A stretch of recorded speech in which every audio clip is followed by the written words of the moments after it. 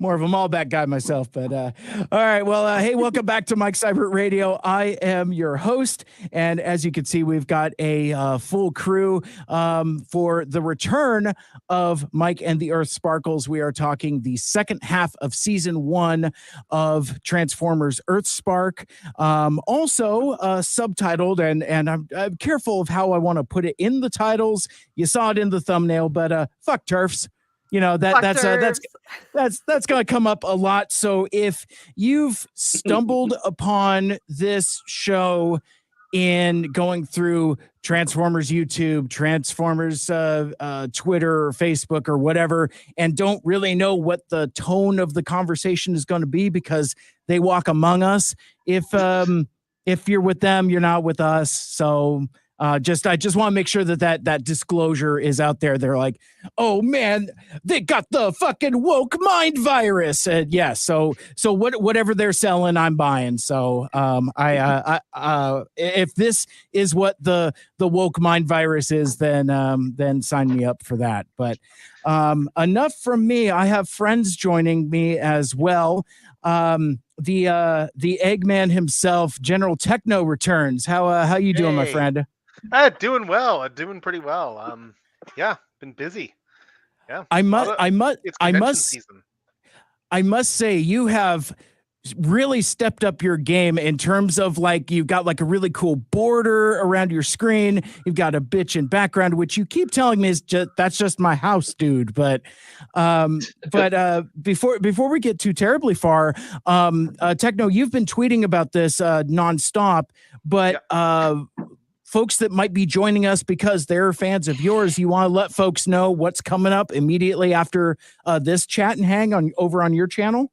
Well, I mean, odds are there probably won't be a lot of people. I only have like a handful of people who are actually watching me at this point. But I mean, yeah, I was like, you know what? I've got a bunch of stuff I want to unbox anyway. So I'll do toy unboxings on my Twitch stream, like just my gacha games and stuff like that as well. But it's like, yeah, I was like, this is a good opportunity to break out the whole stack of Rise of the Beasts mainline toys that haven't gotten around actually opening yet. So I've got a few of them, so I need to open up, like the mainline Primal, the Primal Mask. I think there's another Primal in there too. There's some stuff that's not Primal. Gotcha. Come on, Amazon Prime, I guess. Amazon Primal? No, that's stupid. All right, let's move on and get the rest of this Brady Bunch in here. And I promised myself that I would do these intros quicker. I am not living up to that promise so far. As Joe is just shaking his head, holding down the bottom corner. He does the photography of Transformers, Masters of the Universe, G.I. Joe, comics, other vintage toys, and media. We wish a happy Yojo June to TF Joebot. How you doing, my friend? Another day, another Shanix. Mike, how's it going? It's doing all right. Well, thanks for joining us here for the chicanery and the excitement. It's gonna be a fun one, I think. It's feeling a little spicy already, so let's see how this goes. Yeah, what with the thing in the thumbnail, but I think that's probably the least provocative take that we might have, and I promise we'll talk about other stuff other than the nightshade of it all. But also conservative media is fucking stupid, also. So whatever. And routing out our crew of Mike and the Earthsparkles, it's the internet's #1 Alita 1 stand. It is the one and only Lita. Hello. Second time caller, long-term listener. Excited to be back. I love this. We've got ourselves a nice little family here. So this is the return of Mike and the Earthsparkles. This is a sequel podcast to a show we did way back in, I don't know, it was probably December, maybe before Christmas time. I don't know. We talked about the first batch of episodes of Transformers Earthspark, and the second batch dropped in March. And I eventually got to them. I didn't get to them right away. I've been ridiculously busy, as have a lot of us. But my buddy General Techno, every once in a while, like every handful of months, would be like, so hey, we're going to talk about the other half of the season, right? And it's like, oh yeah, we'll get to it. Hello. And it's been something that's been on my mind for a while, and just the timing and all that other adulting stuff. But then something else happened, and it's really, and I kind of want to start with this, just again, so that folks know exactly what the tone of our presentation is going to be, just in case anybody has any mysteries or wonders. But the day that I dreaded from the first moment in that first batch of episodes, where Nightshade announces that their pronouns are they, them, and that male or female doesn't really specify who they are. I knew, and we talked about this in our previous podcast, that it's like clock is ticking. Somebody in the conservative space is going to find that and make a big deal about it. And to my absolute not surprise, it's not until 2 months after the second batch of episodes where Nightshade is having a conversation about what it means to be non-binary, and has another conversations about pronouns. 2 months after that episode, that's when it finally happened. And I know the folks here on the panel will have opinions, but I kind of want to start with my perspective a little bit. At first, it broke my heart. It broke my heart, and it just really pissed me off, because like I have half a dozen articles here in my notes, and I don't know if I'm going to read any of them. I'll just read some headlines. You got Fox News: Laura Ingraham torches woke Transformers, shoving pronouns down kids' throats with corrosive lies. New York Post: Megyn Kelly slams non-binary Transformers character who goes by they, them. Quote, "This is disgusting." Daily Mail: outrageous Transformers introduces a non-binary robot who says being neither male or female is, quote, "a wonderful experience." But my first interaction with this outrage came from a Canadian rag. No offense to my Canadian friends, but the post millennial, one of the most egregiously awful things. And get this, and this of course it was them. To say that this wrecked my day, I think, is a bit of an understatement. But I saw this posted on May 12th. Transformer reveals pronouns to non-binary child in animated series.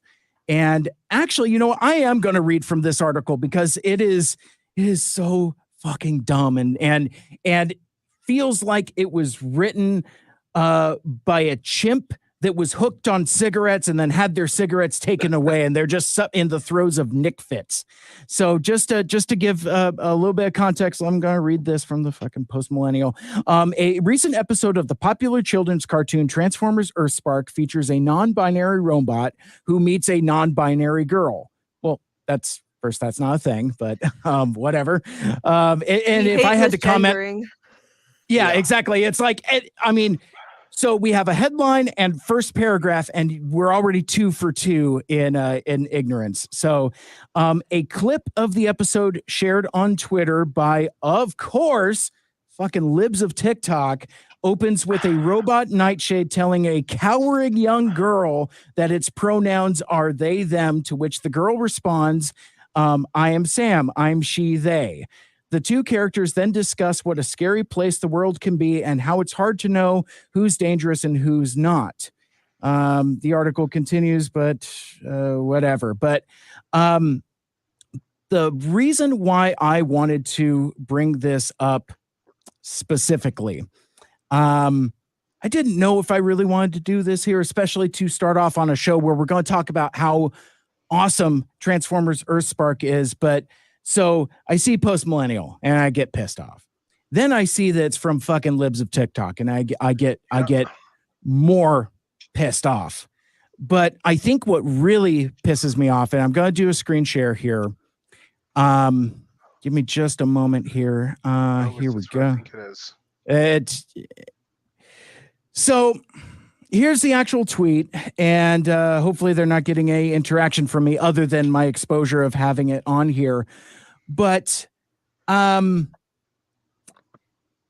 those of us that have been that are in media have seen this gradual conservative backlash towards anything that's inclusive. I mean, to say nothing about what's going on with Target or with Bud Light or with anything. I mean, it's fascinating that we're doing this live stream on May 30th, which is checks notes 2 days before the 1st of June, which is obviously the first day of Pride. This is kind of like the tip of the iceberg for this this kind of conservative outrage. So I'm already pissed off for a time that I know I'm going to spend the next month or so being pissed off. But my point being is that it's rare that we find out what ground zero is for how these things came to be. Who knows who found the TikTok from Dylan Mulvaney who set conservatives off on a fit? Who knows who? Well, in this case, I may be weakening my case by getting into the specificity of it, but in this case, we know who sent the video to libs of TikTok, and I have my screen shared. You can see it. I am not going to click on their profile. I'm not going to engage in heavy doxing. I'm just going to do a little bit of light doxing because it's on a public platform. But the thing that I'm building to here is that I don't know how to feel when someone sells out their fandom for clicks. The account that sent this to libs of TikTok is somebody in the Transformers media space and did it specifically for exposure bucks. And what I find so completely ironic is that one, that they completely added themselves. So if you click on the profile, you go to the thing that they initially sent, and it doesn't have any of the views that this tweet from libs of TikTok. Like it has 20.4 million views, 14,000 retweets, 4,500 quote tweets, and just as many likes and bookmarks. So this is safe to say a viral tweet. And this is kind of ground zero for all of those articles that I kind of pointed out to. And with a little bit of forensic investigation, you find that it's somebody that, I mean, I'm reluctant to say one of us, but somebody that comes from Transformers fandom,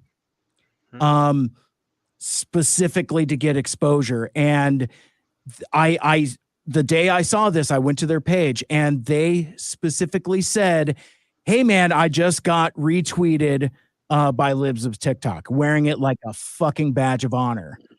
And oh my God. And it just really disgusted me. I mean, so for me at least, I'm disgusted on a dozen different levels. And I was hoping through some of our conversations that maybe we might unpack that a little bit. I'm going to get this shit off my screen before I get before we vomit or whatever. That's fair. Yeah. So I am not advocating anybody to find this person or to harass this person. I just want to make that 1,000,000% clear. Block and move on. Yeah, block and move on. Exactly. I think I lost the thread earlier in my outrage, but they've seen almost no exposure from it. Their original tweet has fuck all on it. It has like 2 retweets and a couple likes. Their follower count hasn't done anything. So it's the retweeted tweet, right? That caught attention, not that dumb asshole's tweet. That's the funniest part of it all. Yeah. The tweet Exactly.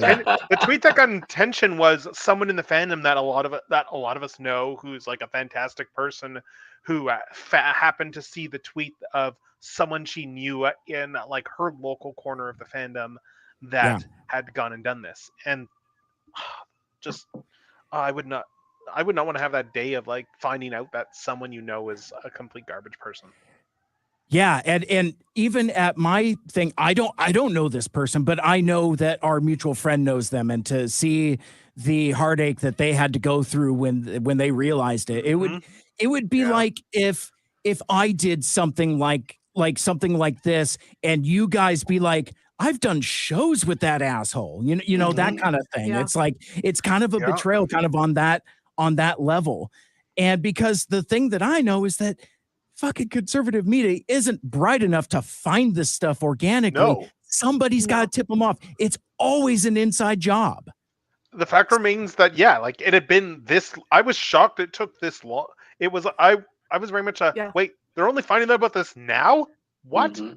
Well, remember how we talked about the previous episode, how major news articles had been talking about it when Nightshade had corrected Optimus in the first half of the season, saying like, oh, my pronouns are they, them.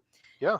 Not a fucking peep from conservative media. They have to be spoon-fed because they're too vile and stupid to find it on their own. Yeah. And I can't help but thinking again of the strip that David Willis drew in response to all of this, the short pack from back in November, because God, how on the nose was he with that? Yeah, I mean, it was relevant then, and it's somehow even more relevant now. It's just like, I'm gonna do a screen share here. And then I'll have to scroll back down. Hey, there shouldn't be girl Transformers. They're alien robots. They shouldn't have gender at all.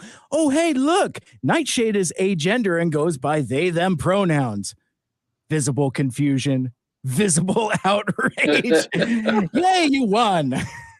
And again, it's again more relevant today than it was then, and this hit so fucking hard then. And having been in the fandom a while, it's like no, the whole like, oh, they shouldn't, the whole justification of, oh, we shouldn't have girl Transformers because they're all robots and they should be that goes back to the 80s in terms of stuff. Of course, it goes back to the fucking Stone Age. Like women exist. Get the fuck over it, okay? It goes back to Transformers UK, because Budiansky was gonna make Ratchet a girl, and Hasbro said no. And then like season 2 happens, and both the network and the Transformers movie writers go, "Can we do female characters?" Yeah, Ron Friedman went to bat against Hasbro to have a female Transformer. It's just like, I have a daughter. She is into this stuff. I promise you there are girl fans. And it's so funny that like retroactively 90-plus-year-old Ron Friedman retroactively becomes a Transformers feminist icon. I kind of love that. Go ahead. I was gonna say, and then at the same time, you've got was it NBC that was the network that was like, can we get some female like characters in the show as well?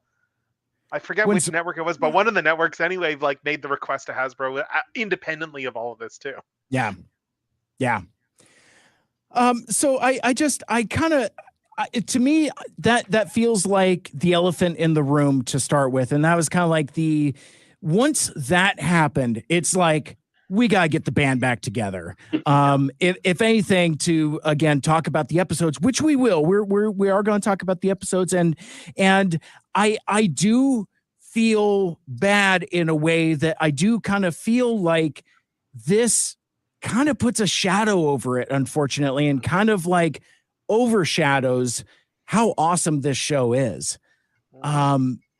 But let's all drink some deadly nightshade. I feel like yeah. I feel like, Mike, retrospectively, it's something that we all have rallied behind and have grown stronger in and have grown closer because it is a celebration of diversity, of inclusion, of the importance of identity. So Yeah. I would say we're fucking reclaiming it, buddy. Like, this is ours. We are here. We are loud and fucking proud. We are giving everyone a platform. Well, not everyone, fuck TERFs, but you know what I mean? It's like, this is our moment. Fuck the haters, and we're going to celebrate something that is truly amazing and awesome and brings us all together and continues to bring the good parts of the fandom together and the people whose voices need to be heard and are being amplified in the right kind of way. Absolutely. I think if you watch those first 10 episodes, this is where it was going. If you know who's writing on that staff and the people who are part of that show, I mean, I'm not saying it in a way like this was their mission. This is why they did Transform. You know, I'm just saying, just look at the perfect storm that was brewing with it. And the thing is that what's so cool is I think the show is so good, it can weather that bullshit and still keep all the fans like us who really like this show, and a lot of the other people who are just not going to listen to the fucking nonsense. Like, this show should be watched. It's like, I mean, outside of just what the messaging and what you're trying to get across and the people you're trying to welcome into your community, the fucking action in this show makes you stop and watch it and go, damn, there's something special going on with this show. And then on top of that, the people who are putting into this show and the kind of moments you're seeing with the characters, we were coming to this, but it's more of a reckoning for, you know, if you're with it, you're with it. If you're not, you're not. You can go fucking somewhere else. But this show is something special, even without any of this. I know you're saying, oh, I know we're going to begin the next group of episodes talking about this. I think a lot of the stuff we're going to talk about, what goes on in these episodes, is going to outshine that. And then on top of that, too, with them saying, look how awesome this is. But, you know, if you're not down with it, go some rocks. We don't care. We got something good going on here. Well, and again, it's like the small minority that came for it and had to get their fucking rage boner on.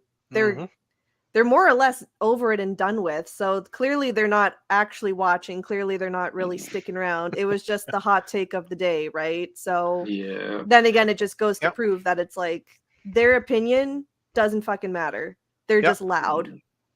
It's all about, can we create enough rage in order to bully this company into doing what we want, and if they don't win, then they move on to the next target. They moved on. And then if they do win, then they stick on that. Then they just raise their flag and claim a victory, and then just keep parading about how self-important they are and stuff like that, and it just fuels them. Like, the thing that made me feel a little sad about this is that there were actually people who were afraid the Nightshade Deluxe character wasn't going to come out as a toy. Yeah. They were afraid that enough rage was going to go on with like the Bud Light shit and things like that to where they would actually cancel this toy because of the all of the hubbub about it. But one thing, you know, like if you know about Toy Waves, you know that thing's coming out regardless. Oh yeah. But the second thing too is I think you got to know the fandom a little bit more. Yeah, it's like what Lita said, the vocal minority may chirp up and start saying and trying to make their voices heard. But if you've been around this fandom long enough, you realize that's the minority right there. Those aren't, you know, maybe they buy, you know, they have some buying power, but compared to the rest of us, it doesn't compare. You know what I mean? Like, I bet you that Nightshade toy is going to sell out like shit now. I mean, not shit.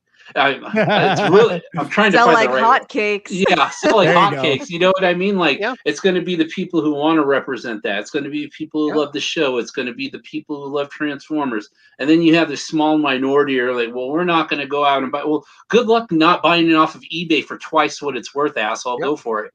You know what I mean? Like, I really think I know there's I know there's a lot of noise about this, but when it gets down to it, I think the quality and the fandom are going to carry through.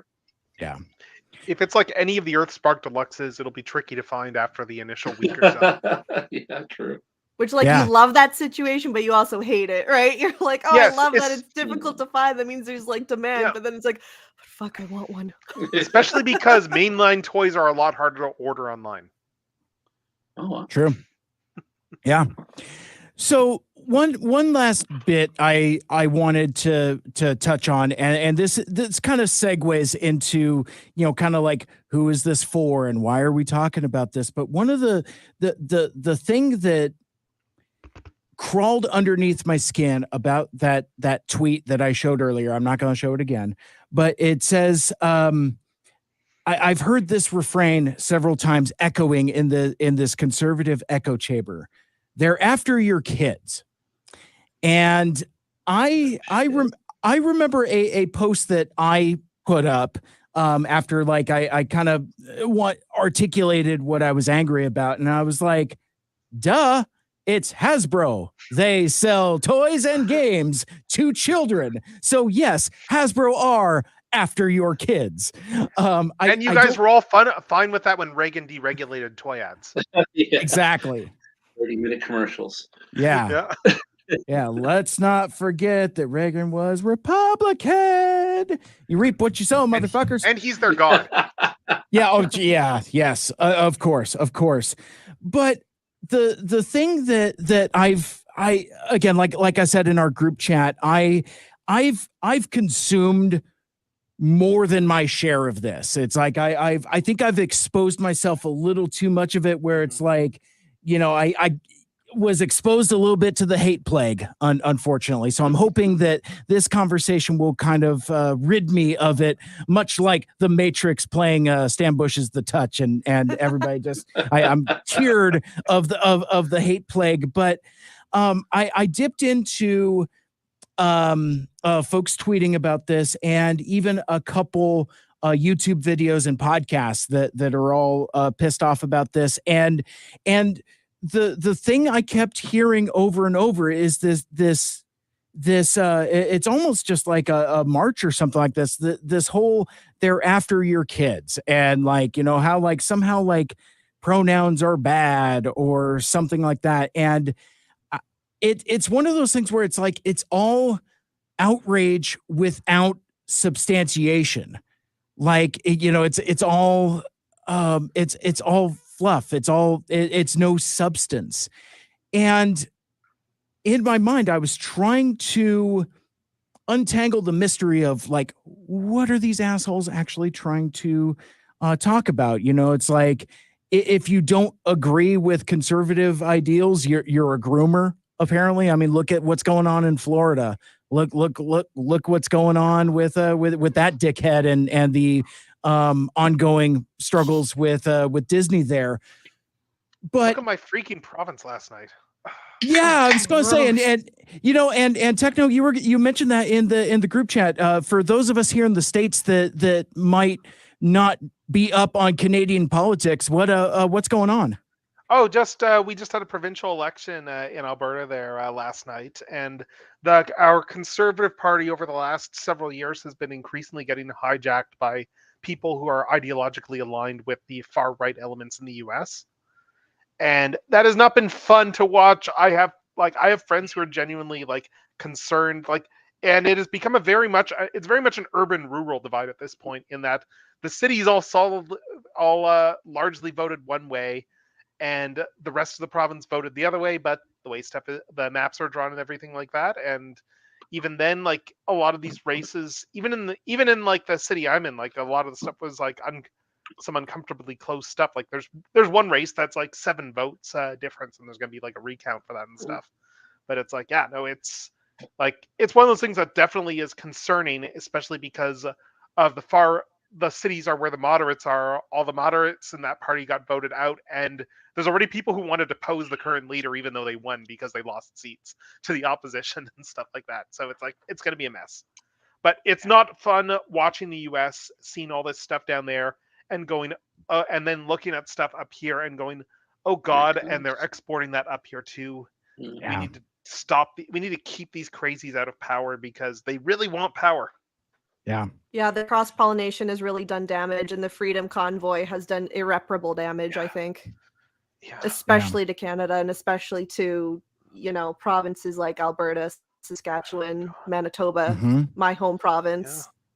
Horrible, vile, disgustingly, disgracefully evil. Yeah, you get the strange bedfellows of people you wouldn't normally agree with going, you know what, this is actually a line for me. Like I've seen some of that in the last month with people who I never really agreed with, paying attention to them again as they've been going, you know what, I actually draw the line at this at social bigotry, because they're like, I'm a conservative, but I'm not in favor of any of this. Right. You know, the enemy of my enemy, that kind of thing. Yeah, there were a number of conservatives that full on endorsed the more left of center party in the election, because they were like, I can't vote for these people. Holy shit! Wow. Yeah. Wow. Yeah, it was nuts. I want to turn to chat for a sec, because Eduardo had a perfect chat here, or comment in our YouTube. Honestly, even The Simpsons in the 80s was laughing at people who said, think of the children.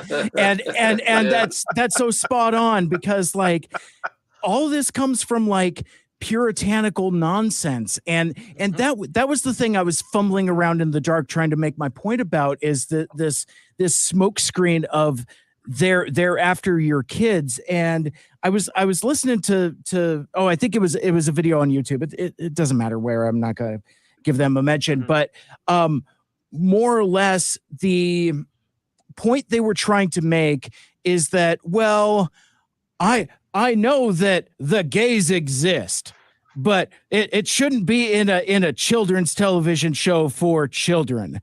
And that's where that narrative kind of crumbles for me, because I feel that what makes this show special, Transformers Earthspark, is that it is for kids and it is for folks of all ages. And we discussed this thoroughly in our last episode. Like, I've learned stuff, you know, like I'm a salty G1er, and like that scene with Nightshade and Sam I found was especially poignant.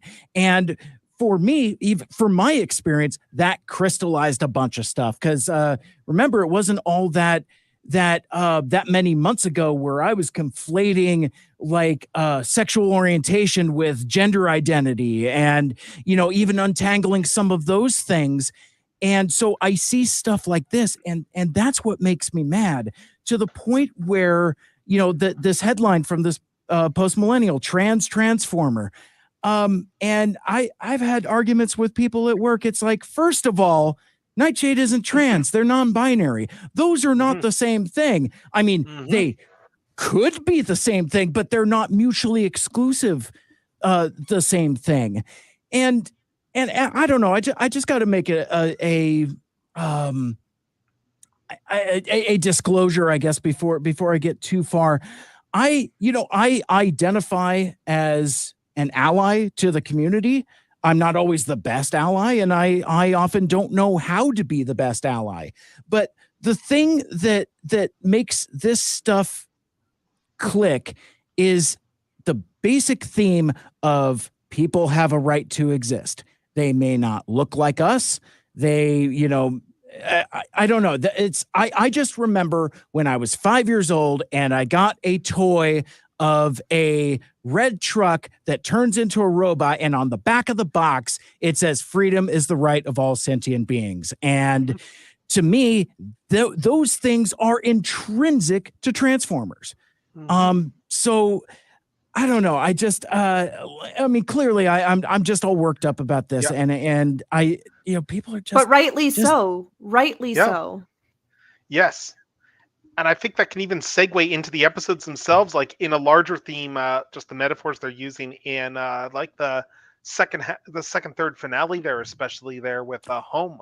Just the idea of the Terrans themselves, from the standpoint of them whenever they're referred to like as, you know, like Cybertronians go home sort of thing, from their standpoint, it's like, but this is our home. We were born here. This is where we are from.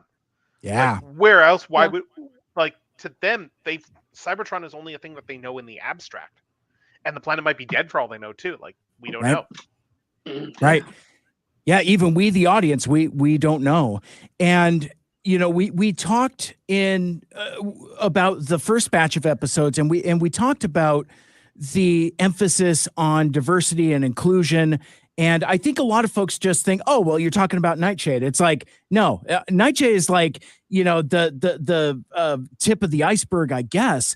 But this between the family culture stuff, I think that, I mean, there's some like landmark stuff here in terms of true diversity and inclusion. And this batch of episodes takes some of the themes that were just touched on and really ramps it up. Like Techno, like what you were saying, like, you know, there's themes of immigration and you know, and family and home, and what is home. Home is what you make it, you know, that kind of stuff. So so there are how many episodes in this last run? It's episode 11 through 18. 8, right? Yeah. So it's 8 episodes. And you know, we'll kind of make it a point to touch on all of them, because I think there's a little bit of something in each of them. Absolutely. So and in fact, shockingly dense as well. It's like I am consistently blown away about how dense children's cartoons can be. And I don't use children's cartoon in a derogatory fashion. I'm amazed by the economics of what these writers can cram into a 20-something minute cartoon that manages to have action scenes and dialogue scenes and overarching building character arcs. Yep. I mean, it is a sophisticated piece of work. And I think just to blow it off is just like, oh, that's the one with the Transformer. It's And on the subject of writing there too, it's one of those things that makes me frustrated that animation is considered like a lesser thing that is in its own guilds and unions, especially in note of we've got this WGA strike going on right now in the US there. And like I hope the writers get the stuff that they're going for, because studios are being unreasonable. But but the important thing though is that like animation not being in that is absurd to me, because to write for children's animation is very difficult, because you have to communicate concepts clearly to children without like smacking people on the head with those concepts as well.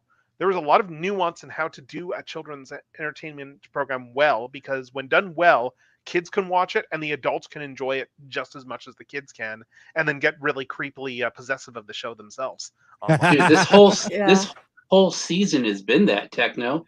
I don't know if you've noticed that the stuff that's gone underneath what the story is saying. Yeah, this robot and this person are having a talk on some ledge somewhere or something like that. But the way they're going into pronouns and like societal norms and stuff like that, it's not being said.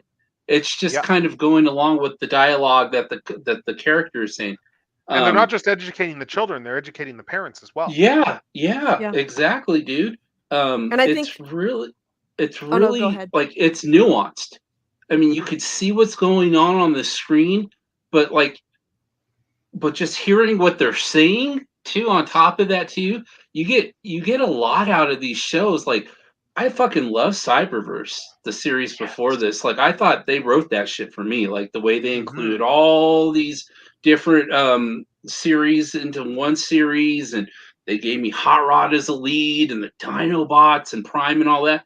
But those were like 11-minute episodes, if I remember correctly, and they felt very cotton candy to me. Like, it was sweet of those episodes. I loved it. But then you come to fucking the way Earthspark has been, and I watched Earthspark the first weekend it came out, watched every episode, loved it, but knew we were having this come up, so I had to watch every episode again. And holy shit, I can't tell you how many times I looked up and said, "Fuck, this thing is still going." But as soon as I thought, "Fuck, this thing is still going," they had this like really nice scene come on after it, or this thing that really wrapped the bow up really well for the episode. I'm like, fuck, they know what they're doing. Like, I'm just trying to hurry up and write more notes, but this show's perfect. Like, with what they're doing, like, it's like, okay, like, I know it's dense, I know it's 22 minutes and all that, but man, they are giving you meat on the bone with every episode of this series. And I think it, again, really just speaks to the caliber of writing and to the writing staff. You know what I mean? It's like the fact that it's like they can be so economical about telling like a complete story and having a complete arc in such a short amount of time, and yet have that density, have that breadth of plot character development, all these perfect scrumptious little beats that we love in taking story. And for those of us who create stories, like storytelling and stuff, like it truly is masterful work. And again, that the fact that it is technically a children's show makes it all the more incredible, that it's like it is so layered that no matter where you are in life, no matter your age, there is something for you in this show. And that's, I think, a beat that we touched on our last conversation, and something that has only just been kind of proven again and again and again with this second half of the first season. Yeah. For that matter, with the show's direction in this back half of episodes, I remember in the first part, we were all speculating in terms of, are they going to go this direction? Are they going to go that direction with this next batch of episodes with all these seeds where we're planting? And I am pleasantly surprised to say that, like, none of us anticipated the direction the show was going in. The analogy that I've been using for it is, it's like, to call back to Simpsons again here, like with the Itchy and Scratchy and Poochie episode where they're going to the fireworks factory. We were all getting excited to go to the fireworks factory. And what this set of episodes was, it was something you don't see very often. It was, we got to the fireworks factory, but we got there 10 years after the fireworks factory blew up and the surrounding population was dealing with the aftermath of the fireworks factory exploding. So it was a very different show, but than we were expecting. But it was like very fascinating. Oh, see, I was about to say, like, this is like Succession finale. Like, I'm coming straight off of that show, and I was like, man, no spoilers. But I was like, man, I had no idea where the show was going. I like, you know what I mean? It's like everyone was like taking bets, and it's like this season, it's like, man, I was way off on what I thought was going to happen and what might happen and what may not happen. I love that. I love that was when the Barry surprised. Finale for me. So, but yeah. Oh, I need to watch Barry. We made so many predictions, and not a goddamn one of them even came close to happening. So, and mine were really fucking good too. And yeah, me too. And it's to the credit of a show when you make the predictions and they take different choices, but rather than feeling like you've been cheated, it's like, no, these choices make perfect sense. Yeah. Now I see what they're doing with this show because of these choices. Although there are still some like leftover episodes to complete season 1, so there's still time. Like, I definitely am like really pulling for my predictions in the next batch. Oh, I've got different predictions now.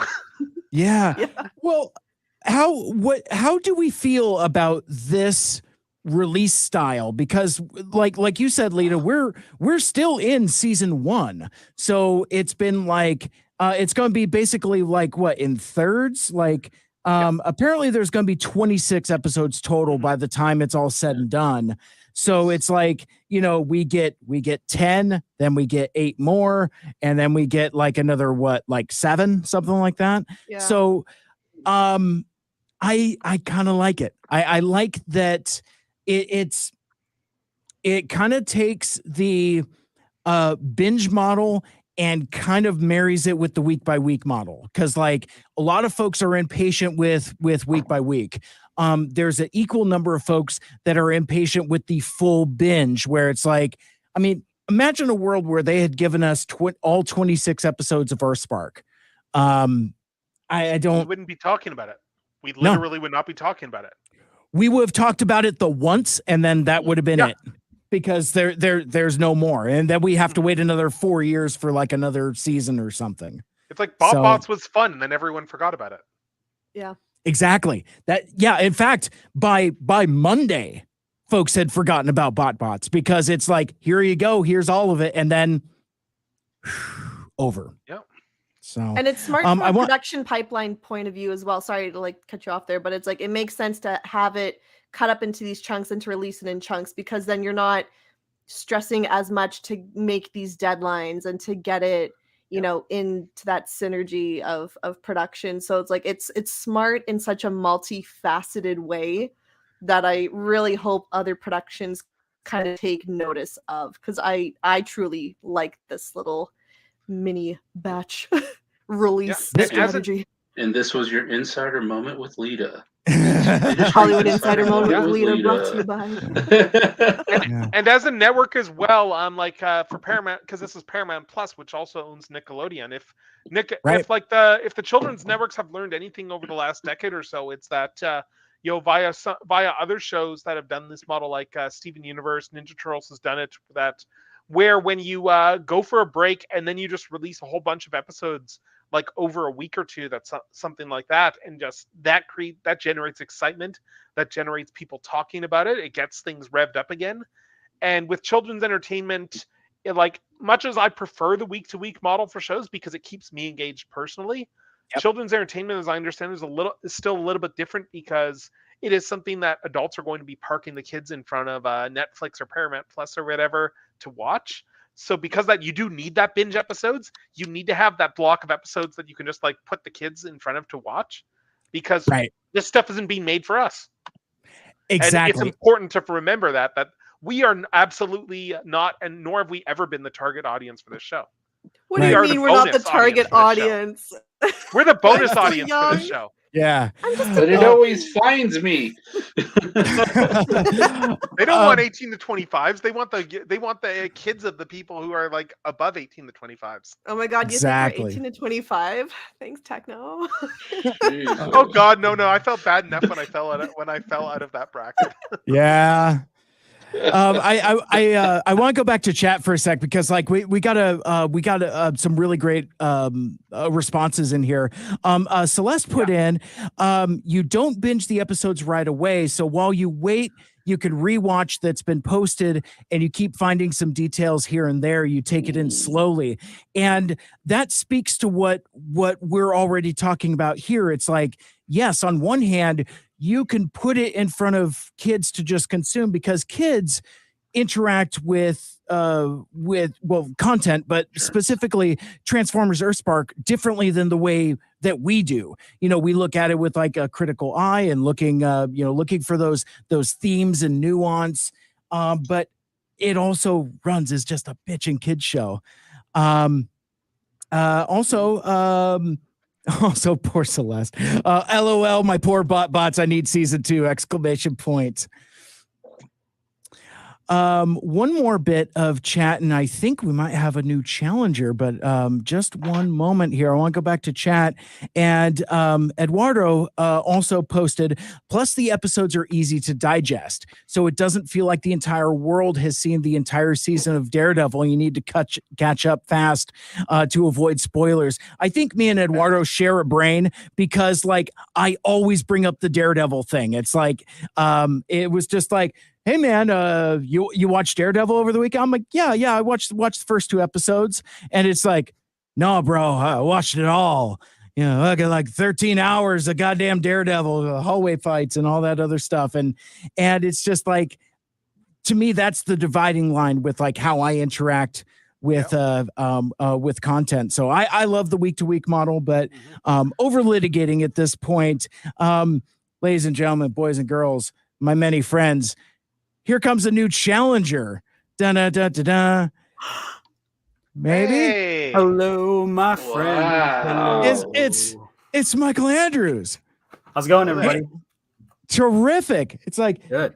He's all I've come back to you now with the turn of the tide. Yes. And Michael the White. What? That doesn't sound good, actually. Not for this episode. What's everybody talking about? What are we doing? What is this? Oh, you don't know. Yeah. We haven't turned it around, and now you're ready to jump into the ring. Well, we're not talking about Bruno. Oh, no. Well, let me see. Conservatives are awful, and TERFs are worse. Oh, perfect. Caught up. I'm right on time. Caught up. So yeah, I got really jealous because I tuned in and I saw everybody drinking TERF tears, but I was I need to bring the real TERF tears Platinum. Oh, yeah. So, I just finished my Deadly Nightshade. Beautiful. Nicely done, my friend. Yeah, baby. I love that. And for those that might be listening on a podcast later, not watching on the video, my dude Michael Andrews is indeed drinking a Bud Light Platinum. So looks how we do. Delicious. Love to see it. That must have been one of the many cans that Kid Rock couldn't manage to hit with a automatic rifle. Dude, could you guys imagine if IDW leaked out to the atmosphere we're in right now?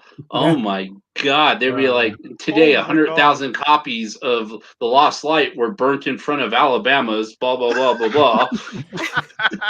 Because they're coming after your kids. And James Roberts like, keep buying more. Keep buying more. It's okay. And James, James is like fire to warm his home. He's like, bring it on, baby. Like it's cold out here. It warms my heart and my wallet. Oh no, James is like, well, how do you expect me to ship it? What else am I going to do for shipping? Like, at that point, like when More Than Meets the Eye started, there was canonically one lady transformer, and that was it. The only option for shipping would have been dudes with dudes. Right, no, right. Not that book. There was lots to play with eventually there. Well, and that's the thing too. So it's like when this Nightshade stuff came out, and not to relitigate, but like, you know, I already talked about my heartbreaking experience that I had with that, and I'm just like, when are these assholes going to find Anode and Lug? Because I'm just because we amongst ourselves share that panel, that page amongst ourselves often. And because it's really kind of a mission statement of what James Roberts was doing with those characters. But could you imagine a fucking Laura Ingraham or a Megwin Kelly or the fucking Post Millennium or whatever? What these fucking dickhead outlets or a Megan Giglione to call back to make a Transformers reference with this. Can you believe it? One was a guy and one was a girl. Now one's a girl and one's a guy. Can you believe that? Oh my God! And they're actually a giant psychotic robot. Yeah. No, see, they're not going to go after the comic books because I truly believe that at least half are illiterate. So they see words and they're like immediately no. Immediately I can't read. I know there's pictures. There's still words in there. I know it. No. I don't see a dong on that one. We're okay. There's not a dong on that one either. We're okay. They're safe for now. At Pride, everyone, if you're going to Pride Parade, just get a big old cardboard cutout of Anode and Lug Kiss. You just blow it out, make it your sign, and let's just get this circulating around the planet. Yeah, absolutely. Or even RC and Aileron too.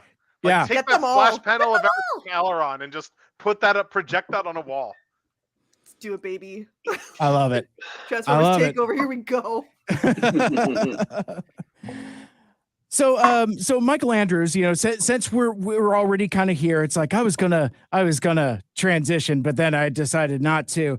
How do you feel about this conservative outrage in the wake or the response to Nightshade specifically?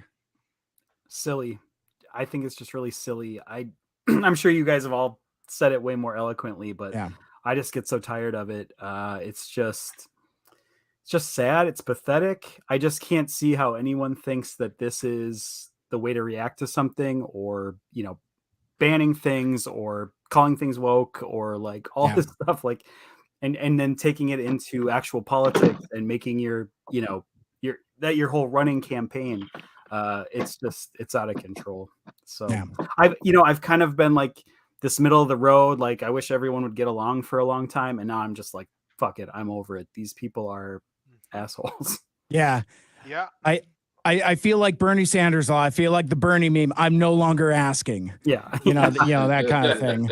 Truly. To quote Pete from Muppets Take Manhattan, "Peoples is peoples." Absolutely.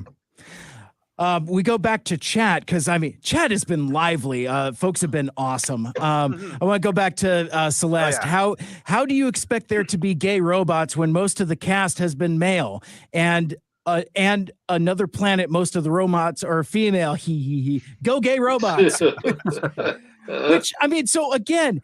Now think about this, you know, the quagmire that Transformers was in before more progressive voices came in. It's like, so you can't have romance because like they're all dudes, but it's like not inclusive. It's like, so what else are you gonna do? You know, it's just like I don't understand. What else did you think you were going to get? We continue. Eduardo, they see Captain America fighting racists and say, why are they attacking us? Yeah, they don't have reading comprehension. And of course, and of course, also from Eduardo, also Chrome Wind OTP, to which Celeste confirms. So we get a can we get a P in the chat for Chrome Wind? Come on, man. Can we get a fucking round of applause for Chrome Wind? Like, my God. Yeah. I would die for them. I haven't even read the comics, but I would die for them. That's fine. That's how know it's good. All right. So yeah, so I guess let's just kind of finally 55 minutes into our discussion here. What episode are you guys on discussing? 8 or 9, or where are we at? Oh, started. My friend, have you ever podcasted with me? Have you done it maybe 9 times? 9 times. It's a marathon, not a sprint, okay? It's true. It's true. Right. All right. So yeah, so let's kind of like we said, we're going to touch on these as we go, see how that does for us. Let's start with episode number 11. The title of the episode is #Oops. And this was an interesting way to kind of jump back into the series because the previous episode had a pretty explosive finale, a lot of stuff going on. And how do you follow that up? You follow it up with exactly. It's like my family. Don't talk about it. Right. And the thing that I find delightful about this run of episodes, and your mileage may vary, but I like that every episode is delightfully slice of life. That it's just like they're character spotlights, and while there is like motions on like the larger plot, we're just kind of hanging out with these characters getting into mischief, and I have a strong appetite for mischief. So he does. It's true. I've decided I'm a huge fan of Sari Sumdak and her robot buddy Bumblebee. So my appetite for mischief has energy, as we say around here. Big stinker energy, yes. And of course, what's that key doing now? Oh my gosh. And tune in to our side project, Two Mikes Too Furious, where we talk about Transformers Animated from 2 different points of view. My buddy Michael Andrews, he's a serial rewatcher, and I've never watched Transformers Animated, doing it for the first time for this project. And hey, Michael Andrews, since we're here, and I tried to transition into the episode discussion, but I'm just physically unable. Do we want to talk about Two Mikes Too Furious for a hot sec while we're here? Maybe do some reveals. No, okay, no, well, fine. Please, I'm always on board to talk about. I don't want to steal anyone else's time, but yeah, let's chat. No, steal everyone else's time. Just don't be shy. I don't want to get out of this and be like, well, I didn't really feel like. I'm like, motherfucker. be assertive. Anyway, so me and Michael Andrews do Two Mikes Too Furious, where we talk about Transformers Animated, and our most recent episode is episode number 8, where we meet the how would you describe your friend Nino Sexton, the nanosec, Michael Andrews? I think I've described him as evil Richie Cunningham. That's what it was. He just wants the humble thief, the chaotic good. He just wants to free those lobsters from their cages. That's right. He's a good guy. He's a good dude. So that's our current episode, but we have a new episode dropping this week on Friday, where it's actually a reprise, a second time around. I'll very briefly tell the story of Two Mikes Too Furious. Me and Michael Andrews have wanted to do this project for a number of years now, and finally the stars aligned beginning last year, where he's got a strong affection for Halloween episodes.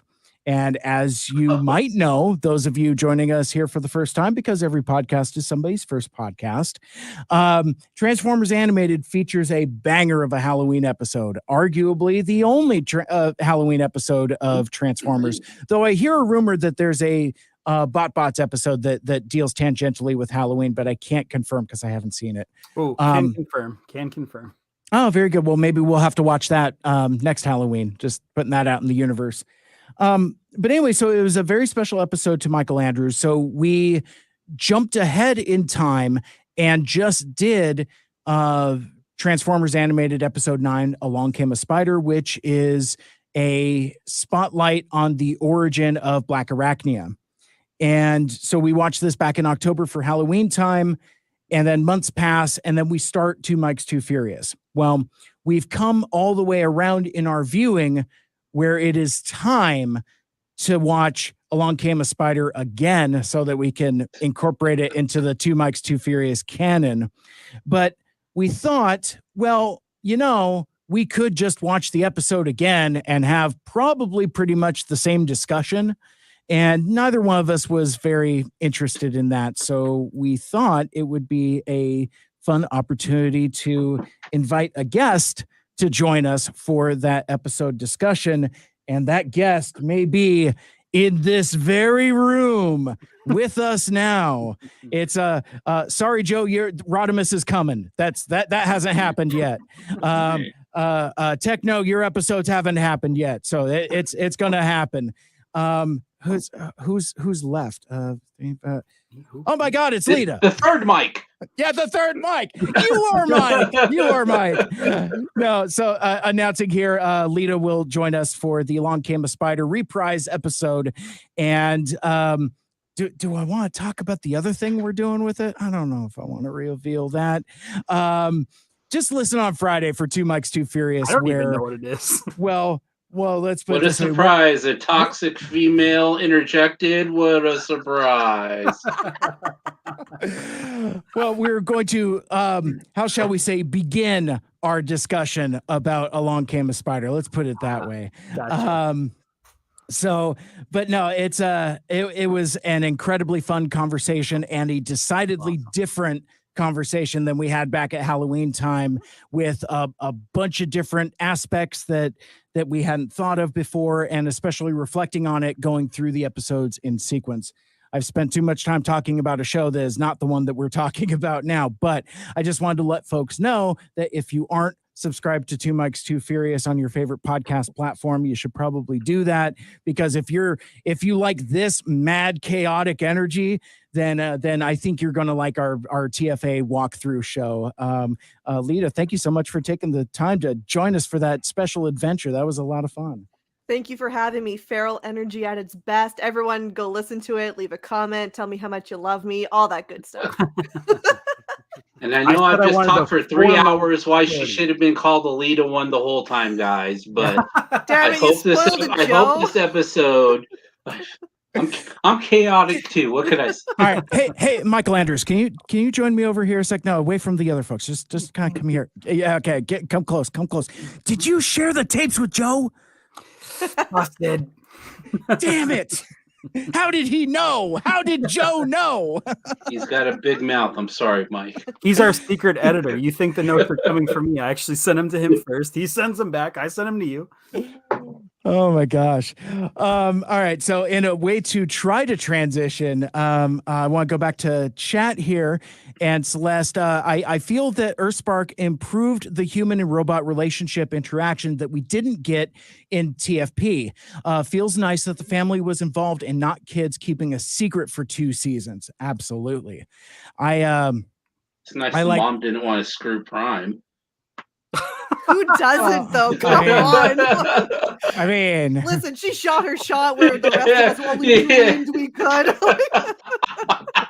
Well, I mean, like the great one has said, you miss all the shots you don't take. So, and like Michael Scott has said, quoting the great one. Yeah. Shout out to Jack's mom. the most ever go for it character in Transformers. June Darby, we love you. You're an icon. You're a queen. Slay. I put on these shoes for nothing. I wore heels and everything. Yeah.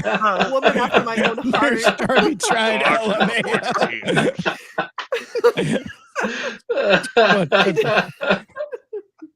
All right. And speaking of animated CG shows, what's that meme? She's like, wood, with all the people trying to hold her back.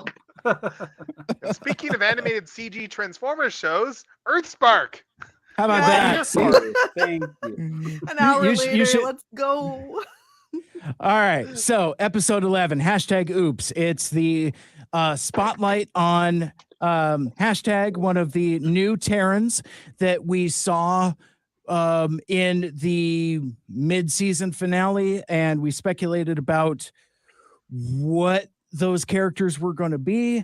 And this is the first episode where we kind of get a sense of what this new family is like, including the ongoing story arc that carries through. I was surprised the entire run of those 8 episodes of choosing your alt mode and how your alt mode is so intrinsic to your identity. I don't know if I've seen that be so deeply thematic with Transformers before. I thought that was pretty delightful. No, I think the most depth that we got with regards to choosing alt modes in the past was, I'm a cheetah, I'm Cheetor. Right. Absolutely. And not that wasn't very deep and beautiful, but this was just a little bit further in. I think when we do the follow-up episode a year from now, we should all pick our own alt modes for that episode. I love it. I love that story. Bold of you to assume we don't already have alt modes ready to go, Joe.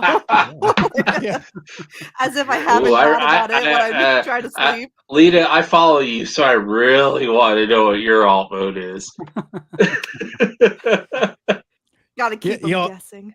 Yeah, I was gonna say.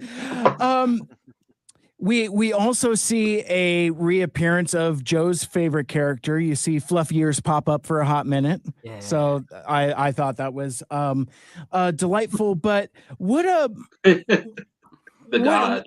Yeah, the goat. It's like no, the cow. she's a calf though. Can a calf be the goat? I don't know. She can be the queen. That's all I know. There you go. There you go. So what do we think about this episode? Because like I think it was a nice kind of reintroduction to the characters, kind of like, well, let's check in on the family and see what's going on. But it's like I had alluded to earlier, it becomes like a surprisingly small story of just hashtag kind of evolving from a seemingly one-note character to actually having a little bit of character. But let's start with Joe. What thoughts? Well, I guess thoughts in general about like this episode, and I guess since this is more or less her introduction spotlight episode, let's talk about hashtag and how we feel about her. I think hashtag showed her promise in this show because there's lots of ways you can go with hashtag. You can go with the internet stuff. You can go with her personality. You can go with her being the biggest bot and kind of imposing a little bit. But my notes big are all... lady energy. Holy shit! Yeah, she does. No, but if you know a girl, a big woman. Yeah, right. No, but if you know a chick like that who's like really bombastic and funny and just kind of says what comes to her head. Yeah. Hello. Hi. How are you? She's awesome to have in the group, and she makes the group better. You know what I mean? So, like, yeah, I think that shows what her promise is. The other thing I want to point out that I don't think anybody else is going to point out because my notes are just about per episode is freaking Ghost is very inclusive. They've got like the ponytail dude who's into his sweets. They've got the girl who's got her head shaved with the side onto the one side showing, she knows who she is and what her personality is like. They've even got an employee with the hijab. So I'm just saying, like, we were talking about how this show is like going into different levels. It's showing that even in real life, there's different people out there. So even if these are the bad guys, maybe the bad guys might have some traits that you might not link up to people who are bad guys usually. So diversity? I don't know. What a crazy concept. Yeah, no, Oh but I'm talking for real, right? Like the man has diversity in this show. That just goes to show you about the people who are writing this and what they're trying to put into it, and what they're trying to tell you is what the real world is like. Because it is like that, you know what I mean? And I'm not trying to like be funny about it, but like it really is inclusive. Like the whole cast is inclusive, and I thought that was pretty cool that they showed that in here too. Yeah, absolutely. Well, and the other thing too, and we've talked about this thoroughly previously, is that nothing like it doesn't draw attention to it. It's like nobody squeaks their sneakers and says, "Hey, you got the side of your head shaved," or you use inclusive pronouns or whatever. At least in terms of the Ghost Cast. Well, we could talk about pronouns later when we catch up with Nightshade and Sam. But yeah, no, you're right, Joe, and I think it's that thing that we always talk about of organic diversity and natural inclusion. It's like nothing is being the forced. Real world.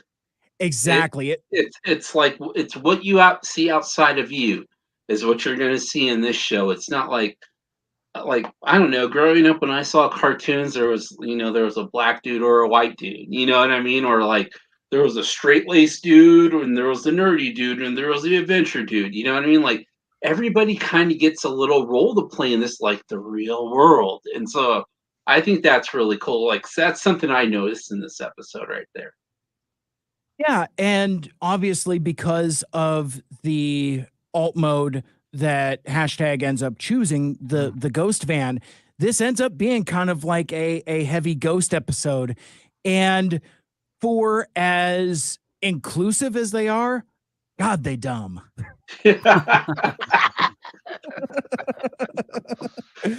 God, if there's one thing I love more than a big woman is a dumb man. Holy shit. or even Joe gives me everything. Hi everyone. Or how about a completely inept government agency? How it's just now you're getting my heart racing, Mike. My God. Right. You get bigger, dumber than that. Ooh, can't press charges. Ooh. How about you, Michael Andrews? What's kind of your thoughts on hashtag? Yeah, I gotta say, I love the alt mode right off the bat. I thought that was so cool. Like the ghost van, now it's like the bad guy car, and I'm surprised they stuck with it. I thought for sure it was just gonna be like, oh, she got this by mistake, and then she's gonna pick something more heroic by the end. But no, they're going with it, and it's cool, and it's got like, I like her Matrix powers where she's sort of like got her residual self-image and she can tap into all this stuff. I just thought, I thought right away, I was like, oh my God, hashtag's my favorite. Right. Mm-hmm. And that's what I kind of felt. I mean, spoilers, but like, that's what I kind of felt about every Spotlight Characters episode. Like I just was like, oh, this is my favorite. This is my favorite character now. And it just kept going like that. And I think that's something I've really, really been missing in Transformers is like totally unexpected. What's their alt mode going to be? Like, what is the hunt for what they're going to turn into? I mean, we all know, like, if it's an origin story and Bumblebee's searching, like, we kind of know what vehicle they're going to turn into, right? Sure. Like, yeah. This is like, the board's clear. It could be anything. I think that was really, really fun. Well, and that's what makes the Terran so exciting because, like, we did all kinds of speculation, and again, they took us on a ride we weren't expecting, and the thing that I also like about hashtag is that she fills a vital role on the team. It's like I mean, this team and Techno, you talked about this a whole lot in our previous episode, talking about team dynamics and like, who does what. And it's pretty cool to have a computer hacker character and to have it completely make sense in a way that isn't silly. Like, I think we all kind of, regardless of age group, kind of collectively groaned when we discovered that this character was named hashtag. It's like, well, hey, way to really date stamp it. But on the other hand, that's okay to date stamp stuff as well. It's like, it's okay for something to be of its time. So I guess I wasn't crazy about the name at first, and I wasn't necessarily crazy about what I thought this character's defining trait was going to be. It's like, I just want to play video games and, kind of be like a stereotypical kind of Gen Z stuck on their phone type of character, very one note. And don't get me wrong, there is a lot of that, but as the story progresses, she's very capable and ends up saving the day at the end in the finale when she faces off with a mandroid in the astral plane. But we'll get to that in due course. But this is a character that I expected. I think of all of the Terrans, this is the one that I expected nothing from. I think getting back to our discussion, I thought maybe this is the one that was either going to turn or get killed, and now it's like, my God. Well, we talked about that last time. It's like, one of them's going, you can only have 5. One of them's going to turn. One of them might even die. And so I kind of have my scorecard. I was just like, Counterpoint. I think hashtag was safe. I think hashtag was safe the moment she was writing Seeker fanfic. Yeah, oh my God, yes. Yeah. And that was in the first block of episodes. Yeah. And isn't she the one who says all your bases are mine? Yeah. Yeah, like it's like, all right, she can't be a bad guy now. Come on. Right. But Mike, to your point, what an incredible bookend to start the show with her and have her be kind of easygoing. And then when you see her in the final episode as like God mode hashtag, it's scary. It's chilling. It's an arc I didn't even see coming. Yeah, she's easily the most powerful, but because of the upgrade because of the alt mode she took, she's easily become like the most powerful member of the team. Exactly. Absolutely. And profoundly big. Yes. Oh my gosh. So Techno, I want to go to you in just a quick sec, but I'm getting tragically behind in chat. I'm not going to share all these, and I see like all of these conversations folks are having with themselves. Please continue doing that and interact. That's terrific. But I want to go back up to something Eduardo had posted. Is this the episode where Jawbreaker roasts Bumblebee? Also hashtag is great. Yes. Dude, they showed Bumblebee's old alt modes, but then they show him in a Fiat like eight episodes later or something like that. I was like, all right, you got me now. Every time you show me one of those, you got me now. Like he's gonna be in like a 2000s VW Bug next or something like that. Oh, like a new Beetle or something. Yeah, with the really round hood on it or something like that. The flower in the dash. Yeah. Swerves Bar joined the chat. I love the idea of a computer hacker or computer scientist in the Transformers universe. Yes. Represent, which and when we talk about Nightshade later, it's like, and there's different levels of sciences. Like you can have technology and computer science, but then you also have engineering and invention. And it's like those are different things. Like you can have an inventor character and a computer hacker character. So they again, I feel like it's a very well-rounded group with the Terrans. So sorry, go ahead. I was gonna say it's like Starfinder. Computers and mechanics are different stat blocks. Yep. Starfinder. Perfect. I love it. Celeste wrote, hashtag's name does make more sense to have during this age and new viewers and the generation watching. For being robots, it was rare to see someone else besides Soundwave as a hacker in TFP. Represent. Love that. Absolutely true. Absolutely. Yeah. So yeah, and then what else do we got? Hard science versus the soft science. Yeah. So legislated there. So Techno, what thoughts on hashtag and or this episode? Well, this episode, hashtag was already intriguing, but this episode definitely made me love hashtag as a character. Like it made me completely fall in love with her. She was just like, she was fantastic in this episode, just as she grew into her own and just her power set and just my reaction watching the episode where it's like, no, You didn't. Oh my God, you did scan a ghost vehicle. Yeah. Just that whole bit there. That's like, of course. Oh my God. But I think one thing I will touch on to touch on something we haven't talked about with this episode yet. One thing that surprised me is I was assuming, especially once we got that reveal of like Soundwave doing whatever he was doing there, and then seeing Starscream in jail as well. Like, I was fully expecting that we would at some point in the near future begin a Decepticon breakout episode where the Decepticons broke out of Ghost and became a viable faction again, under Starscream's leadership, obviously. But it honestly surprised me that we got the Decepticon breakout that kind of didn't go anywhere. Like, that honestly was a shock to me. Yeah, it feels like it's subverting expectations. I still feel like something big is coming, perhaps something bigger. Yeah. Oh, yes, they're going in a different direction. We'll get to that when we touch on Home. But quite so. Lita, over to you. So I feel like I'm going to be the odd one out, and this is going to raise hella controversy, but this is why I went to you last. We occasionally share a brain, so I thought bring us all the way back around. So hashtag to me is a great character because she starts off as kind of like this hyperactive iPad kid, and at the end of the day, she's still a hyperactive iPad kid, at least to me, and I just annoyed the shit out of me, if I'm to be completely honest. Like I could listen. I know I'm gonna catch a lot of flack. I'm gonna catch hate, but I'm just gonna tell it like it is. You know what I mean? Like, I love that she has these abilities, but it does really come across as like that very like zany, out there, like says whatever. And I think I don't resonate with it because I see myself too much in it. Like, that was me growing up. So I'm just like, immediately I am triggered.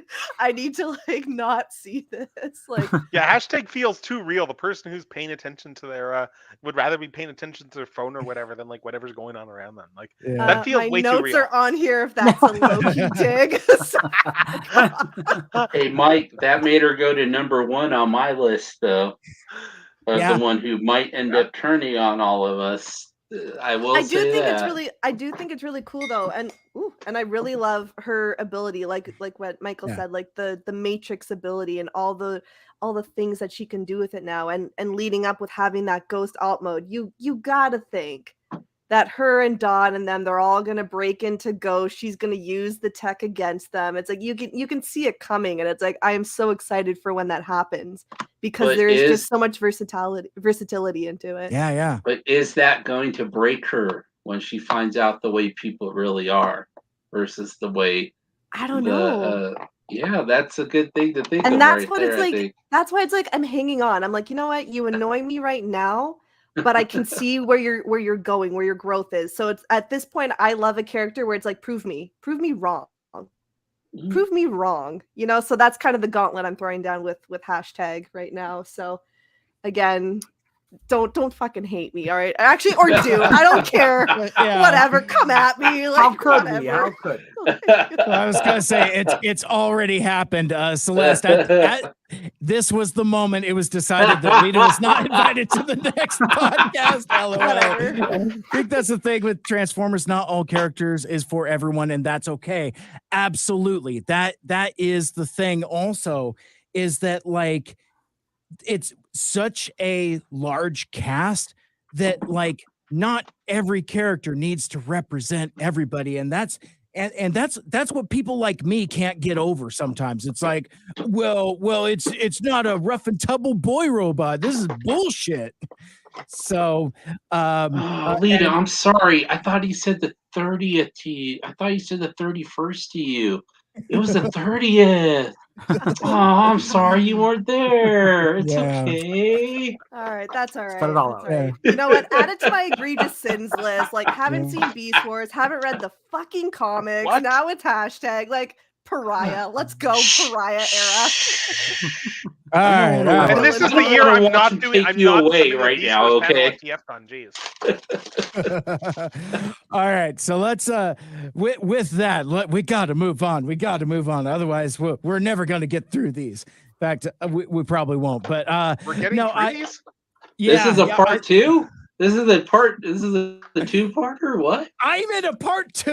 Oh no! This is like my TFCon Beast Wars panels, which went into multiple parts, and I haven't even covered all the toys yet. Yeah. But so the next episode 12, outtakes. I really like this episode. This has like big Goldberg's energy for me. I'm a sucker for a home movie themed episode. Yeah. Yes. I assume we're starting on Lita with this one because of her namesake turning up, right? I would believe so. So it's no pressure, but now it's time for your Dude, redemption arc. They just killed her like that? That was horrible. Don't they even put her joke, in a okay? refrigerator? No, don't fridge her again? Don't shut up. Shut up. FJ might be listening. Showrunners might know. Turns out one of the cargo carriers is a refrigerated car, and it's like, no. Why did she say refrigerator on her? Why did she say that? No. It's more for Cybertron Kingdom. It's really just tarantulas and it pretending to be Alita 1, like whatever. Oh my God.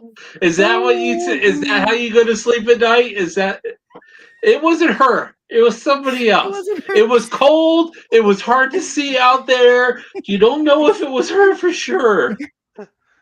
Look, don't be too hard on her. They already literally fridged Alita in Kingdom. I know, it's like, you guys are making fun, but I still have PTSD, so fuck all of you. I lost it at the fact that you knew that it's like, oh, I know exactly what they're doing. We all do. We all do. Oh, yeah.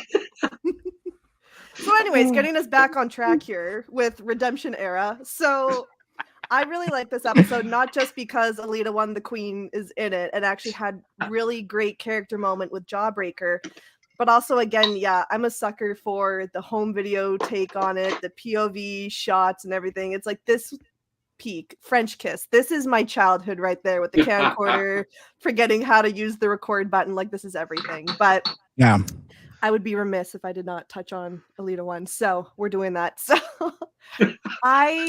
first of all, I freaking just love her energy in this. Like, she is just like that go-getter soccer mom. Like, she's out there, high octane, high energy, like all the sass. She's like, oh yeah, Jawbreaker, I'll like do this interview, but first, Crucible time. And it's like, let's go work out. Like, bruh. Like, this is the most bruh I've ever seen her, and I'm here for it. And I straight up just loved her little line where Jawbreaker asks her, oh, does Optimus ever join you? And she's like, these are a little too intense for him. It's like, so Optimus is canonically just nerd grandpa geriatric sitting at home writing those fucking pamphlets for Ghost, and I love that for him. I love that for him. You know what I mean? Yeah, totally. But oh no, I was gonna say, but then like we eventually kind of get to that conversation between Jawbreaker and Alita 1 where, you know, he's confiding in her, like, how do I pick an alt mode? Like, how do you know? And I really love the different lines where she, you know, she kind of explains, like, you know, like for her, it took a long time for her to figure out something that she liked and it never quite felt right. And, you know, so you wait and you wait and you wait. And I like that Jawbreaker kind of came back and it's like, you know, maybe that's who I am. Maybe it is going to take a little bit of time. And for me, it felt very allegorical in a sense of like when I was entering university, and it's like I thought I knew what direction I was going to go, and then it changed, and then it changed again. And, you know, am I making the right choice? Am I not? Like, you know, what identity do I pick for myself? What will I go on to become? And that's a huge decision. And especially as we're talking about this in the context of a children's show, that is a very poignant point in a child's life as they kind of grow from adolescence and then adolescence to adult of identity, of where is my pathway? Am I going down the right path? Who do I want to be? Who do I want to become? And for me, that was just such a really great moment. And I loved that she kind of got to share with him in that. And then I also thought it was like a really cool kind of a, not a throwaway line, but she does have a line about saying how she like disclosed the TCOG information on camera and how that's like classified knowledge and doesn't want that getting out. So again, minds are percolating, your girl is scheming. I'm like, okay, so how much does Ghost know? Do they know Right. And, because obviously it's like you hope that like Mandroid doesn't know, but what if he does? But it's also, again, is there still this distrust with Ghost? Are they not sharing everything? Did they not give away like, all the keys to the castle is kind of where I was thinking. I feel like that's a plot point that's going to come in, maybe not the back half of this season, but maybe the next season it's setting up for it, especially with so much focus on transforming and alt modes and stuff. Like you got to think TCOG is going to fit into that wheel. Mic drop. I'm done. See you guys later. See ya. I think it was very brave of you to go into MMA after considering your college choices there. It was very brave of you. Very brave of you. Thank you. And you can hardly tell the damage. I have a great plastic surgeon. No, I mean, the cauliflower ears is one thing, but the rest, it's perfect. Don't worry about it. No, but I seriously think that there is a Ghost Part 3 coming up in all of this. I really think they're leading up to that. They're trying to show you that everybody who's involved with them isn't so sure they should be involved with them. It was the Lita stuff you're talking about. It's the Optimus stuff we've already seen. And then the Megatron stuff we've seen. And at the end of this season, this group of batches of shows that we've shown, not everybody's sure about Ghost who's working with them. So I think that's the one that we're going to come up against at the end here. But yeah, that's a really good point right there. Absolutely. A couple quick things. One, I appreciate that this iteration of Alita 1 is canonically a fitness enthusiast. I just think that's a neat little aspect to add to her character, because how often do you see Transformers exercising? I just think that that's a neat, cool a little the quirk. Fanfic authors won today, folks. Like we really did. Eating well, as folks might say. But I also like the great character work that they do with Jawbreaker here, and I like a lot of the stuff that you were saying, Lita, about the uncertainty of adolescence and growing up and all that. Jawbreaker is going through this thing where it's like, well, maybe I don't pick an alt mode, and we've. In fandom, we've never really thought about that. It's like, well, what if this form is kind of in already living their best life? And, we kind of talked a little off air before we went live. Unfortunately, some of us have seen some leaked toys, and I kind of wish I hadn't. Yeah. I haven't. La la la. Nobody say anything. I swear. That's all I'll say about it. But yeah. So just a terrific character work in this, and it is also interesting to see hashtag go from kind of hero to zero, because she's a fucking stinker in this episode. But I do like this energy about her. I like the I don't know. Michael Andrews went away. Maybe he'll be back. But I just. Oh, and speaking of, there he is. He's come back to us again at the turn of the tide. I was like, back to Michael the Gray. He's like, Mike Seibert was saying he's dead. He's gone. Don't think of him again. Does anybody have better ideas? I know you probably do. Just speak up, guys. Every time my Wi-Fi cuts out when we're recording Two Mics Too Furious, it's the end of the show. It's good riddance. He's like, you're still here? Oh, hold on, guys. I got Mike Andrews still. Rip. So Techno, what thoughts on this episode? And because we get more character stuff, but it's also very slice of life. Like we had already mentioned. Yeah, well, one of the big things you touched on there, which was the alt mode thing there. I think that was I think it was fascinating, just the idea of having a character that didn't, that decided, you know what, I don't want to choose an alt mode yet. And I'm not going to go further on that because, as we established there, not everyone here has seen all of the toy leaks and spoilers.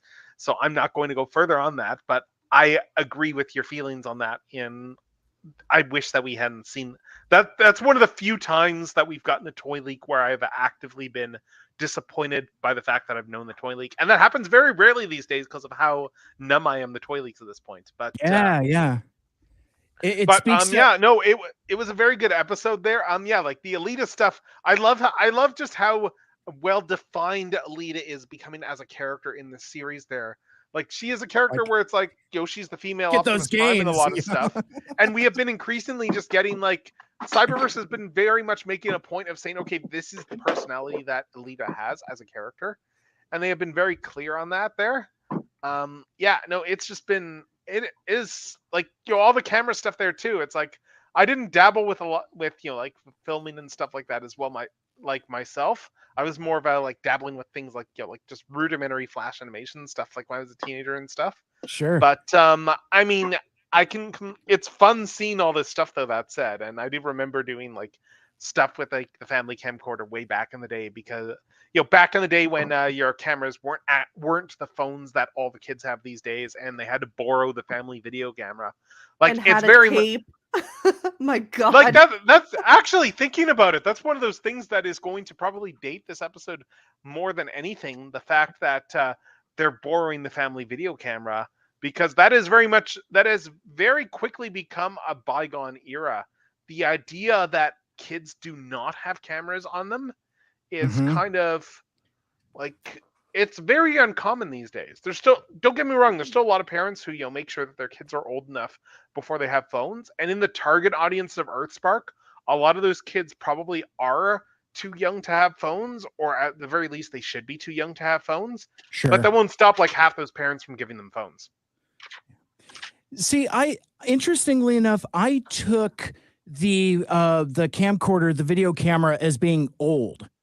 Like it was like an artifact, it was like, the 90s is old now, let's be honest. Yeah. Scary, shut up.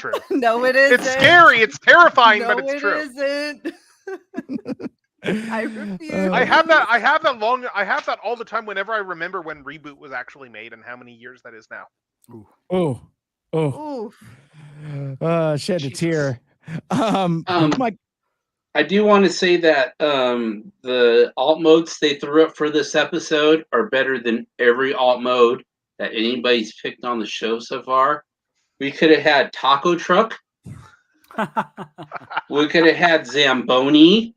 Dude, Zamboni would have lost. Oh my God. Yes. Yeah. Don't act like I didn't throw that up for our up north friends right there. Like I did throw Zamboni up as a great one. But dude, come on, Taco Truck and Zamboni. I'm there for you. Fuck it. Like, give what is it? Pulse. Give me like that Pulse exclusive. I'll take the Zamboni. I'll take the Taco Truck. That would be awesome. Get what about a Taco Zamboni? That's just madness. I don't think half our friends up north would probably want to eat, and half of our friends up north would probably look at it like, what? But the only way that works is if it's a poutine Zamboni. You gotta go full hoser on it, otherwise it ain't gonna fucking work, eh? No. I support this. No. Lita is the Taco Zamboni. If we know anything about where she's from or where she is now, there we go. Taco Zamboni. Damn it, you guessed my alt mode too. Triple changer. All her accounts are mine now. I know the password. How does it feel to live my life? Oh my gosh. So Joe, while we're on you, what'd you think of this episode? What do you think of these wacky characters and their wacky adventures? All right, Transformers: The Office was the first thing I wrote down right here. Yes. And then I wrote, score a 3-picture deal pending toy sales.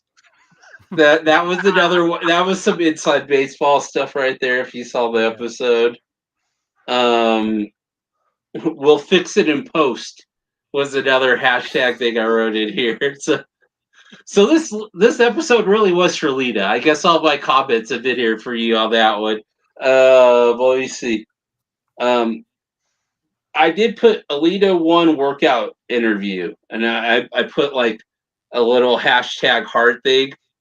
Because I thought it was really sweet. This is what we were going into again earlier. where it's not hitting you over the head with what the message is, but it's, hey, let's have Alita, the strong and fierce and confident about herself one, pull over the dude who's not too confident about what's going on and tries to tell him, hey, like what does she say? But what he goes, but what if I'm different? What if I'm broken? And she goes, you don't have to be a vehicle. You don't have to be these things. You can just be yourself.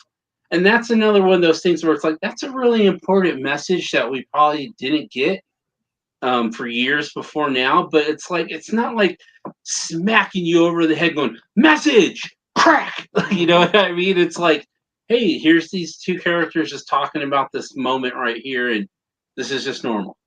And so those are my notes from this episode. Yeah. Absolutely. I want to go to chat for just a quick sec. Swerve Bar feels like that's the main message of this whole series. And I couldn't agree with that more emphatically. And what I like is that like each of these individual spotlight episodes gives those themes room to breathe. And it's not at such a breakneck pace where it's just like message, action, message, action. It's like, and again, like we've already discussed, like overarching plot wise, there really isn't a whole lot that happens. You could almost argue that there's almost like anti-plot in some of these episodes, which I kind of like. I mean, it's there. I mean, they're dense episodes, but still there isn't like, just like a large narrative thrust that kind of suffocates some of these more intimate family moments. Yeah, and you're reminding me of a point that I absolutely loathe about modern internet discourse with television series and streaming series, which is the tendency to call anything that focuses on character development over plot development filler. Oh, yeah. Fan service. Don't get me started about that, because how many too, amazing character arcs have been born of those episodes that were the one-off episodes where you got to know the character and that set up things that then became major plot points down the line because they had that room to breathe. Filler is when you're adapting something and you catch up to where the source material is at, so you have to make things up in order to fill time. Like we got to fill the first part of the third act of the structure, so let's throw some bullshit into there to revamp what was going over, and now let's move into the story. No, like filler is you're making anime and you need to crap, you caught up to the source material and you need to find stuff to cram in there to fill episodes. Have the character go, that's filler. You know what I mean? Some stupid shit like that. Filler is Zoro cutting steel chains and in One Piece, and then like a couple of arcs later, it being a plot point that he can't cut steel. Right. So, and not to drag us too far off topic, but it reminds me of the discourse about Andor when that came out. It's just there's no Easter eggs, nothing happens. I'm like, yes, it's a fucking delight. It's so an amazing series. But it was just so refreshing how much depth and breadth of just hanging out with these characters it's just like, oh man, there's no Easter eggs. I'm like, you know what? I don't need to see Dave Filoni's Andor, where like everybody is somebody from a fucking cartoon. Don't get me wrong. I have very little against the Filoni verse or whatever. Really looking forward to Ahsoka. I think it's going to be a lot of fun, but it's fine to have a different energy and to have a different gear. Those guys are like, yeah, it was a bunch of filler. Why do I care so much about a little red robot? Why do I care so much that he's going to be okay when the old lady dies? Like, these stupid fuckers would say shit like that. You're like, you not realize what you're saying right here. Like, dude, I swear to God, I was this close to buying a $30 toy the other day just because they had the little droid in there. And I was like, I don't want him to stutter anymore. I just wanted to feel like he's safe and he's okay with me. I'm going to buy him. He could come here and he could be safe. It's just more proof that media literacy is a dying breed. Like, yes, come on. Great way of putting it. Sing it, General Techno, 100%. Cassidy, are you okay? It's like, no, it's okay, but come here. It's like, I'm not okay. I'll take care of you. It's okay. Come here. I can't swim. Yeah. Oh my god. Oh my god. Oh my god. Fuck it, all of you run away. Oh my god. Run for safety. But I can't swim. But you guys go and be safe. God damn it. Stop, I'm literally gonna cry right now. Stop it. Yeah. So Michael Andrews, being a author and knows a thing or two about pacing, how so I've kind of talked out my ass about like how I feel like these episodes are. What's kind of your take of the pacing of Earthspark, specifically kind of like this run that we're in?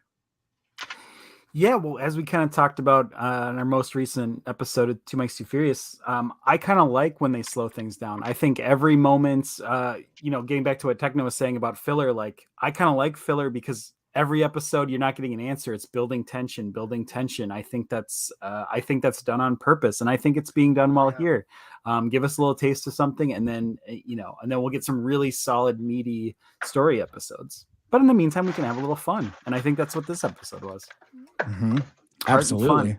There are a couple more points I want to make about this episode in particular before we move on, but I will make it quick. I love that there's more Matrix stuff from Hashtag, because she like downloads that user manual for the camera. That's straight up Matrix stuff. So there can be no mistake that it's a Matrix reference here. And we know for a fact that May Cat is a huge, huge Matrix fan. And I know they didn't write this episode, but they are a huge fan of this. So I know that got in there, made the cut. I also really wanted to say, if Hashtag's toy doesn't come with a little director scope on the necklace, we riot. Oh. If I can't get it 3D printed from somebody or it comes with it, we riot. We ride at dawn. Like, let's go. Fuck that. Let's go. Best follow up on one of the mics, because I know you guys like when I reference you both as mics. Just as one it's just as one entity. Doctor. How has May not been on one of these episodes yet? I know she's on Twitter. I know people are friends with her on Twitter. Like, how haven't we got her on here for anything? Because I think a lot of shit we're pinpointing, I think's got her fingerprints on it. So that would be awesome if we got her on one of these before we ever wrapped up with Maybe this that'll series. be the finale for season 1. when they're not under NDA for the series or for the season. No. Even one of your buddies, Lita, who isn't doing this series, maybe would want to come on and talk about it with us. Oh, I have a lot of friends. You're gonna have to be more specific. Oh. She's like, I remember that little comment you meant earlier, but which one of my friends would want to talk to you peons for a little bit? No, I'm kidding. I'm totally kidding. I know. I'd really like to reach out to May, and I'd really like to talk to them about, kind of just just their whole process. Like I've met Maycat once, and it was at TFCon LA 2019, the first one, and she was at a table with Margaret Scott, and ironically enough, it was more just me talking to Margaret Scott, not about Transformers, but her run on Batgirl. And so I talked to Margaret Scott for like a half hour at a Transformers convention about Batgirl, and I just remember May was just kind of sitting there just bobbing their head. And anytime somebody quote tweets from them, I'm sorry guys, I'm like Mike, I'm still learning myself. But she there, you're good. No, I've seen her tweet about her family and stuff like that. That's where I've seen her on. It's always something that's like, or it's like, that's for this. I got what you're saying. Like, that's what I'm saying. Like with us, in here, like, oh, she would fit in perfectly. I think with stuff. Truly, they would really fit in. I think. Sorry about that. Absolutely. Well, and it kind of reminds me, I'm retroactively bummed. At another TFCon LA, they and Lita was there for this. It was a terrific panel. It was basically like literally the entire cast of War for Cybertron. And while I'm not the biggest fan of that series, we all felt like fans in that room. And I remember when I got out of that, I'm like, I want to be a fan of this show, not the one that we got, because like everybody was, really amped up and passionate about the work. And my point being is like, there was a part where I was like, man, I really wish Maycat was on this panel, because it would have definitely added more perspective. Unfortunately missed opportunities, but that was a banger of a panel. I forget if you were there or not at the time, Lita. I remember, I'm just glad I happened to at the TFCon LA this year, just randomly going between rooms, like just bump into Maycat there, just going between buildings or whatever, and just having the opportunity to thank her for just all the stuff that she'd done on our Earthspark season 1 there. So like it was just very brief, but I'd been hoping that whole weekend I would have that opportunity, because she lives in LA, so there was decent odds she would turn up. Yeah. No, May's incredible. May's incredible. And like her work as well on Cyberverse, and then, dabbled with War for Cybertron. I am really excited and glad that, they're able to kind of take on more and more larger roles in the writing room and really let that imagination soar, because they have so many incredible ideas. And I think we're going to just keep seeing banger after banger come out of this. I was looking forward to this chunk of the season there, especially after May mentioned on Twitter after the first part came out that they didn't do all that much work on the first part, because I think they were busy on other projects or whatever that time. But they were like, but the stuff after this is stuff that I was heavily involved in. And you speaking can tell. of Maycat, and speaking of Maycat, that can segue into the next episode, can't it? You beat me to it. That's exactly what I was going to say. I was like, oh, hey, what about Maycat? And this episode is huge. And so it's no school day, and it's, oh my gosh, there's just so much going on. You got Tarantulas, you got Nightshade. I don't even know where to start. So I'm going to turn fucking around. This is the Tarantulas episode. You know that's the truth. Exactly. Fighter Daddy. My God. Yeah. So Techno, you've got a little something there. I just, while we were talking the last bit, I was like, oh right, I've got a Transmetal Tarantulas that just is sitting there on my desk. That's just been sitting there for a while. That's all. I should pick this up. He's like one of my favorite Beast Wars characters. He has been since I was a kid. So awesome. I was hyped when we got that footage leak for the next chunk of Earthspark. I was like, wait, what? All right, let me say it before. Let me just say this real quick. Every time they showed the two limp legs in front for a little bit, did something go like, oh, there's an animation error right here, or something like, because like they did such a good job of showing of what a spider-like Transformer would look like. It would just be the strong legs in back holding it up, and everything else would just look limp in front. And there was a couple of times I thought, oh, they must have had bad animation on this episode. And then I switched for a second and said, holy fuck, no, this is actually really good. Like, this episode was killer with him like that. And am I like, correct? They had his legs. Yeah, and am I correct in saying that this is a classic Nick Roche design? Was this yes. May straight up said that was a very deliberate Nick Roche influence. That design. The king, he don't fucking miss. He don't fucking miss. And they were, it was some Wrecker Saga shit right there. Seriously, the way that was designed, it was. And it got even better too on social media there, because May did a whole thread about this where they were talking about like how this episode had special significance to them because they got into the Transformers comics because the late Derek Wyatt, may he rest in peace, gave her a copy of Sins of the Wreckers to read. And that was no way. That was the gateway drug. Because May on Cyberverse was like the comic expert on Cyberverse. Oh, cool. Like May was the person who suggested Tarn because like they need the comics. Gotcha. I heard that shit about that last season, the way it fell into that. That's why I always thought May is such a fucking good person to talk to about a lot of different stuff. You can go a lot of different angles with that, but no, Nick has been pretty vocal about how he's had visual designs, right? He hasn't really talked too much about the way like the story's been developed, but I know he's had his hand in a lot of different stuff, and he's always he always seems so like hesitant to say anything, but as soon as you point it out and say, all right, this was a Nick Roche last end of the records, episode 5, when Springer and blah blah blah are talking, he'll usually pay up to it then.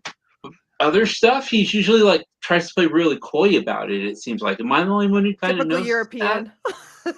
And in fairness too, Nick is a concept artist on this series. He's not necessarily privy to all the scripts and stuff as well. So like he is enjoying it. He has probably seen a lot of this at the same time that we are in terms of representation and portrayal of these characters that he wrote there. Like when May shared that story on Twitter, that was the first Nick had heard that entire anecdote there, and he was like, "Oh my god, I'm floored to learn all of this." That's right. Over in chat here, Eduardo is sharing a brain with Joe. Tarantulas finally giving the British accurate representation. Joe read my mind. Depends on which British. Are we talking English? Are we talking Welsh? Are we talking Scottish? Are we talking Irish? They're all different groups. This is true. This is true. Let's just blanket them. Who cares? Yeah, they do it to us. Goddammit, North Americans. Let's see. So Lita, let's what takeaways from this episode? What kind of stuck out to you there? So I mean, just aside from Spider Daddy and how terribly I want to be tangled in that web, but aside from that, I really felt for Nightshade in this episode, because it's like, who hasn't gotten hooked onto something that absolutely takes over your entire identity and your perception of just like, oh my god, somebody gets me, like we hive mind, we're simpatico, like, you know what I mean?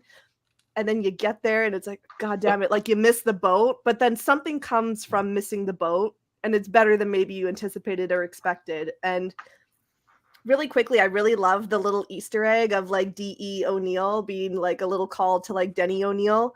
And, wow. You know what I mean? I didn't pick up on that. Oh my god! Thank you for proving that. Okay. Thank you. And like I don't know. I was crazy. No, I definitely thought so. Then I went to the tried and true like TF wiki, and there it is. And I was like, oh, suspicion confirmed. So I really personally like that. I thought that was a really neat touch. So hey kids, you know I came up with Optimus Prime. You know, I've always taken that with the greatest salt, but when we were watching, I was like, "Oh fuck, okay, I guess that's true." No, it's so right, good. you did name Prime. I forgot about that. Yeah. I also really felt for Tarantulas in this episode, and I really liked the take on him and how it's like, you know, I'm taking a disguise, but it's not a vehicle. It's not my alt mode. It's literally like I am becoming something else. I'm becoming something other, and creating this hollow avatar and living among the humans just for the survival aspect of it, and like for his own like, you know, livelihood. And towards the end, he has this really poignant line, and I wrote it down because I just loved it so much, where, you know, he's kind of having this altercation with Nightshade, and, you know, Decepticons are always like evil and they're always bad, and Autobots always good, and, you know, why did you fight in this war and whatever. And he comes back with I never chose to fight, I chose to survive, and this time I choose to live. Yeah. Broke my heart. Broke it, shattered it, fractures on the floor. You know what I mean? It's like, because it is so true. It's like, you have to remember again, it's like, it's been how many thousands, tens of thousands of years of warfare, of fighting, and in war, maybe you're not always fighting. You're fighting to survive. You're fighting for your livelihood. And now it's like, that's over, that's done with. And now I'm on this alien planet. I don't know where I'm at. And now I just want to live. I just want life, because that's what I fought for, is to have life. And it's just such a sad concept. Why is the guy to put up the broke kid symbol into the sky for the rest of us? Why is the guy to do that? I know, it was so sad. I also, and I don't know if anyone else is going to touch on it, so I really wanted to make a quick note of it. I thought it was so cool when Tarantulas kind of like is threatening Dot and Alex Malto there and has this device that can wipe memories like a la Men in Black pen. And he said that it was like, oh, it was engineered by ghosts and it's been used on Decepticons. I'm like, which Decepticons? Is there a chance Megatron may have gotten in the way at one point for a little bit? That's not only like, the most fucked up is shit he said. This is tinfoil, but you know. He threw out a couple things like that in that episode. Like there was a few things where it's like he was think about Tarantulas, the way we've seen Tarantulas before Beast Wars. Not the greatest representation, right? Nick Roche. Not the greatest representation with your Tarantulas, you know what I mean? But this Tarantulas was playing like a little bit more like the other side fucking broke me. That's the reason why I like how I am. But like in just other ways of like looking at this like story, like this episode was this whole season has been really good about taking you away from like Dot Malto and the rest of the family and showing you like the younger Transformers growing up in this world. But maybe this world isn't as like soft and as gentle as what Dot and her family are compared to the rest of the way, you know, the way the world really is. And like I wrote down notes about just the episodes. I didn't really write down notes about the series, but I put even the Wiki Cemetery has Transformers all it fucking in it. So that was just something I wrote about, like the way the story's been written. It's like they're going to show you like some like things that you're familiar with, and they're going to be like, now let's tell you about this story about a different way. And this episode really embodied a lot of that, I felt like. Yeah. Good stuff. Michael Andrews, I thought of you a bit when we see, I mean, we've spent so much time talking about Tarantulas, but this is as big a Nightshade episode as it is a Tarantulas episode. But I thought of you when Nightshade was kind of on their journey to find this author, this D.E. O'Neill, and this whole mythology of the Winged Sentinel. I want to read Winged Sentinel books. Yeah, truly. This episode spoke to me so hard. I was like, just that moment of like finding a book and getting attached to it, an old like vintage book, no less. There was just something about that was so cool. And I love the whole episode, and I love Nightshade's alt mode. I wrote down, oh fuck, I love that alt mode, because it is gorgeous and beautiful. But there was something about just like that, them saying, you know, that you can be whatever you want. Like just the realization that it doesn't have to be a vehicle or a beast or whatever. Like scan whatever the fuck you want and make it a robot. I was like, that everything's on the table now. Like we don't know what they're going to turn into. And I love that. So I got really pumped about that.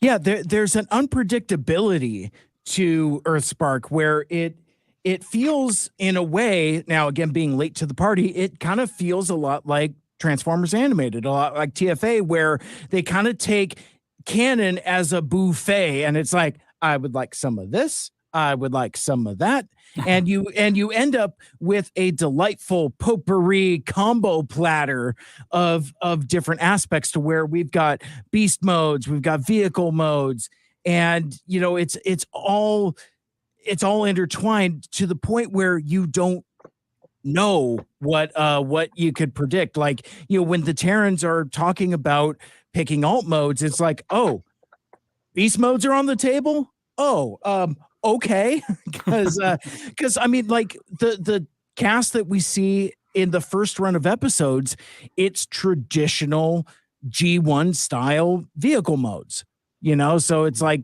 to where you're introducing characters like Tarantulas, and you know, and later on some of the other characters we meet as well. It's like it feels like a exclusive, inclusive, expansive world is the phrasing I was looking for. I thought that was really cool. This episode did remind me a bit of, I mean, it's kind of a reprise of the Swindle episode. Like where, you see a Decepticon that's like, oh, hey, come hang out with me. I've got candy in my van. It's a big candy in my van, stranger Child danger baiting. episode. Yes. No, but much. that shows how good they are, is they had you ready to line that up like that, right? And then it gave you this sweet kind of episode after that.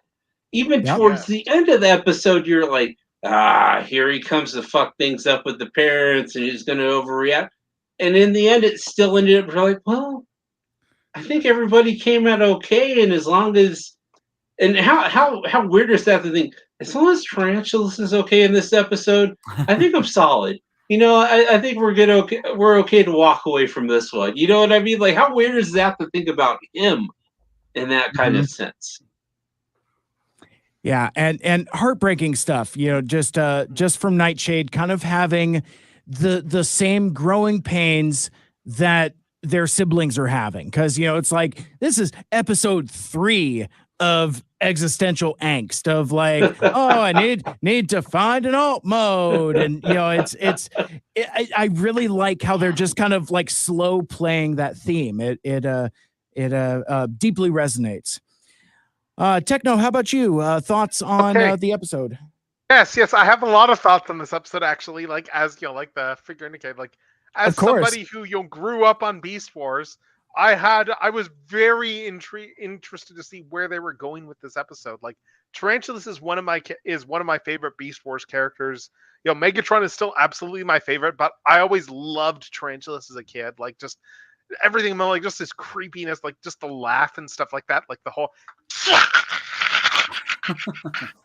like even his voice actor, like Alec Willows. If you ever get the opportunity to talk to Alec Willows at a convention, the man is an absolute delight. He is just a fantastic person, and then he can just turn. It's crazy because he is just like the nicest person, and then like when the script reading happened, he just turned on the Tarantulas, and it was just like switch flipped, and it's like, oh my god, he still has it. Like just a complete switch flip. But anyway, like Tarantulas, though, I was very curious what they were going to do for the take because in my mind, much as I do love Sins of the Wreckers Tarantulas, like the definitive Tarantulas in my mind is still always going to be that Alec Willows take on the character, this creepy, depraved scientist who does all kinds of like just like horrible things. He is the guy who like full on eats animals, not because he needs the sustenance, but because it's fun to eat other living things. Like he is just like the creepiest person. That is the episode 3 of Beast Wars right there that establishes that even like right out of the gate, Tarantula is the creepiest character in the cast. But like I was very much like, okay, where are they going with this, especially with the casting of the guy who played what was it Alfie Allen, Theon Greyjoy there from Game of Thrones there. I was like, where are they going with this? What sort of take are they doing? Oh shit. It's same actor. They could have really played that fucking weird, you know what I mean? Yeah, I was like, where are they going with this? And it's one of those things where it's like, it was not the take on Tarantulas that I was expecting.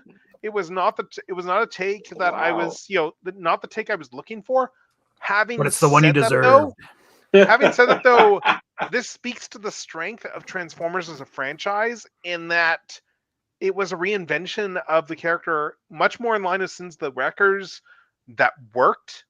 It worked very well. It like he still resonated with me, the portrayal that they went with for Tarantulas. It was a complete, and my expectations of what we were going to get from Tarantulas actually enhanced the episode for me because I was fully on board to expect some duplicity, to expect him to chain up people to like when he captures the Maltas and stuff, is he going to just like harvest them for sport, that sort of thing? I absolutely did not expect the take on Tarantulas they went with, and I was pleasantly surprised by that. Yeah. And I think that's a lesson that can stand to be learned by a lot of longtime fans in this franchise, that it is okay to get new takes on characters. Yeah. The previous take, it exists. Case in point, I have a Transmetal Tarantulas on my desk right now. That toy exists. It is here. I own the toy. It is a fantastic, like, I will probably get a third-party version of that toy in the next year if Transart finally puts it out, and then I'll buy it twice when they do the Fox Kids deco. But yeah, no, like that, like yeah. But I really wanted something of this new Tarantulas. I love the take that they went with. It was not what I expected. It was a take. By the end of that episode, I think it is an incredibly valid take on Tarantulas and a great example on how Transformers at its best when it doesn't fall into the patterns of just rehashing what came before. That is like the greatest strength of this franchise overall, that it is able to take characters that have previously existed and not run them through the same patterns as before. And whenever it is able to do that, my full props to it, really. Absolutely. Yeah. Like yeah. The thing I wanted to touch on before we moved on, getting back to Nightshade, so they picked their alt mode spectacularly, and I love that there was so much build up to it. So it's like, once they show up, takes on the mantle of the owl and of the winged sentinel. I just like, my heart soared. I was like, fuck, that was a real fuck yeah moment. I really enjoyed that. But at the first part of the episode, we see that Nightshade is not just an inventor, but not a particularly proficient one. Behold the Smart Trainer 5007. And it's like, well, why 5007? Because the first 5006 tried to blow me up. So, and I couldn't help but think that it's evoking Wheeljack. It's like, oh man, I get my shock blast cannon. Wham! Blows himself right up. It's like, hey, Wind Charger, you want to see this new weapon I got? Boom! Yeah. Super. Now that's why they're super dead in the movie. Yeah, I didn't even touch on it either. But like with just with Nightshade as well, like that's one aspect that actually spoke to me. Just the aspect of Nightshade being this person that people around them don't necessarily understand fully. And just the idea of coming to terms with the idea that, it's okay if your family doesn't get you. It's fine if they don't get you. And also importantly for the family, it's fine that we don't get this person. Like just that general acceptance there from the standpoint of someone who grew up I've got a great relationship with my family. I have no complaints, but they do not understand my the fixation I have on buying all this plastic crack here. Like That is something that they just don't get. It's a thing that it's very difficult to articulate too. And just like, I don't know, it's like just you have those moments where you look at the world and you go, well, why are people acting like this? It makes no sense whatsoever. This is like this is not logical at all. What the hell is wrong with all of these people in having these predispositions and predilections there? And just that acceptance of the self there, and realizing that, maybe my brain is wired a little bit differently than these people, and there's nothing wrong with that whatsoever. Exactly. Well, and Note Perfect in that exchange with Tarantulas. Tarantulas breaks it down. It's like, you're a transformer. And it always kind of weirds me out when you get like the titular name drop. It's like, no, they are Transformers. Mm-hmm. And it's like another mode is your birthright. And Nightshade says, I see no need for one. Aren't I sufficient as I am? And again, that's a theme that we've seen through these episodes so far. And it's a theme that will continue to see as these episodes go on. But I love how Tarantulas breaks it down that, alt forms aren't meant to complete you as though you have a missing part. They further express who you already are. Yep. And yeah, it just really cements it again. Just some magnificent writing here. That's Maycat, let's go. Let's fucking go. Yeah. That whole bit that just spoke to me. Just the idea of someone taking a look at that, taking a step back, and it's like, this is who you are, and just embrace yourself. And like I forget, did we have the leaks yet? Of I don't think Nightshade's toy had leaked before that episode aired. No, that was so very recently. Yes, I am so glad that that toy did not leak before the episode, because oh my god, I did not expect that alt mode happening in that episode, and that was just cool. The icing on the. That was just the most pleasant surprise of the episode. You can scan a stylized owl from a gravestone. Like everything's. You can do it all. Yeah. It explains Grimlock looking like an 80s dinosaur. Yeah. Oh, I thought it was. Sorry, Mikey, but it explains that. Just to address Mikey and Moonbase too. Sorry, but it explains that. This show is so Shots good. I love those guys. Moonbase, awesome. I thought they were going to do that thing where a story goes into like a third storytelling mechanism, like they show it like in a different kind of animation, or they show it in a different kind of storytelling, and we were going to see the winged thing like that. And I was like, okay, that's where she's going to get it from. But as soon as they showed the headstone thing over the top of it, I was like, these guys are always so on the fucking nose. I should have knew better. And then bam, there it goes, and they show it scanned down, and I was like, fucking course. Yeah, no shit, dumbass. As I'm watching the story, that's how I felt. I wasn't so smart. Like, I was like, oh, I knew that was going to happen. I was like, as soon as they showed it, I was like, yeah, no shit. You should have waited for a second for this. I know. I had my buddy over to watch that episode again yesterday, and just instantly when they saw the book cover, they're like, oh, they're going to turn into that. And I was like, fuck. I didn't see that from the cover of the book. I feel like an idiot because I had no idea. That was me. This entire time I was like, oh, Nightshade is going to be the one. The entire time I thought Nightshade was going to be the one who just doesn't get an alt mode. So I was like, they're not going to get anything. Oh. Like, so I'm an idiot. Okay, so media literacy is dead in me. Like, how embarrassing. We're all pointing fingers here. Your friend is me. Your friend is me as a kid when I missed the first couple of episodes of Beast Machine season 2, but my brother caught like the second one where a noble shows up and said, "Oh, there's this new character who shows up," and it's like, "Oh," and he turns into a dragon. And I'm like, "Oh, so it's Megatron." Like, and it's like, yeah, no, and then sure enough, a few episodes later, it's like, but yeah. God. Oh my god. Damn. Great reference too, by the way. Thank you. Thank you for some Beast Machines content. You know, Michael Andrews, there is demand for us to tackle the Beast Machines at some point. I know we're anxious to maybe get into TFP after we get through TFA, but I might ask for a diversion into Beast Machines because that is probably I couldn't deny you that if you asked me. That is probably the blindest of blind spots for me, because like I remember being like, I mean, I had kind of aged out, I guess, as one thinks that they do, and I was just like, I'm like, the fuck is this? And I have learned that most of my reductive takes are not super great. So I've been told by a couple folks, including our buddy TFG1 Mike, that I need to get into it. Evolution Revolution. All right, very good. I don't know what that means. I love Beast Machines. I'm sorry, but gotcha. Oh man. You want to do a podcast with us? I would not be You'll opposed. have my ex.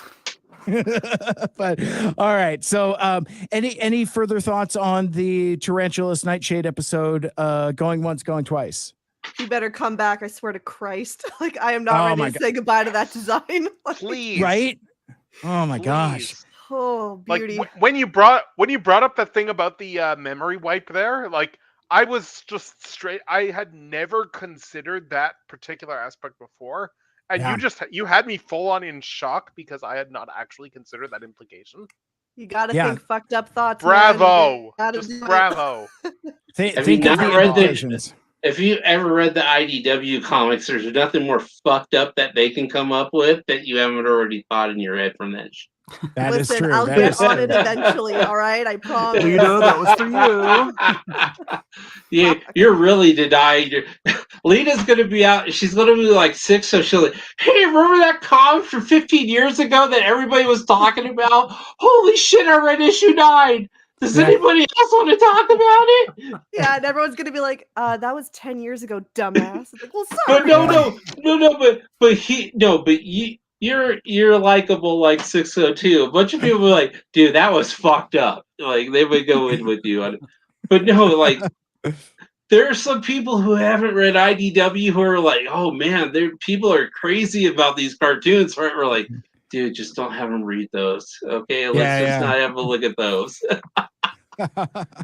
Don't make me cart comics with me next convention we're both at. Yeah, I was gonna say.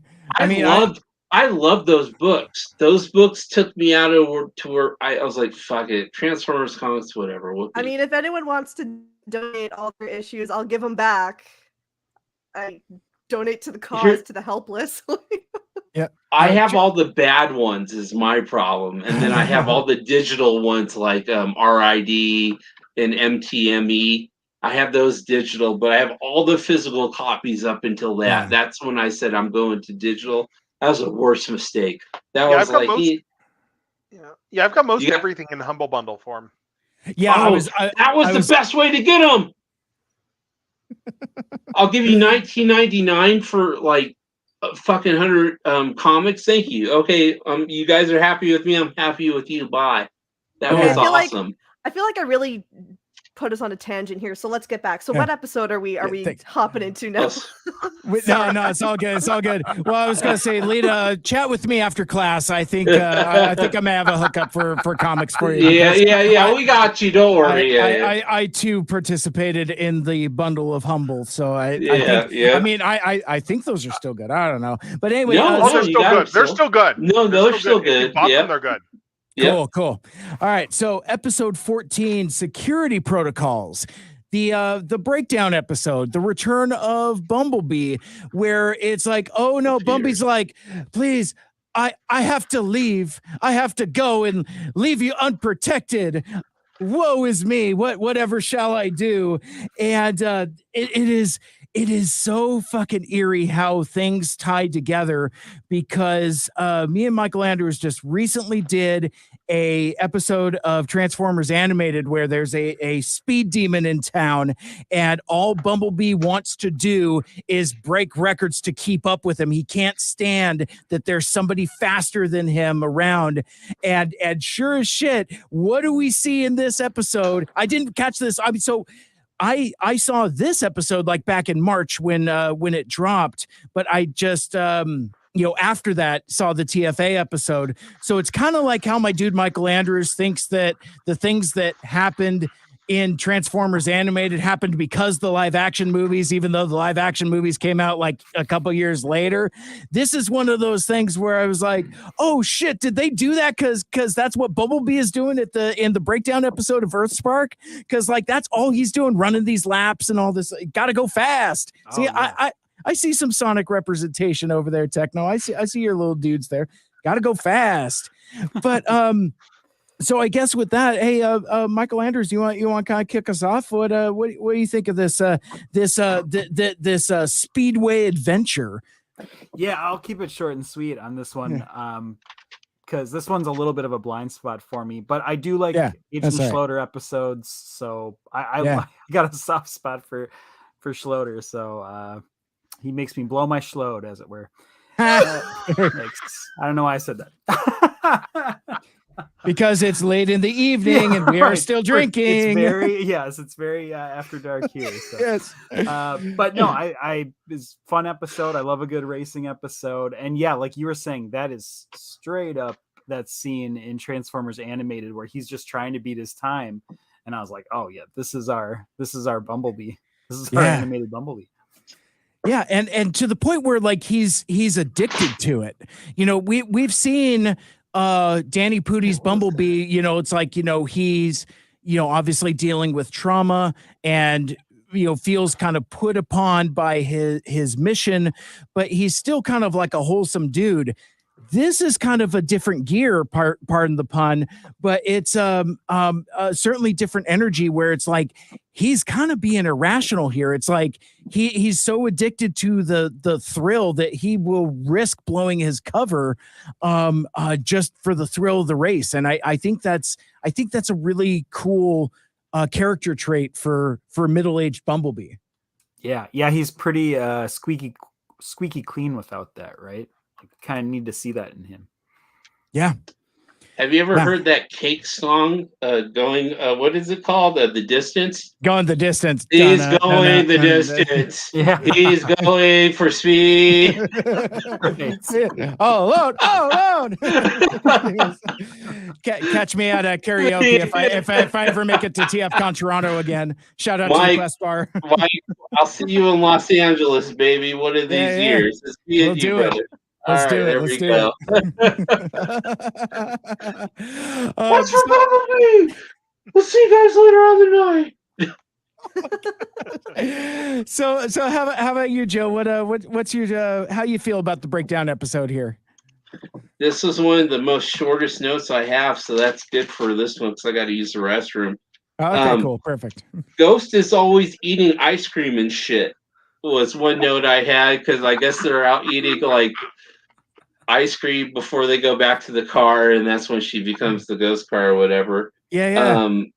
Twitch is taking everything way too seriously, and then I have quote marks like a piñata of broken dreams. Oh shit! So I guess those are so my good. I guess those are my top 3 for the episode right there. Very good. All right. So if you need to go ahead, go. We'll continue. Joe-Bot out. I love it. Joe-Bot : when nature calls. I love it. Oh my gosh. Don't come out of Rhinox's rear. Yeah. Oh. All right. Well, as we continue along the wheel, we go to Lita. Sorry, no Alita 1 representation in this episode, but nevertheless, she persists.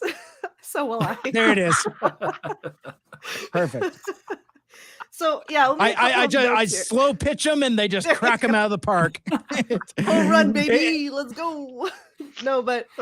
So Agent Schloeder, I'm with Michael on this, is that he continues to just be one of my absolute favorites. Like, I love that he's just this perpetually living in the delusion of being a gumshoe crime noir, but nobody else is in that same genre, so he's like the only one. Yes. And again, it's like you can kind of see it's like I take it as being a real tongue-in-cheek Agent Smith-esque coded character. So I was like, May had some hands in this. I am willing to bet my left kidney on it. But anyways, I'm sure. Anyways, what I thought was really what I thought was really neat about this episode was the introduction, I believe, to the energon suppressor that Bumblebee is using so that he goes undetected by Ghost. And again, I just love little world building and little facts like that. So I was like, oh, this is cool. Bits of tech and stuff, yeah. Yeah, like, you know what I mean? So it's one of those, again, where it's like, okay, so is he the only one who has this? Are there more in hiding? Like, again, we haven't seen Ironhide. We haven't seen Jazz. They were both featured in, like, the first vignette that we saw at the top of the series.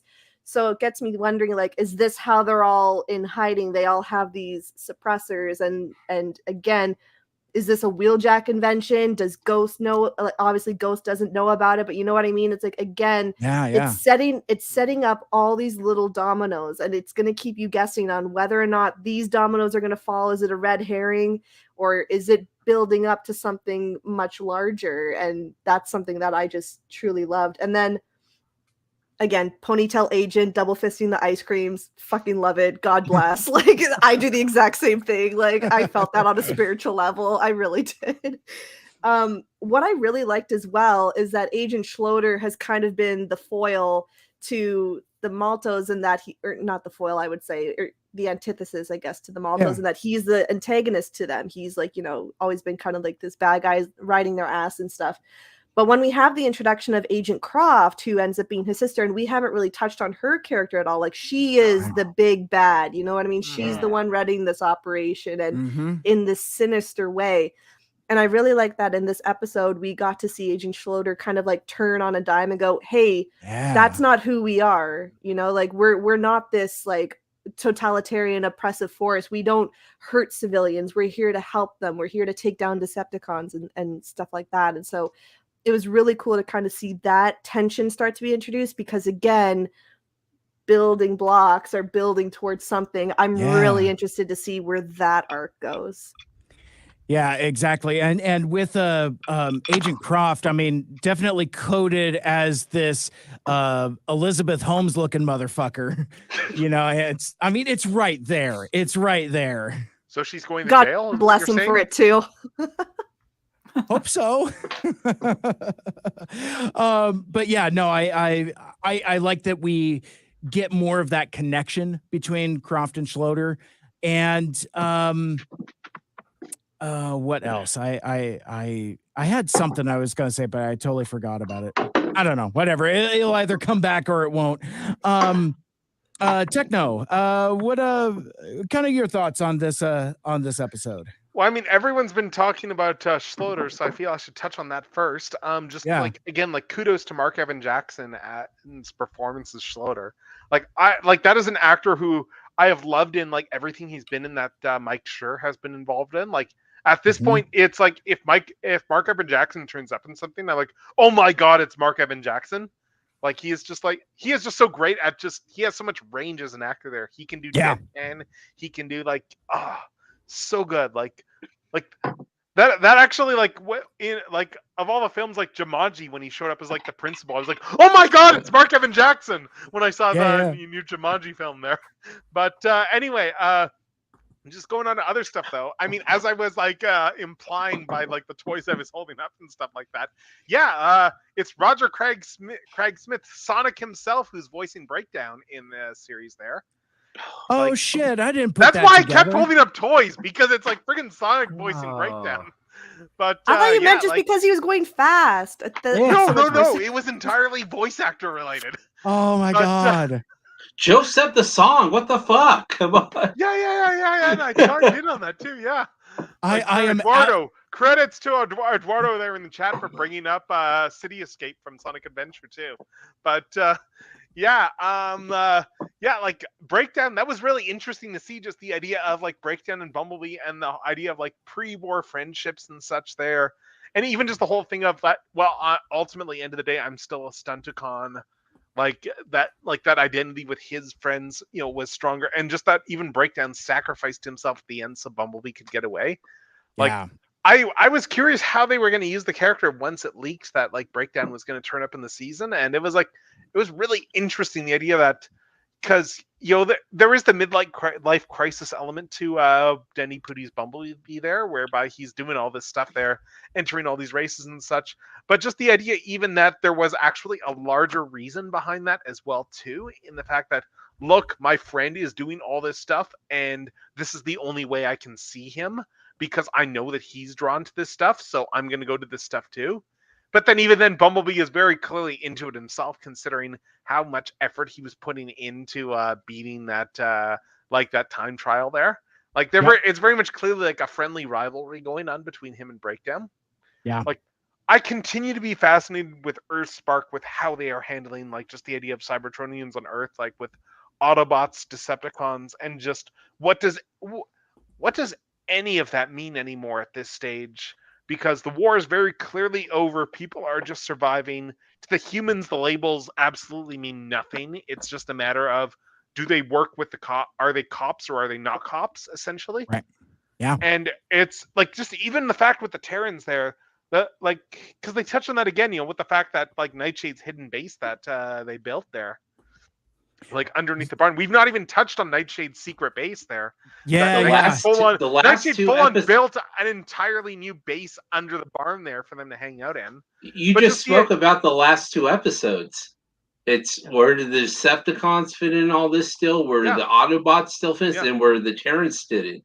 But just they were seeding it back then. Yeah, but just there's been that uncomfortable subtext ever since the first episode of that Ghost. Even though that Ghost is aware of the factions, they're not like, if they ran into Autobots who weren't working with Ghost, would they lock them up just like the other Decepticons? And the implication we have very strongly gotten is that unless you're supporting Ghost's status quo and helping them arrest other illegal aliens, I suppose, unless you're one of the quote unquote good ones, you're automatically one of the bad ones. Yeah. And there is that implication that has been very uncomfortable, and it first came up in Megatron's episode there, just that whole implication there, and it is a very uncomfortable undercurrent that feels, especially considering when these episodes would have been written too. Yeah. Like what was going on in the US at that point and such. Like it is very interesting just the direction they are taking there. Like we have like most Decepticons, aside from a handful, which we're going to get to like in a few episode discussions there, just feel like people who they just want to live. The war is just so far in the past at this point for them. They just want to actually survive, and they are being hunted down just straight up for existing, essentially. Exactly. And I like also, I'm a sucker for members of combiner teams that get their own agency. Yes. I love that it's breakdown. A character that has just been nothing, and to actually like do something with this and have it be so integral to Bumblebee's story, and to the point where you get a name drop of Stunticons. It's like, you don't necessarily know the extent of that relationship. Are they a team? Are they a combiner team? Because we don't know anything about combiners in this thing. So it's like so there's a lot of enough catnip to kind of keep us thinking about it. It's like having him specifically be breakdown and be a Stunticon, as opposed to, say, I don't know, Trax or somebody else. It gives it more to think about there. I remembered the thing that I brain farted on earlier, and Techno, you had already touched on it a moment ago. We got to talk a little bit about the secret bunker that Nightshade has just built in their spare time. But the thing that really stuck with me is, in these new episodes, the previous characters have really kind of taken a back seat. Sure, you see Mo and Robbie, sure you see Twitch and Thrash, but I think this is almost as much of a spotlight on Twitch, because you see how obsessed she's become with training, and how like earnest and how hair triggered and upset she gets. I've got the quote here where they're where she just breaks down, pardon the pun, and it just kind of lets it all out, like what's bothering her. She says, I'm tired of feeling scared when my family is in danger. What if we're not ready? What if Dad needs us? What if I don't know what to do? That's why training is always important to me. We've had so many close calls, and I don't know what if I would do if I lost any of you on my watch. So she, as the older sibling, takes on a lot of that disproportionate responsibility. And you're bringing to mind who I think suffered the most from this back third of episodes there, in that I think of all the characters, Thrash is the one that suffered the most, because we got a lot of focus on the new characters. Twitch, as the big sister, has stepped into that role of the den mother of the Terrans there, and she has taken all the responsibility on herself of being the one to mind her fellow siblings. But Thrash has become an afterthought, and it's like Twitch was always the character that compelled me the most in the first half, but I kind of feel a bit bad for Thrash there, from the standpoint that they've very much become a background character compared to everyone else. See, and weirdly, like I remember we went around the horn, and I think Thrash was more of the favorite with you guys, but I liked Twitch. I was like the one guy very quietly. I'm like, I like Twitch though. Oh, I prefer Twitch myself, honestly. I think Thrash is kind of a dum. It's like it's not his fault. He's so dumb. But again, I love a dumb man, though. So it's all Thrash. Yeah. Well, and that's the thing. It's like, and going through again, I was more accepting of kind of like his laid back surfer bra vibe, like in a way that I didn't quite pick up on to begin with. I just thought him kind of a dope, but it's like, no, he's just laid back and chill and kind of a goof. And so I've warmed to it a little more than I did the first time around. But let's keep the train moving and talk about an episode that this is one that I had friends of mine outside of the fandom that don't know thing one about Transformers. They're like, do you know they did a Cocaine Bear episode of Transformers? And I'm like, my friend. And Energon Bear. And obviously we are talking about episode 15, Bear Necessities. And I gotta give a shout out to Derivative Films. They did a mashup of called it Energon Bear, and it's the Cocaine Bear trailer cut with bits of the of Bear Necessities here. God. And it is uncanny how well it works. I mean, you have to link that afterwards. You have to link that to us. I want to watch this now. Oh my God. I'm gonna find that here right now. But yeah, no, it's like, so like, I've talked about this a little bit on my podcast, but like I pushed a lot of my chips in on Cocaine Bear. I just, there was just something about it that just spoke to me. I like the memes and all that. And it's a movie, but it's I mean, I had a blast with it. It was a lot of fun, especially for what it is. I like seeing Elizabeth Banks directing acting. I mean, acting. Jesus, getting rummy there. Directing action and having, yeah, exactly. Whereas, you know, I didn't care for that Charlie's Angels reboot so much, but like No. but at least she was taking swings, and after seeing Cocaine Bear, I could see where she's kind of like building up her directorial XP. So I got to respect that. But film that she did, because I never saw that one. Like, was it Invisible Man or whatever, like that one that she did there. So that was like very much like a gaslighting metaphor, as I understand it. So. Oh no shit! I gotta look into that. Yeah, she did like I think it was like Invisible. I forget if it was Invisible Man or Invisible Woman that she did there, but she directed that too. So just I'll be damned. I gotta look into that. But anyway, so yeah, so you know, Cocaine Bear became kind of integral to the Mike Seibert personality. So when I got to Bear Necessities, I was like, hot damn, let's go. And this, if any of these episodes are, we talked a lot about filler earlier.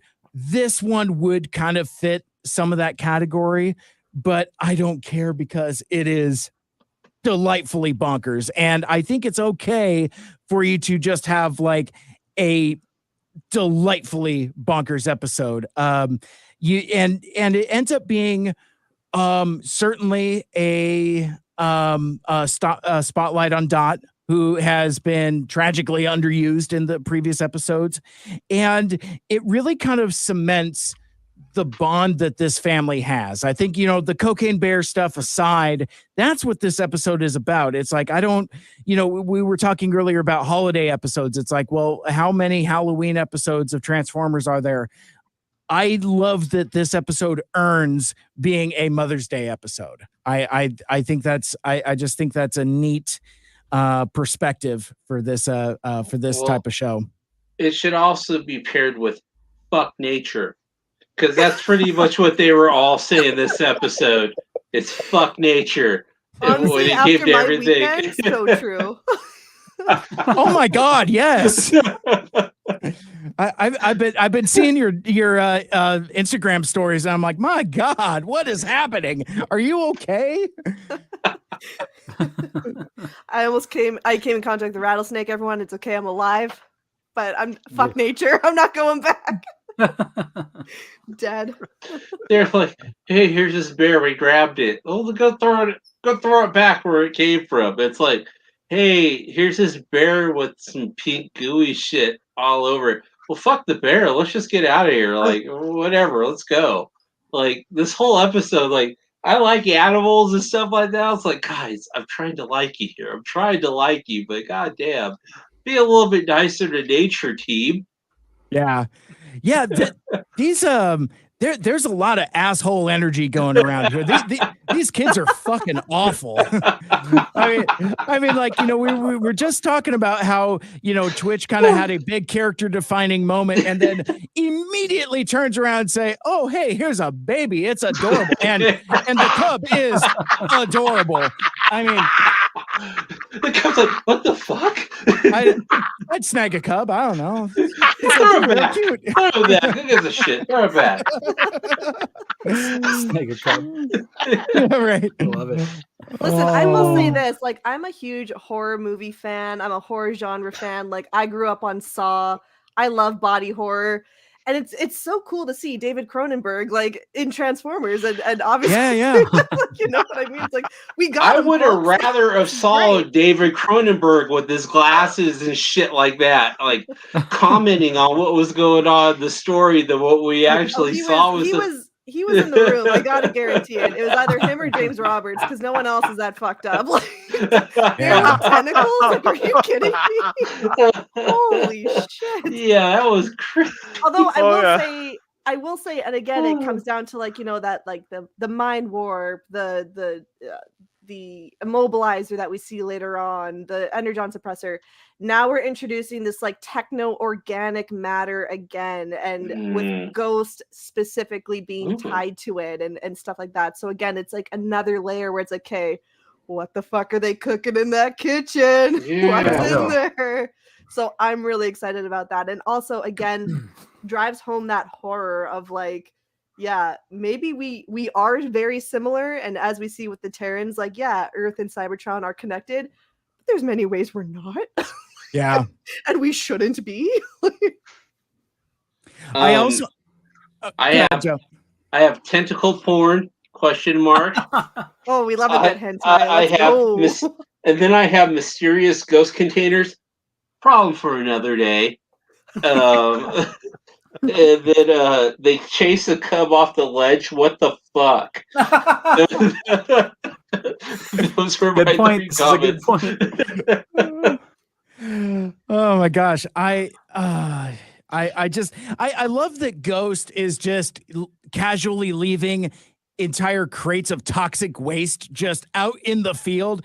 Just put it in the national park or whatever. Or is it a way to get us to like hate the Transformers again? Because it's like, well, they're leaving their shit everywhere. Look, they're destroying our planet. Like, we need to get rid of them. Like, is it an inside job to push them out and to perpetuate this area? Lita, do you leave your shit everywhere? Is your shit everywhere in the way? Wow. If you see my bedroom, there's tons of clothes. Just saying. The personal attacks. My God, I thought this was a safe space. My goodness. Oh no, my room, like if I'm in a depressive episode, there's clothing everywhere. Like half-drinking bottles of water everywhere. So it's like I can kind of understand. Like the house from Signs at the end of this. Yeah, you're not wrong. You're not wrong. Who hasn't had some energon grubs in their room when they're feeling a little down? What the fuck? I mean, come on, guys. Come on. You know what? Yeah, you know what? I take it back. They're in the right on this. It's nothing weird. Yeah, exactly. Who hasn't felt like that? Fuck it, we'll get to it later. Grubs, but you mean Cheetos. It's Cheetos. Yeah, it's Cheetos. Whatever. We'll get to it. They look delicious. I don't know. I'd fuck around with an energon grub. It's slimy yet satisfying and may or may not give you Cthulhu powers. I've ate worse in Hollywood before. I'm not gonna lie. You know what I mean? I won't lie. All of this somehow this didn't occur to me until now. But all of this discussion is just making me think of like when like a decade ago this would have been like a decade ago or so, maybe slightly longer. Oh God, when like I was drawing my own comic stuff and just like the design I did for like my own take on Man Bear Pig because I gave it tentacles on its back. As you will see in this picture I am just showing right there. Oh my gosh. That's bone chilling. Like, this was playful for a little bit. But it's just one of the things where I look back at now and I cringe like at my like myself, like however like that would have been like 12, 13 years ago. Like I cringe at like, my younger self, or like just in terms of, oh God, in terms of like for going in that direction. But it's like, no, that just came to mind as you guys were all bringing it up. Forgive me for what I've done. But the other strong theme in this very dot centric episode is the entire subplot with her prosthetic leg, and we had talked about in the previous episodes how it was really just kind of, it was there. Like, in fact, some of us, maybe me, didn't even notice it right away. It's like, oh, she's got a prosthetic leg, it's like, didn't really fixate on it at all.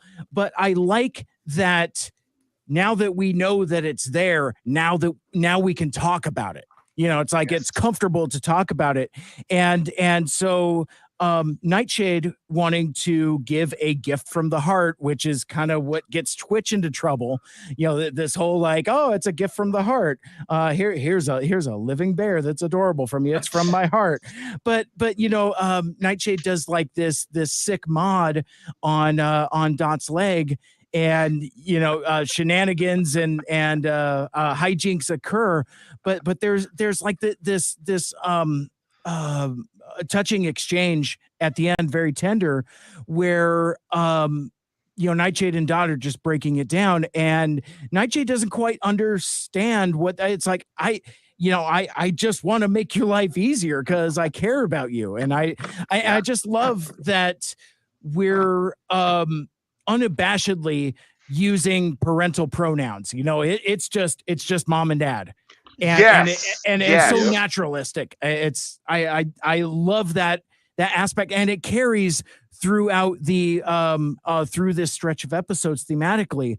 But I love this touching bit from Dot. I know your gift came from the heart, Nightshade, but something like this is deeply personal, and that means I'm the only one who decides what does and doesn't work for me. So it's and I don't know folks with prosthetics, but I would imagine that. And that's what I mean. So even like somebody salty like myself, I'm learning things, and of course something like a prosthetic leg would be deeply personal. So I like that we're having and it's so funny because it seems so buzzy for us to say representation and diversity and stuff, but this is the kind of shit we're talking about, where it's like, it's not just ethnic cultures, it's not just gender identities, it's it's stuff like this as well. It's like, folks that have never been represented in Transformers like this, everybody gets the opportunity to see themselves, and I think that's terrific. All right. We're doing good here, kids. We're on a roll. Let's move into episode 16. Episode 16, Warzone. And this my friends, we have arrived. It's time to feast. We are eating well, my brothers in Christ. We are eating well. This one's fucking cool. Let's go. So many witty things nobody else has thought of so far. I just love that, because we all responded so much to the flashback in the previous episodes, and I think we knew from like some promo images or maybe a video, I don't remember which, but we saw that we were going to be treated to what's basically the final battle, and it did not disappoint. We get this rollicking action sequence where we're basically doing hot potato with the Allspark. We're doing this keep away where we're going from Optimus to Bumblebee, and I think I talked about this in the last episode, and again I feel so bad because I'm not trying to like put something down to put something else up, but this, for a single action sequence of a single episode, did a whole redesign for Bumblebee. Character model, both modes fleshed out. He can transform and that's all I'm gonna say about that.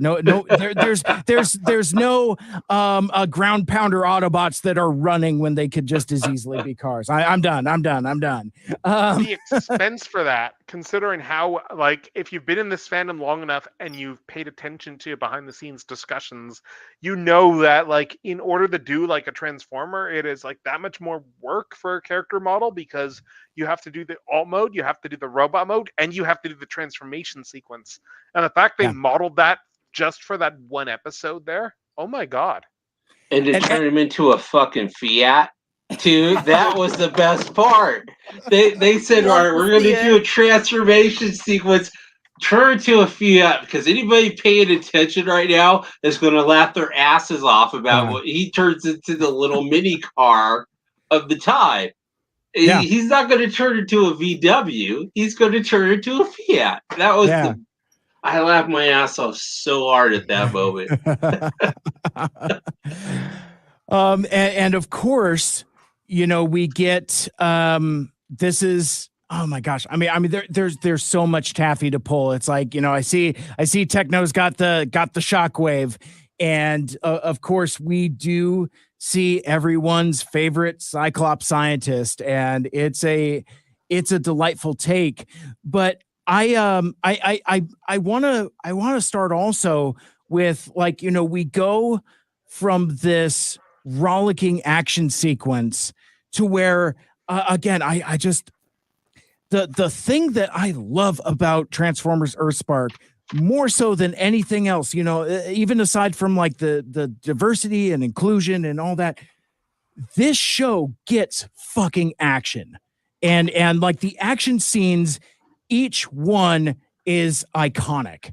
And it's like it lives rent free in my head. Like I still, anytime I come across it on Twitter, folks are sharing like clips of the battle with Skywarp and Nova Storm. I watch it every time I come across it, because like that still for me is probably like in the upper echelon of iconic Transformers action sequences. And while this sequence doesn't quite rise to that same level, it's still fucking cool. I love it when you see Transformers doing multiple alt modes and doing teamwork. I'm a sucker for teamwork. That's why I like some of that stuff in that first Avengers movie so much, because you have like so much aggressive teamwork going on, and I think the contemporary movies are kind of missing that aspect. But I digress. But no, I just I like how we go from that rollicking action sequence to this very reverential, almost Vietnam memorial type thing at the Space Bridge Memorial Park. And I love that the segue where you go from Megatron hurling the Allspark, and then it just fades into the statue. And I really liked this episode a lot, and there's a whole lot for us to pick apart, but Michael Andrews, let's turn to you, and I'd like to give some of my friends a chance to talk as well. But like, I mean, like this one really connected with me. I was just like, I don't know if it's my favorite of the bunch, but it really resonated with me. Yeah, I love it. Well, we all know I love a flashback episode, so this had that for me. But not the only thing I love more than a flashback episode is a flashback episode with slow motion flashbacks, multiple interpretations of the flashback, and trauma, capital letters, trauma. Like, yes, trauma. Emotional damage. You love to see it. Deep hurting. As a flashback goes, it was perfect. I mean, it was piece de resistance. Yeah. And it had the blue flowers in it. Yeah, absolutely. And Lita's like, I don't know what those are. I know what the blue flowers are, okay? I know some stuff, all right? I really like that idea, so fuck all y'all. Yeah. Bunch of people are just tearing up their letters to you right now when you mention about that. That's That's 3 underscores after La La Lita on Twitter there. Send your angry emails. Read the comics. Don't worry, I got plenty of stuff to go with that too, bro. You guys, she didn't have time to read 15 years of comments in the 5 minutes since you last talked about it. Sorry. The fuck is this? Because only there was a gap between this and the next third of the Earthspark episode. No shit. Wouldn't that be something if, like, when Mike and the Earthsparkles return, and it's just like, my friends, I did it. Well, what? Read the comics. Well, which ones? All of them. You'll see my eye twitching. My hair has like a bald spot. She's like, ripping it out. Yeah. She's like, you know, crystal meth is good for you in little bits. I'm just saying, guys. Just saying. It turns out those Energon grubs really hit the spot. Yeah. Fuck those traits. Have you guys ever thought where all the flowers are from? Oh my gosh. Okay, well, don't spoil it for me. No. Not that far. Okay. It's fine. I'll go into this. Something they tried playing right away is Megatron has PTSD. And not only does he have PTSD, he sees it from both sides. And I thought that was a crazy way to go at Megatron, the dude who's caused everything, to have stress disorder from it, but then can always say, I can't just blame myself from it. I can see it from the other side where the other people are causing it. How fucked up as a character is Megatron in this show? And you're going to try to tell me, oh, it's some hippy dippy, choose your pronouns, cartoon type of thing. Look at it just for fucking Megatron's only in this one show, and it's crazy. Yeah. And what I like about this also is it takes what James Roberts was doing with Autobot Megatron and shoves it that much farther. Because this Megatron has yeah, exactly. In a way that Autobot Megatron kind of isn't. You know, and so I really respect taking that character element and pushing it as far as it can. And I just and something Michael Andrews said that really resonated with me also is like the whole Rashomon aspect of it. It's like, you know, you tell it from two different points of view, and you find that in those different points of view there's different interpretations. And I think that is a terrific trope. And I always like that. You know, there's, I don't know. I'm going to go on a dumb tangent, and please feel free and judge and flame me all you like. But like the Megatron's reaction to the kids and the Terrans doing these reenactments. And it's like, oh, I guess that's not very funny after all. It kind of, I've recently brushed up a little bit of this on in Transformers Twitter with folks that were born after 9/11.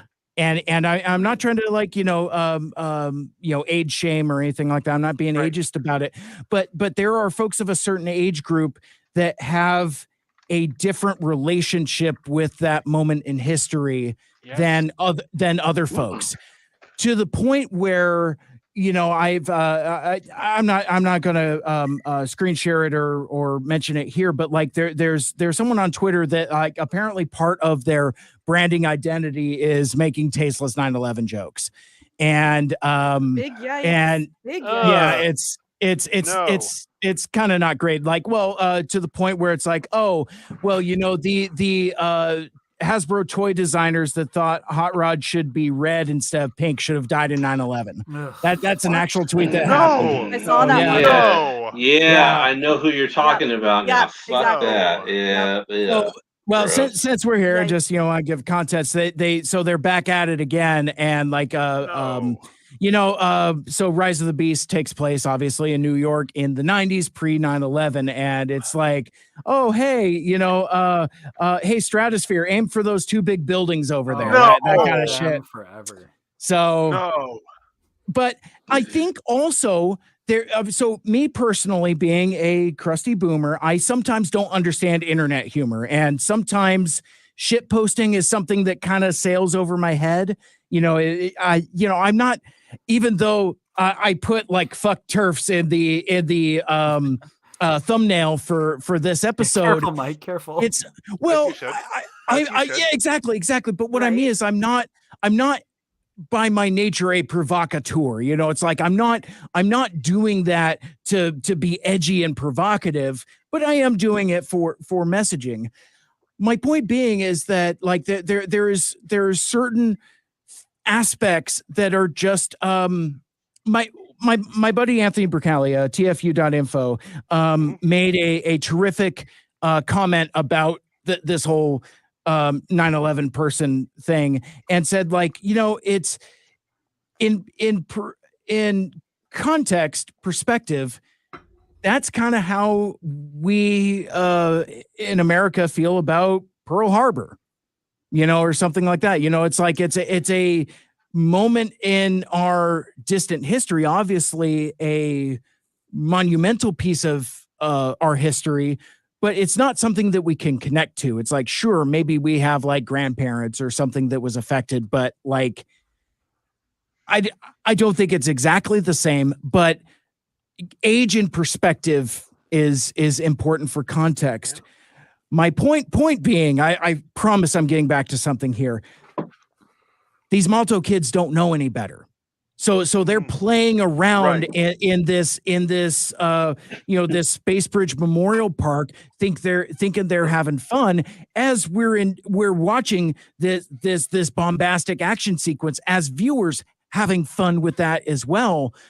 But then you kind of you get the blue remembrance flowers, you get Megatron's reaction, and I think this is the most Scottish that Megatron has sounded. His natural accent and speaking voice really comes out, maybe because I mean, yeah, exactly. Yeah, exactly. There's a lot of that. Now I'm like, did Megatron just say Mike, I think there's a lot of you right now trying to say, I don't know if they threw a hook out, but I think they got me on something.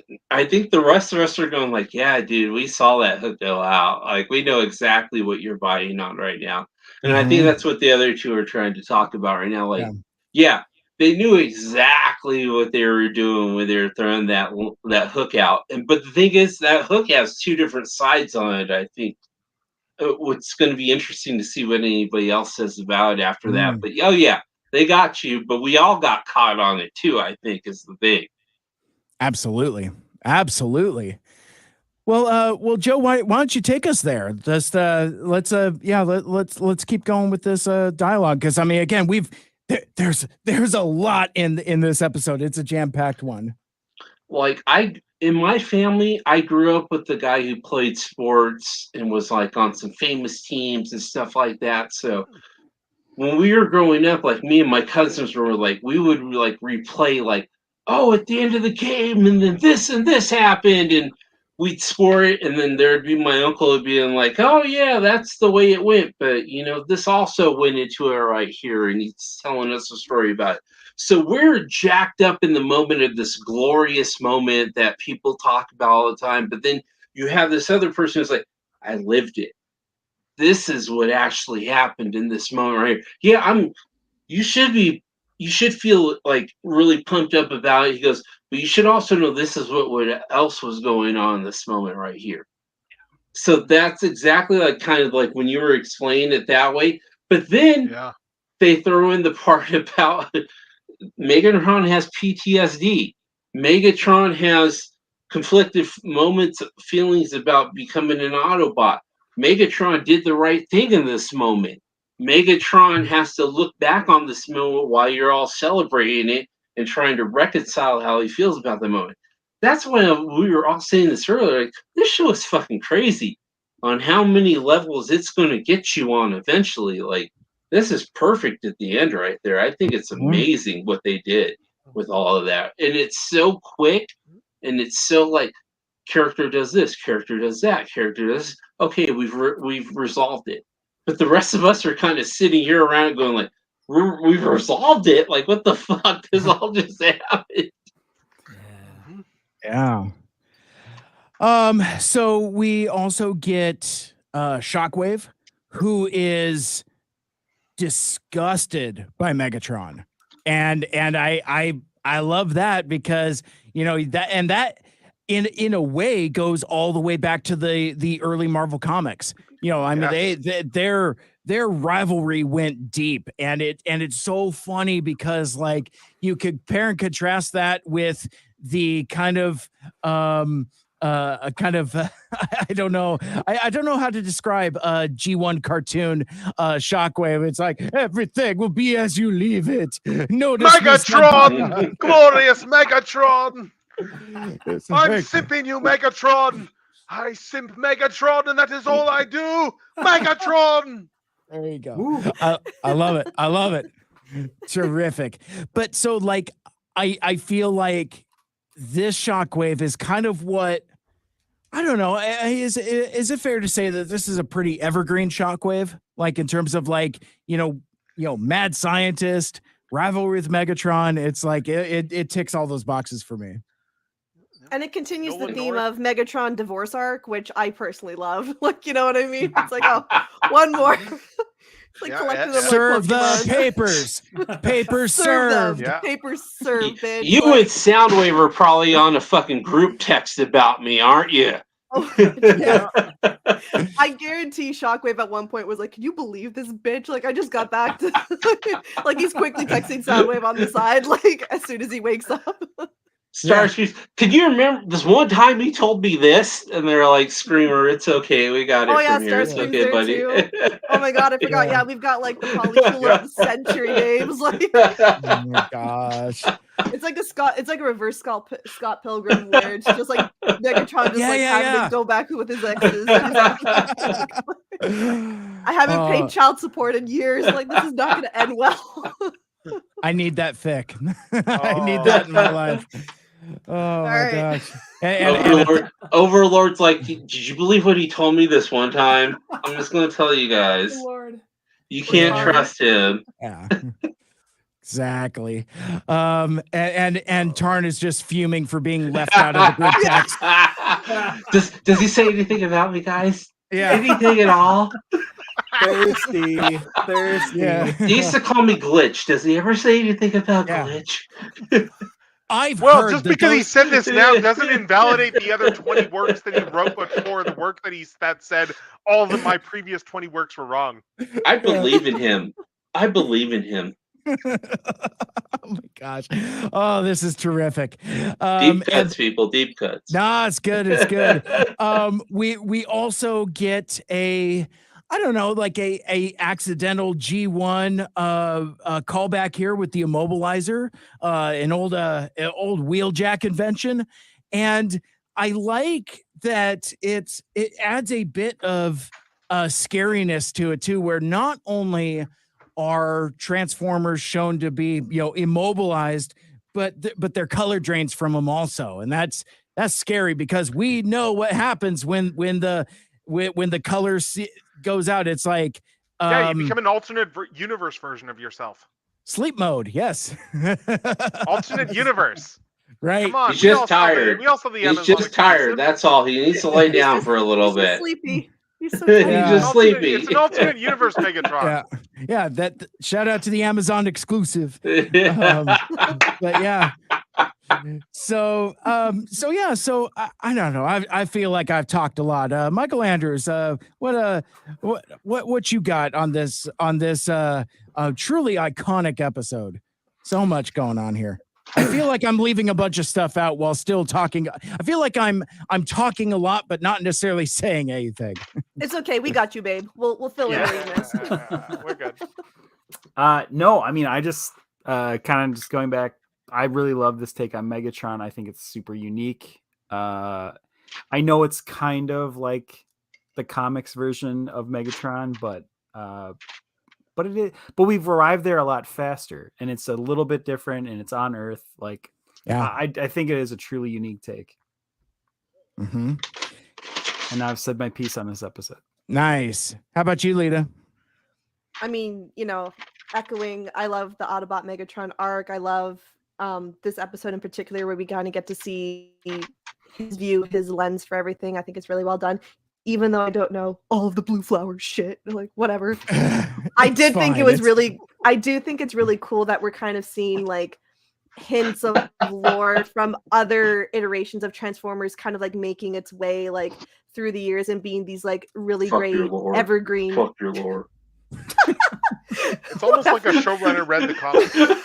Almost, yeah. No, but it's like I like that it's gonna be evergreen concepts. You know what I mean? It's like I personally really love the idea of like the Conjunct Endura and stuff like that came from the comics.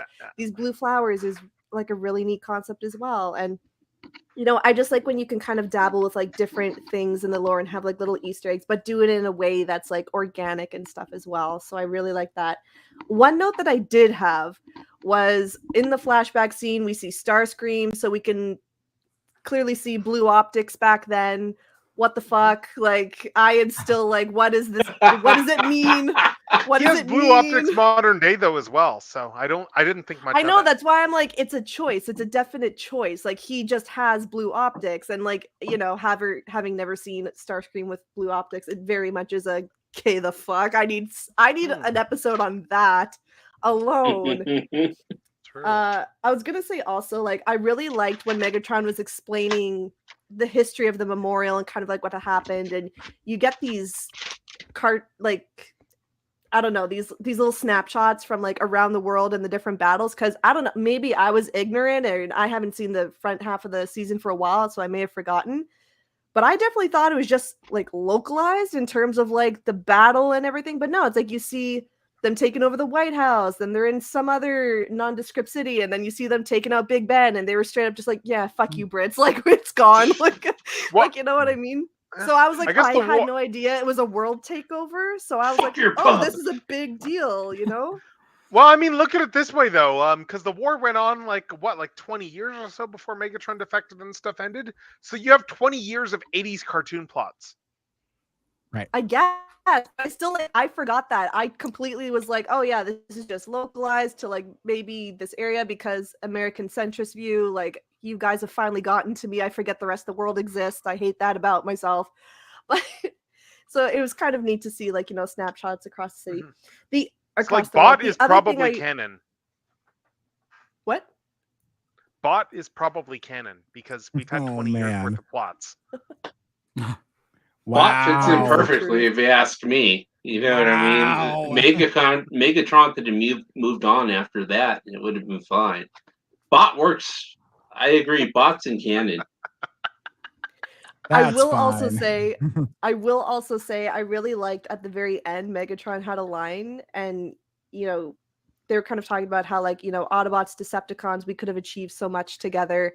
And then he has this line that he says to the Terrans and to the kids, like, do not let your disagreements divide you. And I was like, man, if ever there was a time we needed to hear that shit from Megatron about people, now is the fucking time. Like, you know what I mean? And it just really resonated. So I think poignant advice for current age and fandom as a whole. And I think it should just resonate amongst us. Go simmer in it for a while, my friends. Yeah. Well, and I'll do you one better. And like the end of that quote, Megatron says, like, don't be like us, do better. And that means so fucking much on so many different levels, because obviously Megatron is talking to young Transformers, but he's also kind of talking to fans as well.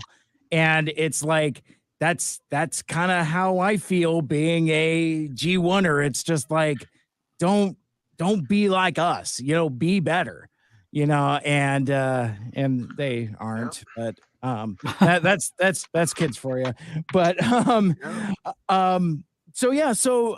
home stretch, guys. Let's get into now I forget because it's been a minute. Oh, Techno's got a question. What you got?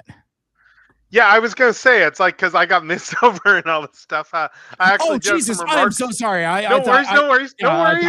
No, I had some remarks I wanted to bring up with regards to this episode there, which like no one's actually touched on this bit, which kind of surprised me. That the Allspark element of the episode. Right. No one's touched on the Allspark here, and I was gonna bring that up because this is one of the things that's sad with me in terms of when Megatron is recounting like how things went and Like, and me just piecing together in my head the whole timeline of Megatron's defection and how everything went there. And that I feel like, I don't think that the incident that made Megatron break and go full Autobot was necessarily Dot Malto, convincing him that, like, human life has value. I think that's what started it. But I think that the real epiphany was the fact that the Decepticons got the Allspark. That much is established. And at that point, because Megatron talks about how the fact that, like, Cybertron was dying, that Cybertron needed the Allspark, otherwise the planet would die. And so from his standpoint, like, okay, he was probably at that point in his head, he was processing stuff. He was thinking about, life has value. Oh God, we need to get this thing back to Cybertron. We need to actually, like, take responsibility and save our world. And meanwhile, you have Starscream and Shockwave, whose attitude towards the Allspark is, oh, hey, look at this robot army that we've built here. We're going to use this army and we're going to go and wipe out the Autobots and we're going to win this war. We're totally going to be on top. Decepticons forever, yada, yada. And Megatron's attitude at that point is, oh my God, my entire faction has completely lost sight of why we started this war in the first place. It was about our own homeworld. It was about, we had a different view on how our homeworld should be administered there. And they have all lost sight to the point where we have what we were after all this time. We have the very thing that can save our homeworld. And the last thought in anybody's mind is, we need to bring it back home and save our world. Like, that sunk with me, as that feels like the moment that Megatron definitely, like, realized that he had gone down the wrong path and that he had made a mistake. That really sunk in with me there. Also, to, like, kind of piggyback off of that, because now you got me thinking about a point I forgot to bring up. It was really neat to see Megatron be the one to sacrifice the Allspark, because previously it's always been kind of Optimus, and I'm thinking straight up like War for Cybertron, Siege and stuff, right? So it's interesting that it's Megatron was the one, and now he's the one who's carrying the brunt of that burden and the weight on his shoulders. So again, I'm just like, this is some fucking good shit. We're eating well, folks. Like, we're eating well. And just even with the Terrans there, the reason he cares about the Terrans as much as he does is because of that guilt that he feels over the fact that he is potentially responsible for their homeworld's death. And he has absolutely no way of knowing if Cybertron is alive. For all he knows, it's an interesting contrast to G1 Megatron, actually, thinking about it, because thinking back to was it episode 2, where they wake up and Thundercracker makes the remark of, we don't even know that Cybertron is, how do we know that Cybertron's even still there? Yeah. And Megatron is of the attitude of, must be there. It must be there. Yes. And here we have this Megatron who is like, my planet might be dead. So with that in mind, you are straight up the only hope that we have for our entire species. Like, it's just Megatron, the weight on that Megatron's shoulders. Yeah. That all is, if you look back on that flashback, that all means a lot, and it still does. Yes. But there was something that Shockwave said and all of that I haven't heard anybody say yet. Is he called all the Terrans accidents of the Emberstone. Yes. Right. Great no point. one else has brought that else. Thank you for bringing it up. I think there's something to that in the third part of the season about what is the Emberstone.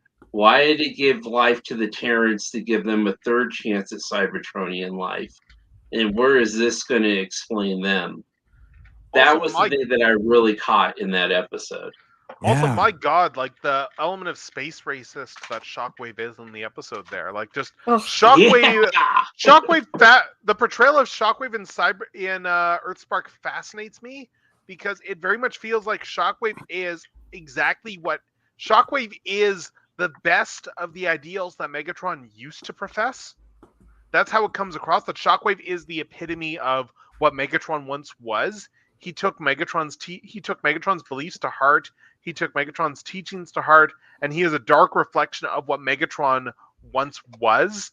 And that is the sort of thing that, because Megatron now has that distance and that perspective, it haunts him, just the idea that Shockwave is straight up what he once was.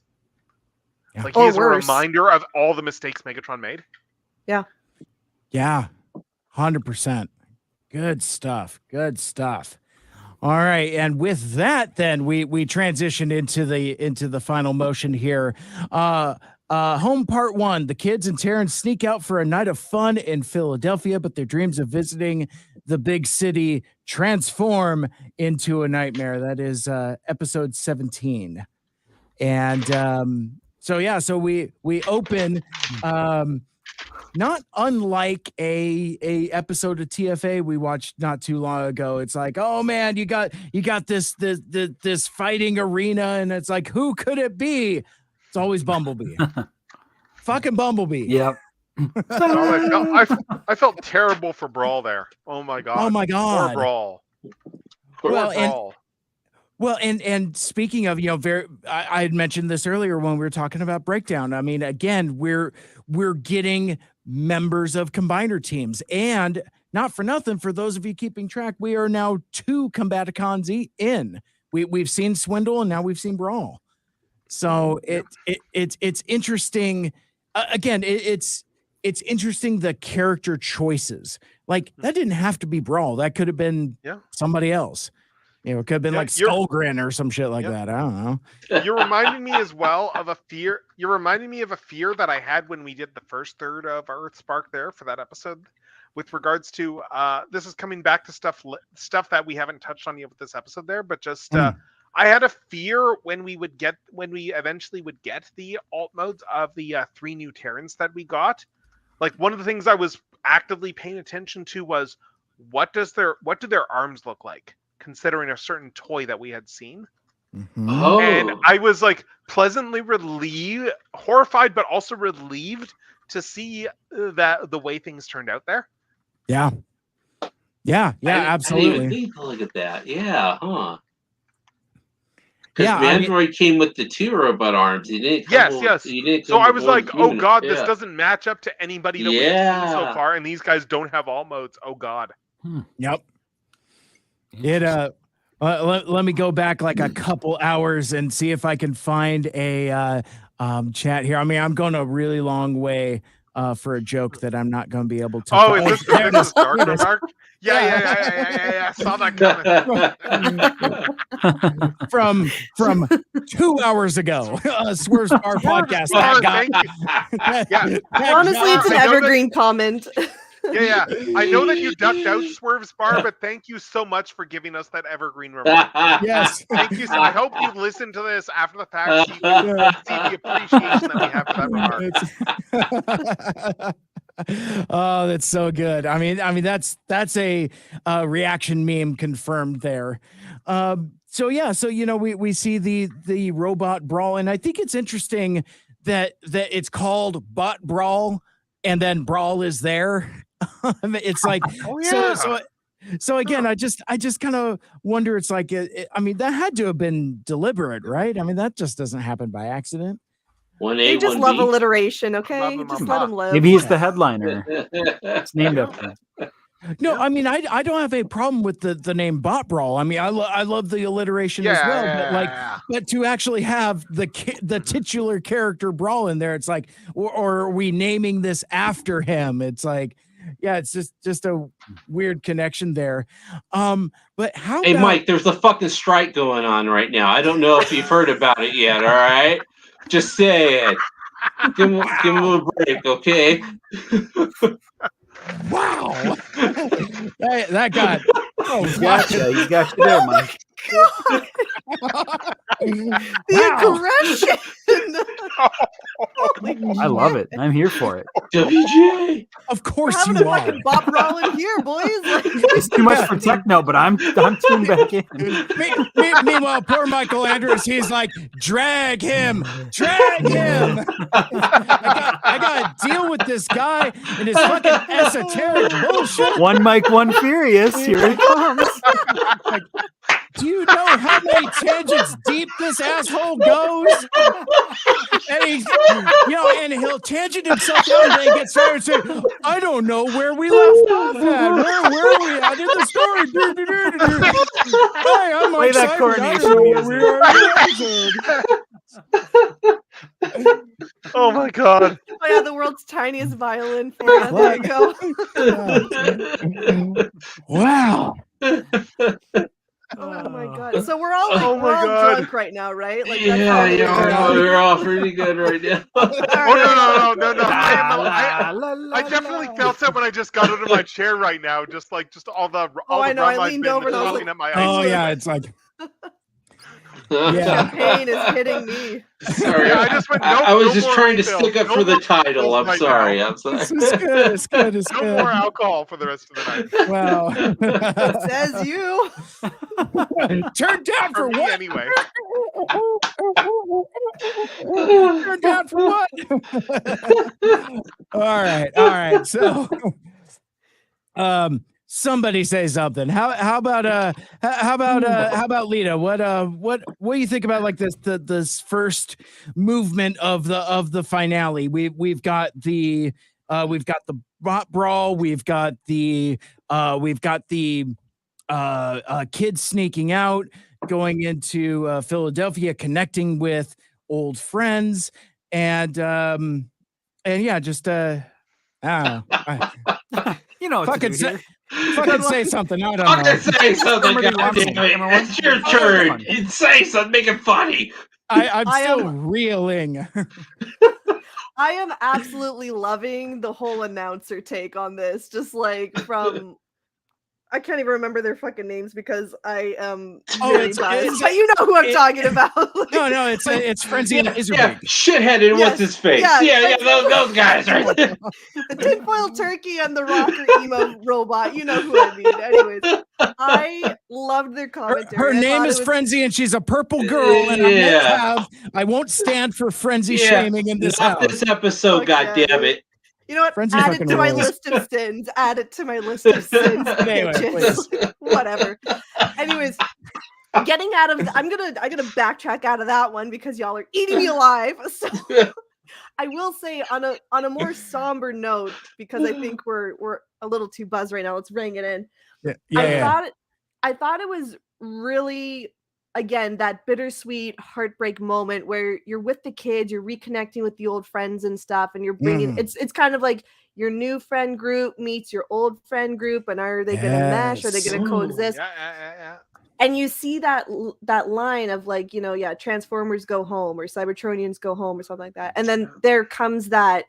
Again, those themes that we've been building on, like identity and who you are and like, where you come from. And again, this like how important that is. And it again just really illustrates in such a poignant, and I mentioned bittersweet already, but because it is this bittersweet and honestly bitter pill, especially if you're looking at today's climate and today's, political nature and everything, seeing signs like that and having, the kid go, oh, it's, it's no big deal or whatever, like, fuck the Terrans, like, and they're right there. Like, again, it places Robbie in such an emotional place. And I can only imagine as well being, African-American descent and like systemic racism and things, I'm sure even in the context of the show has been faced before.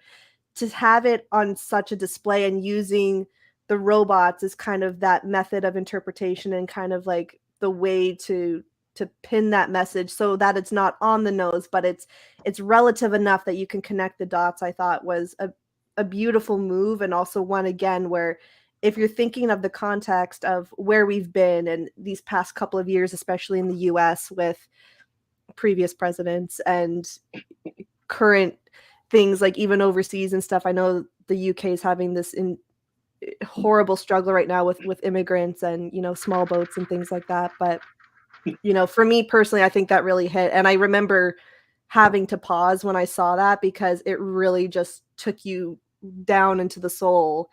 And it's one of those, again, where it's like, this is a kid's show. They're going to look at that and it's going to shape their worldview in a way, and it's like, I'm glad that they're being exposed to these concepts in a way that's digestible and not traumatic for them. Because I imagine a lot of kids already are facing those difficulties, are already facing discrimination. Yeah. I'm going to get really emotional here, but it was just a really great moment and one that I don't think can be understated or shouldn't be understated and can't be overstated. Yeah. Brilliantly said. Thanks for being so genuine with that.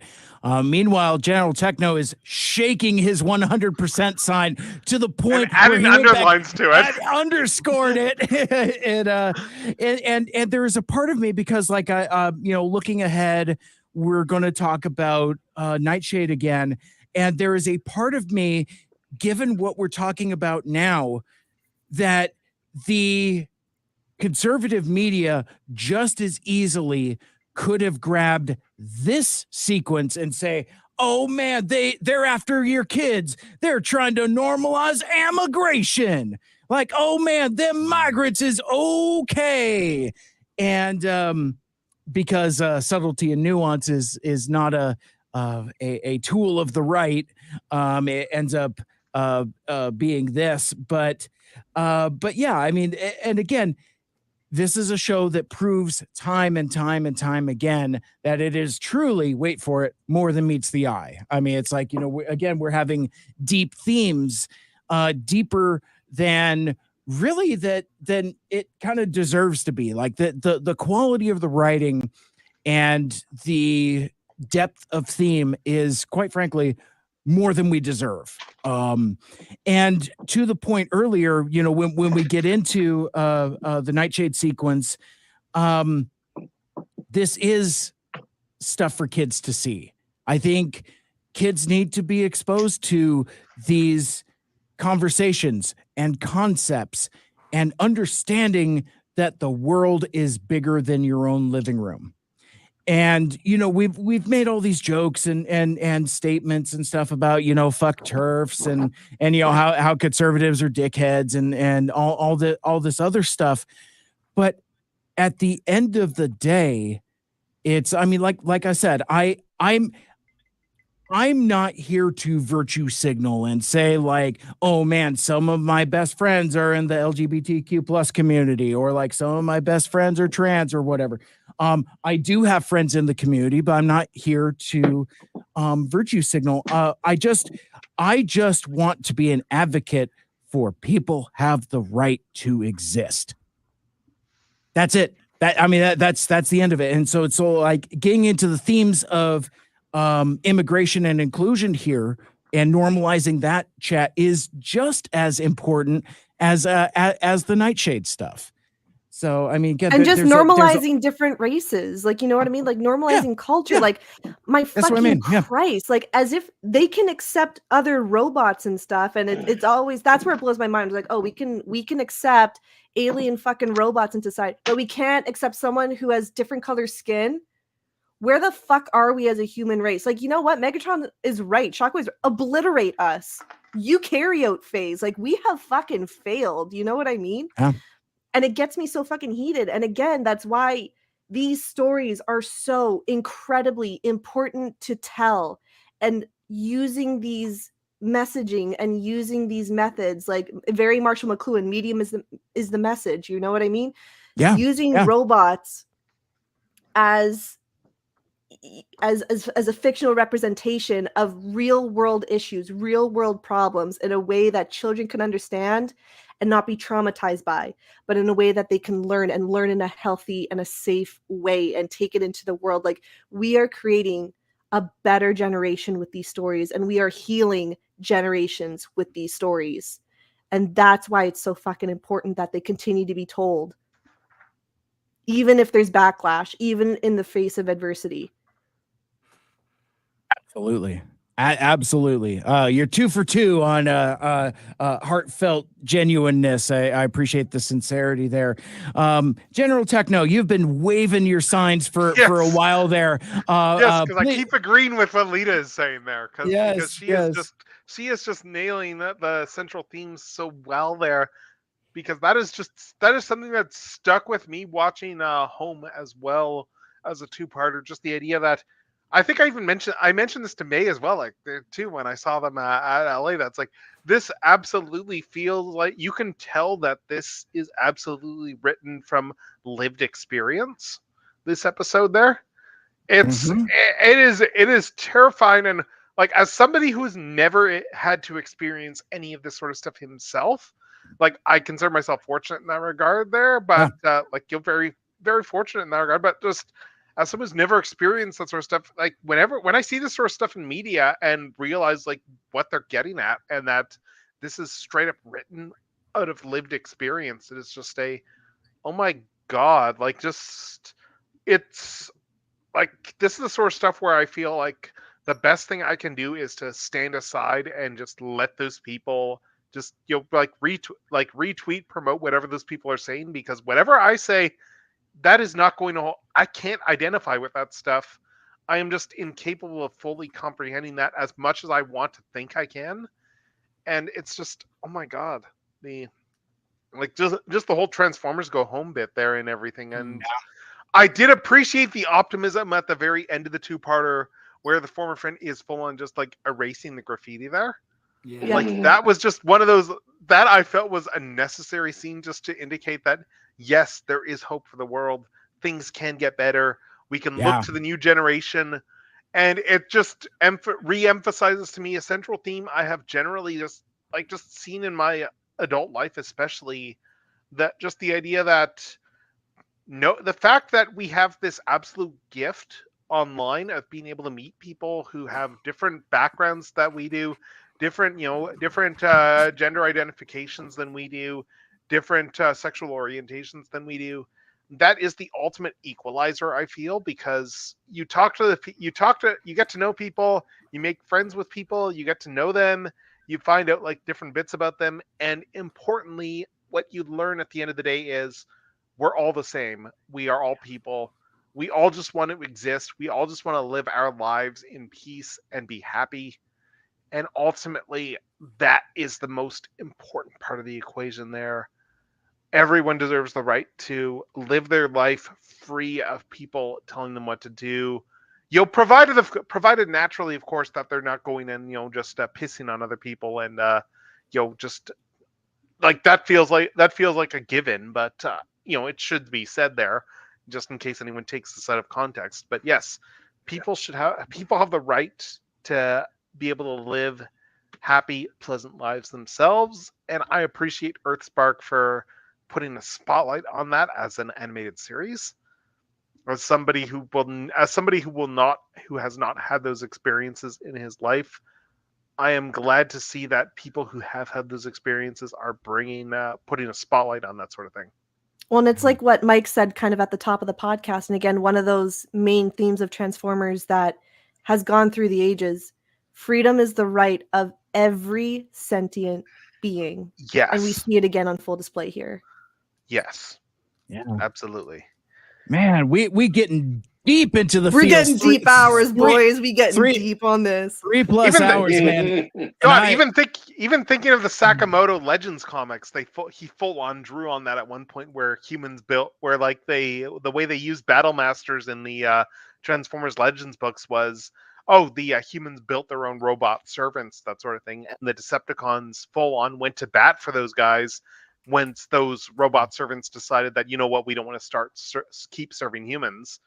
Prime went to battle with them, and then Megatron full on confronts him with, you claim freedom is the right about sentient beings. What about these guys? Mm-hmm. And then at that point, Optimus kind of realizes that he is actually in the wrong at that point in fighting for the humans, because these guys have just as much a right to be free sentient beings as anyone else. Mm-hmm. Absolutely. Michael Andrews, my friend, you've been awfully quiet. Penny for your thoughts.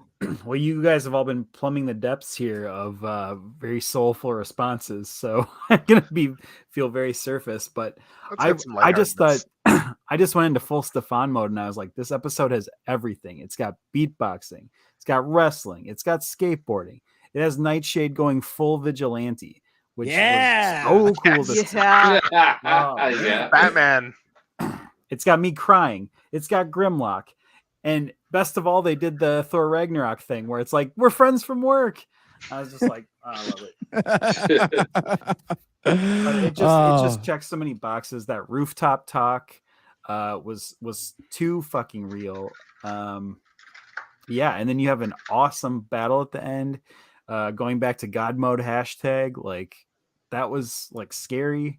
I think they set it up so nice as like having her just be sort of this fun, loving character. And then just to see that, it was It's just really well played. It just was a really thought out arc for her. Appreciated it writing wise. Absolutely. Joe, I don't think I've chatted with you for a few. How are you feeling about where you're at? I got a couple serious things, and I got a couple of comments that I just had written down from my notes from the show. I love it. I love all this. I was like, okay, so kids just walking around the middle of the night. Robbie's buddies just hanging out at the skate park at midnight. No wonder why they moved. Let's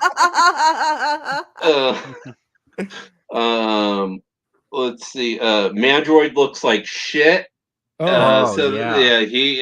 really played up that angle, did they? Even look at that whatever Cybertronian thing is getting him, and he needs Energon, makes him look so bad. So that was the second thing that came to mind on that. And my third one was humans watching pit fighting. No shit. So those are like kind of like the off the cup moments on that one. But the serious one I'd probably have to make, is I kind of made it from last time, was Alex Malto. Yeah. He is one of the realest characters you're going to see in fiction right now. He's a Filipino dude who's married to a black chick, to where if you know Filipinos and you know blacks, I'm not going to try to simplify stuff, but that pairing makes sense.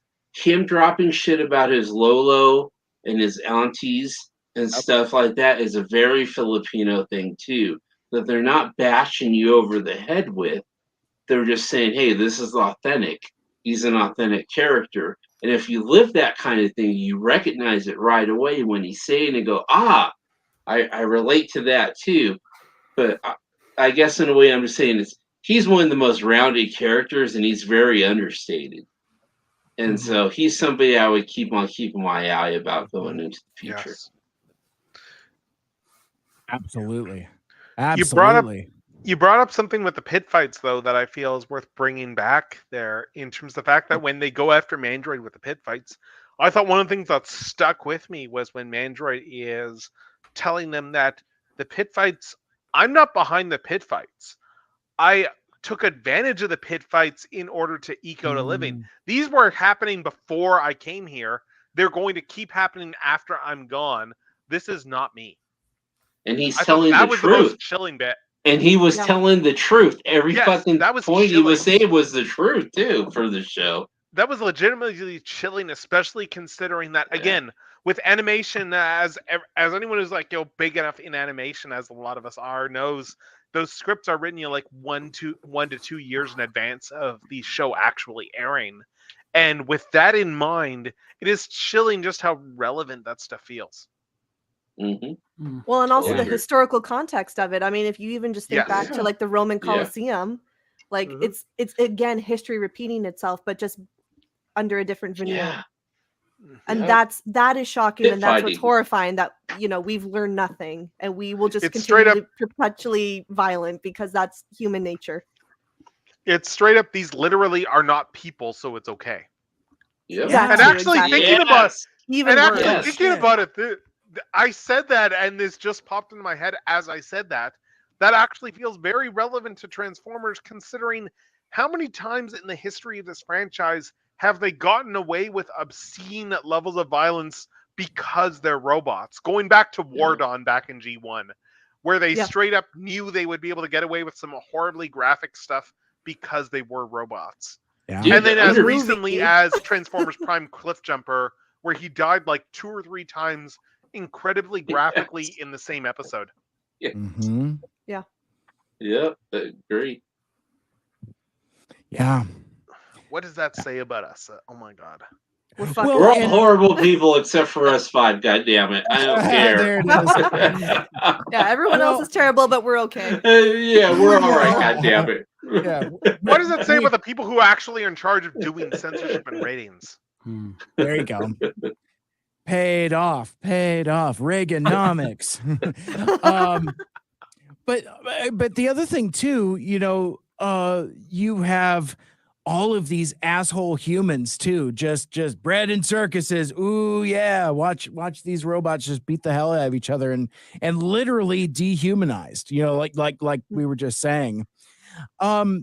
So, we talked about the skate park. We alluded to Nightshade's turn as a vigilante, but I do want to come back to the scene because it's, again, arguably the inspiration for the reuniting of Mike and the Earthsparkles. So there's a couple things here. Basically, this Nightshade saves this person from potentially being mugged. Straight up just snatches them, which is terrifying. Skyhook, another Batman trope. Skyhooked her right out of there. Yes. Oh yeah. Shit, you're right. Goes full Batman. That's some Dark Knight shit right there, boy. Yeah. I love it. Yeah. I don't think Sam liked it though. She was a little spooked. And where are the other drugs going? That's weird to me. But it ends up being this incredibly tender scene between Nightshade and Sam, where they basically kind of break down this whole thing. In fact, for folks listening on the podcast, I'm probably going to just drop the audio in here because I really like the dialogue in it. But it's like,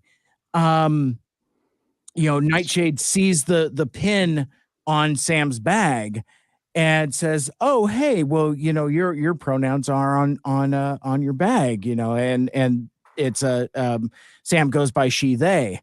And Nightshade wears, I think this has got to be a t-shirt or a sticker or something. Because the amount of Nightshade fan art that's come out before and since has been really cool.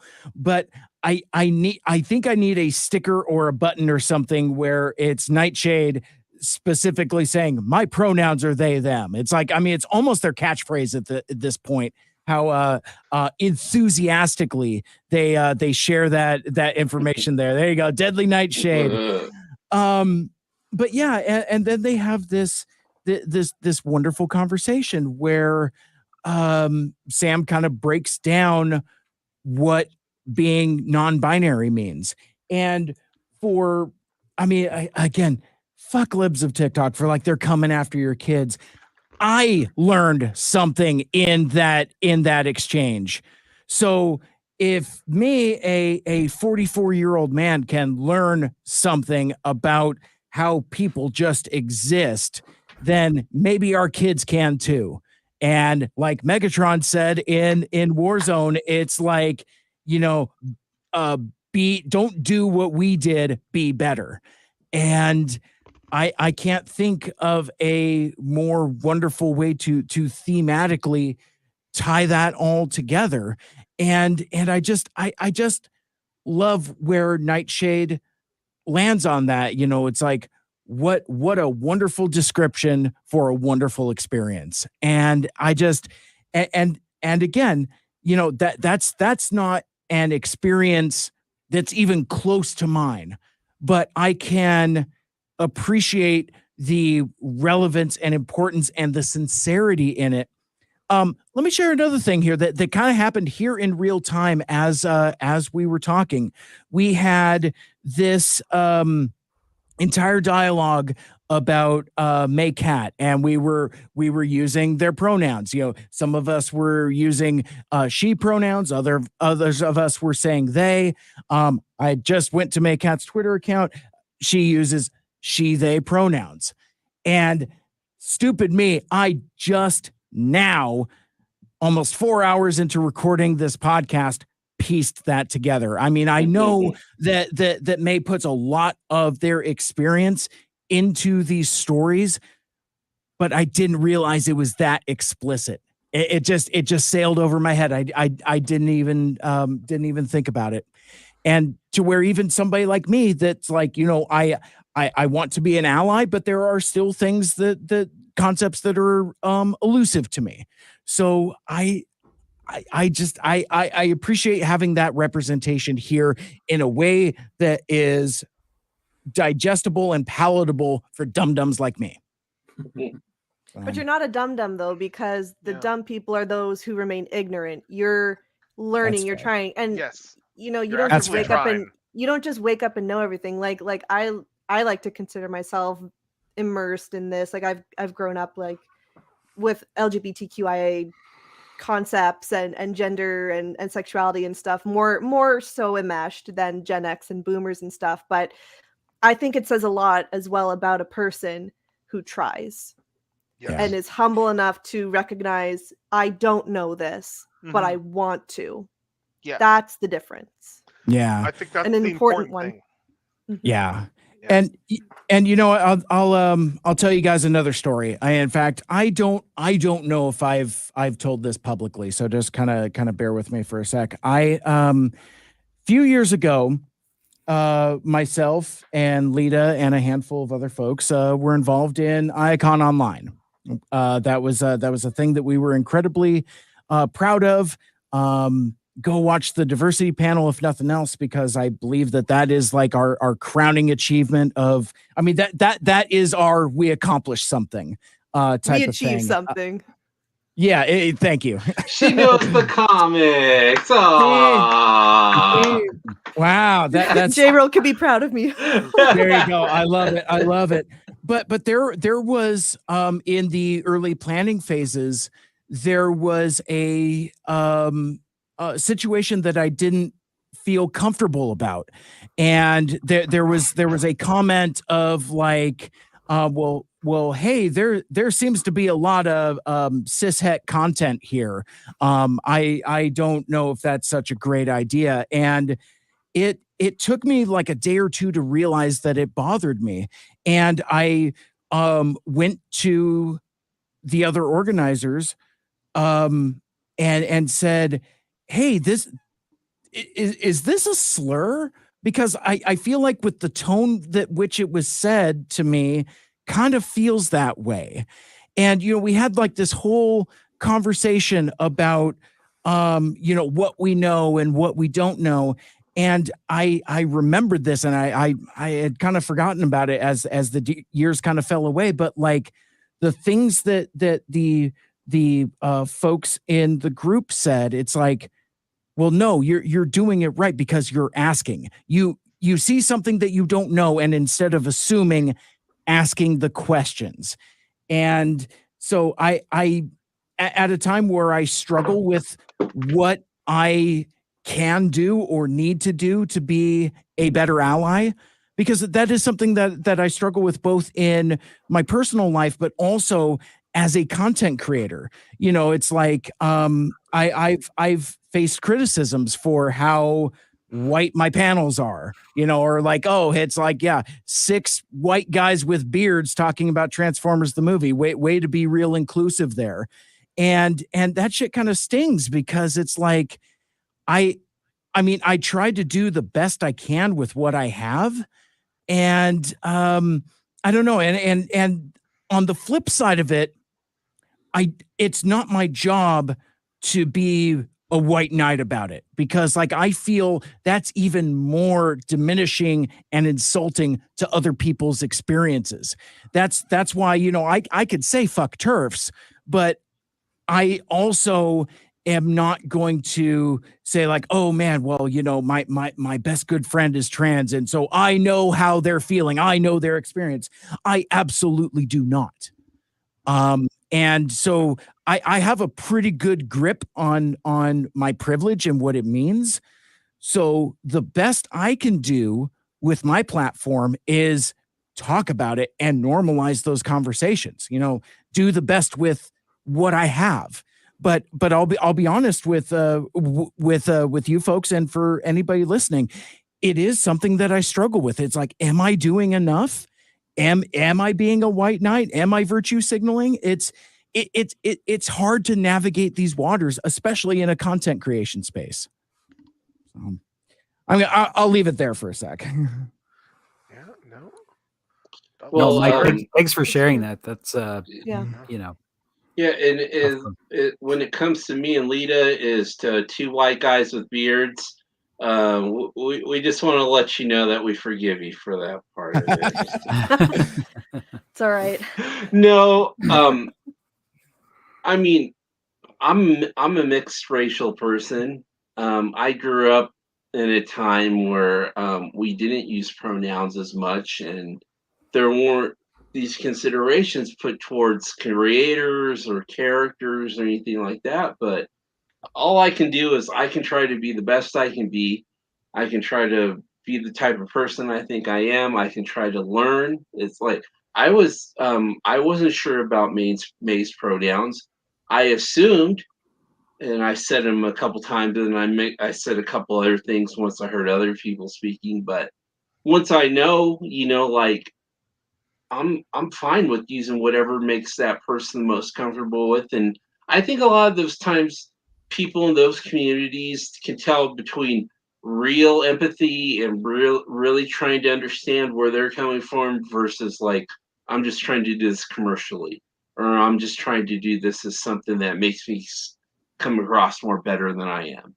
Like once somebody sets me straight, I'm cool with it. After that, like I can learn from it. I can learn from it. So I think what you're doing is great. Honestly, like I really do. I think you do a good job of mixing your panels. Um, I think your effort is palatable. It's we can really see that, and as long as you just keep having me on, I think you're going to be doing all right, Mike. Yes, I love it. I love it. I love it. Does that mean I get to be the token woman? I should also mention I'm bisexual, so bisexual woman. Token bearded woman. We're safe. I guess I'm out. Bye, Techno. Bye, Michael Andrews. We'll see you guys later. Sorry. I need to get my intersectional bingo card out. Hell yeah, baby. I also want to pop into chat real quick here. Eduardo is still hanging out with us. So top tier friend energy. So Eduardo gave a reading recommendation. Also, Mike, if you want to learn more about Genderqueer by Maya Kobabe is a great resource. Apologies for the mispronunciation there. But he also adds, I'm also dumbed and it helped. Fair warning, it was difficult to understand at first, but then I realized I was holding the book upside down, but I'm bummed. So I appreciate that. I will I will check it out. Cause we should always be striving to learn. I've got a stack of self-help books that I'm looking to get through. I'm like a third of the way through Unfuck Your Brain, and I'm really liking it so far. So I just add it to the pile there. So with that, unfortunately, I have kind of lost the thread a little bit. So we talked about sauerkraut. Okay. We get it. Yeah, exactly. Oh, so Mike, against minorities and women. Okay, just wanted to make sure we had that down solid here before we moved on. All right. Yes. Okay, just wanted to make sure, Mike. And then I touched her sweet can. Sweet can. It's like, Mr. Simpson, your silence speaks volumes. Exactly. Why is Lita's feet black? I can't see her anymore. What's going on? So on a halfway serious note, to round out the Nightshade discourse, one thing I did want to touch on, just in the spirit of asking questions. One of the things that I saw in those awful conservative articles I talked about earlier, there was a moment between Sam and Nightshade where I don't have the exact quote in front of me, but it's something about like being safe around non-binary folks. Oh, that kicks off the whole explanation, because like Sam says, it's like, oh well, safety is a real big concern, and I feel safe around other non-binary folks. To which Nightshade says, non-binary, what's that? And so, but anyway, like in those media outlets, there was criticism about the implication that just because somebody identifies as non-binary, that means they're automatically safe with each other. On two things. I'm pleading ignorance on two different things. One, I am confused about that notion as it is in the episode, but then I'm also equally opposite confused by the backlash to it. So before we move on, does anyone have any opinions or insight on that? I just needed to spit that part out also. I mean, I'll take a shot at it. Why not? So again, I am not non-binary, so I can't speak to exact experience and stuff, but I do think there is something to be said about shared identity and you know, having someone like you who can understand experience. Like again, for me, as I mentioned earlier, like I'm bisexual. It took me a bit to realize that, to be comfortable with it. And so learning there were other people like me coming from a Christian private background and things like that, there is a safety in it because it's a very deeply familiar and highly protected part of you. Now, of course, in contrast, that isn't to say that there are not people in the community who will not take advantage of you, because people like that do exist, and they exist everywhere. But at the same time, I think the good in having those shared experiences and shared identity outweighs the bad, and what so often the conservatives try to label as predators and predatory behavior. Because while yes, I have definitely met toxic bisexual women, I've dated toxic bisexual women, that is not everyone, just as not every white man is a horrible person, you know what I mean? And not every woman is completely virtuous, you know what I mean? It's very dangerous to have those kinds of blanket statements. And my voice is trembling a little bit because even though it's not the non-binary community, I'm thinking of the safety aspect of it and how it's being taken away with the trans community currently in the United States. And just, we are demonizing people who have done nothing but just exist and want to live and be who they are. What a horrible, horrible thing that's happening.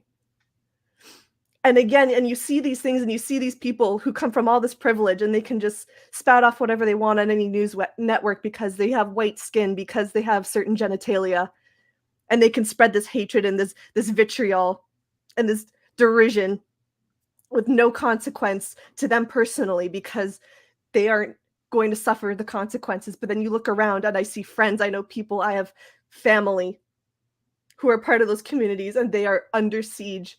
They are scared. And this pride, you want to celebrate and you want to be proud and you want to be out there and be yourself, but you are literally being told in certain places, we are coming for you. We are going to kill you. We want you dead. How can we stand by and watch that happen? And again, it comes to why this episode in particular is so important and why it all comes back. While Nightshade is not a trans character, they're non-binary, it's important that us who can have a voice and can speak out do. That is our responsibility. That is how we are allies, and that is how we help people. I can't say anywhere else. I'm gonna cry. Absolutely. I again dropping the wisdom, and again I am so grateful for the sincerity and the honesty. And again, I got what I was looking for, wanting to normalize the conversation.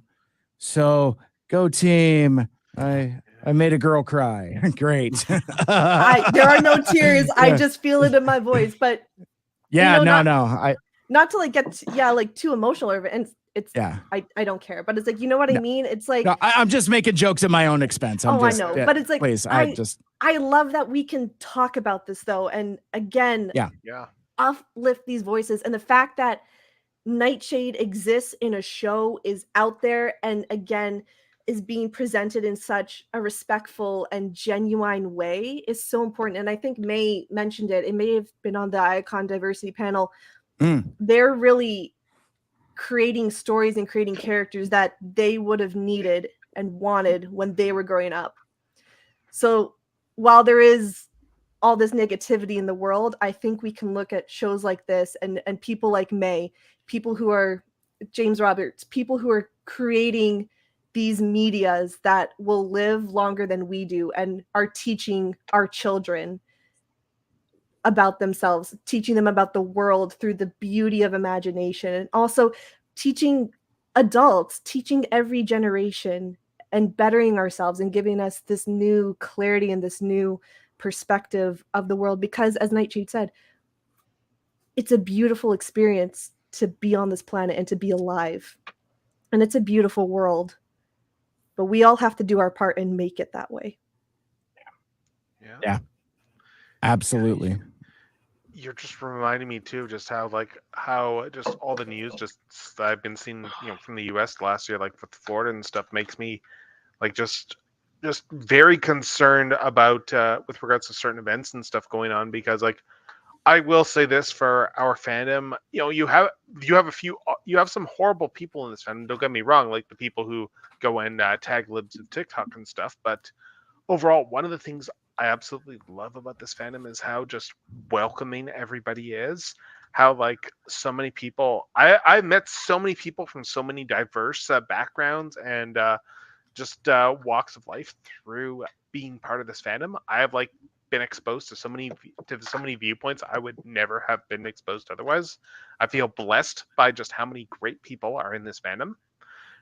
And it just following the news there with regards to stuff going on in Florida right now with rules around convention centers and stuff, and knowing that particular events that are planned far in advance with fairly ironclad contracts, that sort of thing, with regards to conventions and stuff are going on there. Like and in fairness, it's not just the Transformers fandom. Like, as I understand, like Power Morphicon is going to have the same issue as well, because they're also in Florida this year for a convention. Yeah. But it is just disheartening. It is horrible. The idea that I've had friends who have like been in this situation of going like, is it safe to go to this place? Like, the idea that it is not safe to go to like Orlando, a place where like Disney World is and everything like that, where you should be able to enjoy yourself, to just have a good time, to not have to think about any of this stuff. The idea that there's this constant thing in the back of your head to be worried about, am I going to actually make it out of this? Am I going to like get stuck in jail because of some stupid asshole like posturing, gunning for the presidency, complete asshole of a politician there? Like, it's just, I'm sorry, but it's just, I don't know. It's hard for me to put in words, but just like, yeah. And it's hard for me. I can never fully understand this stuff, but I can understand enough to know that it is just reprehensible. The fact that people even have to have this mindset is horrifying. Yeah. If there's anybody, if you still think that trans hatred and trans bigotry is a myth, doesn't exist, just spend some time on twitter.com. And I've seen it firsthand, and it sucks and it's disgusting. Spend some time reading news of stories from Florida. Yeah. I mean, it's like, I know people who live there too, and they are absolutely not of those mindsets, and they are just as horrified by everything that is going on. So I want to be very specific in that I am absolutely not tarring the people who live there with this brush. It is very much a very bigoted minority of people who are doing everything they can to force their mindset, to force their intolerance on the rules that everyone has to live by. And it is just, yeah. I just want to make that very clear that that is always just some very loud, very vocal people who unfortunately have way more say than they should in any right be allowed to have. Absolutely. Amen. Absolutely. Yeah. Yeah. All right. So, Michael Andrews, I was passed a note under my door that your time with us might be coming to an end soon, and quite frankly, we probably need to hit the boosters and rocket through the rest of this. But we haven't even talked about Grimlock yet, but we'll get there. We'll get there very shortly. But before the sun sets on your time with us, Michael Andrews, anything else about the home two-parter or the series in general? I just want to make sure you have the right platform so time doesn't get away from us. Yeah, well, I want to say I like the second half of season 1 even better than the first half. It totally changed the vibe, totally changed the theme, and I just love something about it. But one thing that was sort of carried over from the first half of the season was like me crying just about every episode. I mean, there was just so much fucking heart in this show. The music is so good. Come on. Yeah. And I just think we're so lucky to have this. Like every episode, I'm just like, I can't believe this is Transformers. Like I can't believe we're getting this. And it's just, oh, it feels so good. French kiss. Yes, French kiss all around, baby. Nice. So that being said, everyone's favorite Dinobot does show up in the arena, and I remember being excited when like they were doing like, how did I find out about this? Was it on Twitter? It was like they were doing like casting announcements, and you find out that fuck it, Keith David as Grimlock. And ironically enough, and please correct me if I'm wrong, does Grimlock actually speak in these? He does not know. There's a lot of growling, and I just remember being like, I don't. Yeah, I mean, I'm excited for that casting. I remember I was we had found out like that night I was doing my live stream with Hooks when we were talking about his two fan comics, Descent into Chaos and Song of Jupiter. And anyway, we had found out like right before we had started recording that. So we talked about that for like a good couple minutes. Check out tilltheday.com for those awesome concept comics. Plug.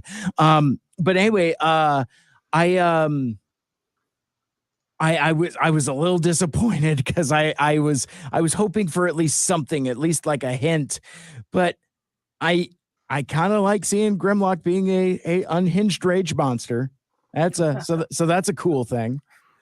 So Joe, being one of our resident G1ers and Dinobot enthusiasts, how you feel about like this taste of this take on Grimlock? I like it. I like it with what they're showing too, with them kind of being forced into it. So definitely you can kind of show you a little bit different angle with Grimlock from what we've seen before. But I mean, when you saw the eyes and the whole setup with it, you kind of knew it was going to be him. So it was kind of cool to see in his story for it to pan out like it did. Yeah, for sure. Now, one of the things that caught my eye, I don't know if it's a accidental or deliberate reference, but this thing where Grimlock has like the control badge under his chin, and I couldn't help but think of a GoBots character called let me see if I can find it here. I spent time looking for this earlier while we were knee deep in the feels. Let me do a screen share here real quick. And let me find this. Oh, it's Badgie. Everybody remembers Badgie. No, it's Zod, the motorized GoBot thing, and like basically it had this motor in it. I think it was like a zip string, but basically like this thing rolls, and the way to stop it is there's a little red button on his tummy that you press.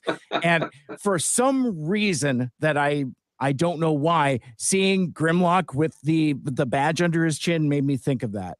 I'm probably the only person in the fandom that would make that connection. But yeah, that little button there just kind of reminds me. I don't think it's an explicit reference. I had that toy, so like I remember pressing that button quite a lot. It was just one of those very toyetic, playable moments type of thing here.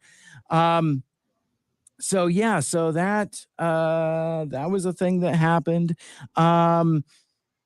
I think that's it for part 1. What's going on in part 2? Let me bring this up real quick here. So yeah, so finally we get to. Oh yeah, thanks for sharing that screen, Techno. The if you haven't read those comics, they're fucking rad. And for the resident Alita 1 stan, let's just say there's stuff for you. Ooh. It's you had my attention. Now you have all of it. yeah, no, it's super good. It's super good. Actually, Alita is more in Descent into Chaos, which is kind of like a companion sequel to Transformers the movie. It's kind of stuff that's happening at the same time. So I've seen those panels. Yep.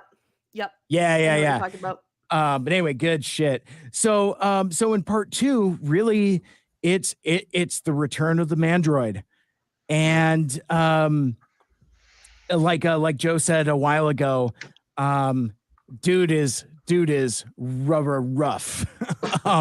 Really having a hard time about it. But I guess skipping all the way through, and I don't know if we're doing a disservice to this episode by kind of giving it the short shrift, but feeling the room feels like we're kind of out of gas, on fumes here. But like the thing that, because I mean, Michael Andrews brought up hashtag and the God Matrix and all that other stuff, and it's in the title of the episode, and really what the theme of this whole movement is belonging and the feeling of being home, to the point where our skater bro at some point had changed the sign, tagged it, and we catch back up with Sam from earlier, and just this wonderful sign of, it's changed from Transformers Go Home to Transformers Are Home. Good night, Michael Andrews. And just like that, he's gone. Irish exit. I can respect it. Yeah. I can respect. Yeah. No. He was texting me. He's like, I got to get up early. I got to bounce. Sorry. So he was very apologetic, but like he's go read Michael Andrews' books. Go get the War for I'm sorry, the Coming of Mage duology, War for the Mages and Coming of Mage, as well as his detective noir, Gone for a Spell, which has a magical twist as well. Dude writes a good mystery. So anyway, it's a good stuff there. Those could be found on Amazons and whatnot. Cool. So did he write Weekend at Bernie's too? Also, wasn't that one of his credits? I think you're right. Yeah.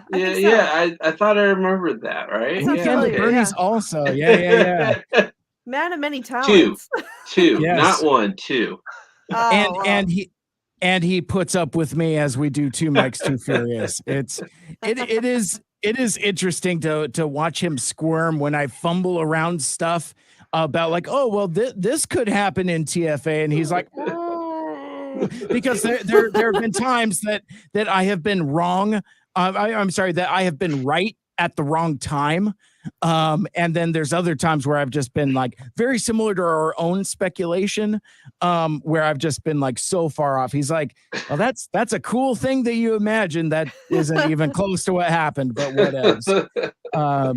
But anyway, love that dude. Nothing but love for that dude, and glad he was able to join us for as long as he could.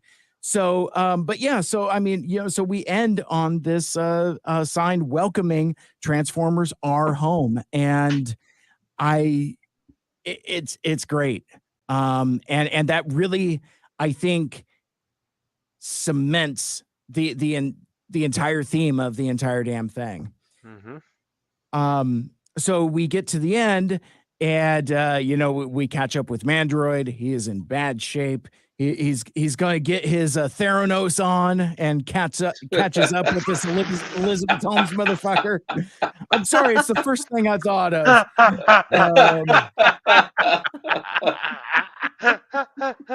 But, don't you want to feel better?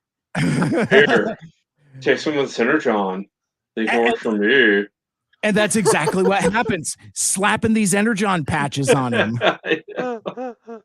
And it's crazy. So, I mean, it ends on a bit of a cliffhanger, kind of like, oh man, I need more test subjects. Oh, I wonder where they could find some.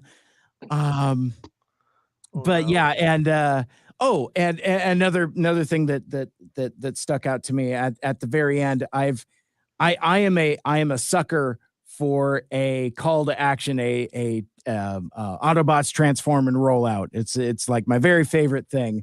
So when Twitch, the big sister, Maltobots roll out, I love it. I'm just like, we've arrived. We are home. And I first of all, the wordplay there, fucking Maltobots, that's awesome. I really, really like that. So good. Yeah, that's a callback from the first episode of this series. Well, not from 11. I think that's the first time I heard it. Yeah. Subarashi indeed. Absolutely. So as we kind of briefly go around the horn with just kind of like, I don't know, clear out your drawers. It's like anything that you're sitting on, like on notes or on your telephone or whatever. Let's get it done and get out of here. I'm sorry, Techno. I don't know if you're going to be able to do your unboxings tonight. It is. I've looked at the time and gone, oh yeah, no, that's not going to happen now. Yeah. Isn't it technically tomorrow for you right now, Techno? Because I think it is tomorrow. Yes, because I'm Mountain Time. So yeah, it is tomorrow. But oh shit! I mean, like, in fairness, it's not too late for me. Like, I would still be up for a bit, like, because I am one of those stupid people who stays up late and then gets 5-6 hours of sleep. But yeah, I understand. High functioning, but it's still too late. It's still too late to do an unboxing at this point. Like, that'll be tomorrow probably. But gotcha. For the sake of being short and keeping it quick here, I only have one note really because I feel like I've talked a lot on this. Moralita 1. What the fuck? I am once again blue-balled by this entire half of the season. Like, she was in one episode. Fucking what the fuck? Can we get that Geico commercial with the old dude was saying, not fast enough. Not fast enough. Not fast enough. And like a sucker, they play me like a cheap fiddle. It's just like every time I'm just like, this is it. This is gonna be the moment. She's gonna show up. No, just kidding. So anyways, that's my one. If you're listening, Moralita, please, for the love of Christ. That being said, the perspective is still that it is Alita after us going. How many years was it without any Alita representation in Transformers at all? True. Yes, and we've gotten like greedy. The fact remains that in the last 5 years we have gotten 3 Alita 1 toys, and that is like something considering how we went 20, 25 years with none. With none. Shameful. But they're doing the big switch. It's like, oh, she's gonna be in the show. No, she's not. So, anyways, that's my one note. But I'm sure Optimus Prime fans are feeling the same way, though. Honestly, because Optimus has barely been in the show too. Yeah, we haven't had that many Optimus toys. Oh honestly. No. Well, I just barely seen any media. Oh no, yeah, we rarely do. If we can just get a few more, it can help my shelf back here. Yeah, out here starving. I'm not sure where Prime got more screen time, here or Rescue Bots. Rescue Bots, I think he might have gotten more because he got a lot. I don't know. I'd say the original movie, actually. The fans doesn't need a 5-hour Rescue Bot podcast. Don't give Mike any more ideas. Hey, you guys want to do a podcast? But no, well, and I would say though, Alita 1 is in one more episode than Arcee is in this run. True. So I'm just saying. And not even as good in alt mode either. That's what's sad. Oh. Right. Yeah, that's true. That's true. Yeah. All right. How about you, Joe? What's rattling around in that fuzzy cage? Fuzzy cage? I don't know. Does Ghost have Decepticon arrest quotas? What the fuck? That was one. Oh, yeah. Because he had to go out and look for Decepticons when his sister yelled at him about it. Yeah, that's going all the way back to the hashtag episode. Don't forget taco trucks, Zambonis, whenever we're looking for alt modes next time around. Days off are made for teachers, said by Alex Malto around episode 12. Fluffy ears and other cows, why aren't they protected better? There's always seemed to be some bullshit going on around them. And that's about all I got, I think. That's Frenzy. That's not Rumble. Yeah, when they show Frenzy, that's Frenzy. That's not Rumble. Yeah. That's Who all the hell I got. was telling me that it was the completely other bot? So fucking shame on you. Bad intel. Yeah, right. Frenzy, yeah. Right. I don't. I'm Frenzy's drunk. blue. What's Everyone. your excuse? Well, I mean, I don't again, have any left.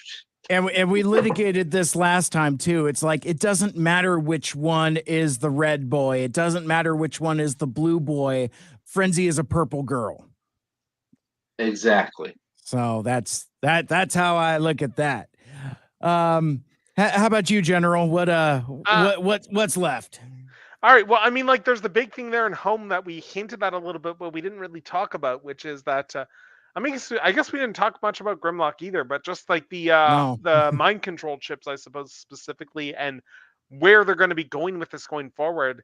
I think it's been very interesting, the stuff they've been doing with Ghost there, with Schloder's sister there, in the sense that, because we've had that plot thread that has been seeded through very subtly over the first 2/3 of the series there, that maybe Ghost isn't necessarily the best people there, starting with the fact that they had like a Flash style pipeline where they threw all the, like, even the Flash recognized after the first season that was kind of horrible optics to just have their own PMC detention center for metas.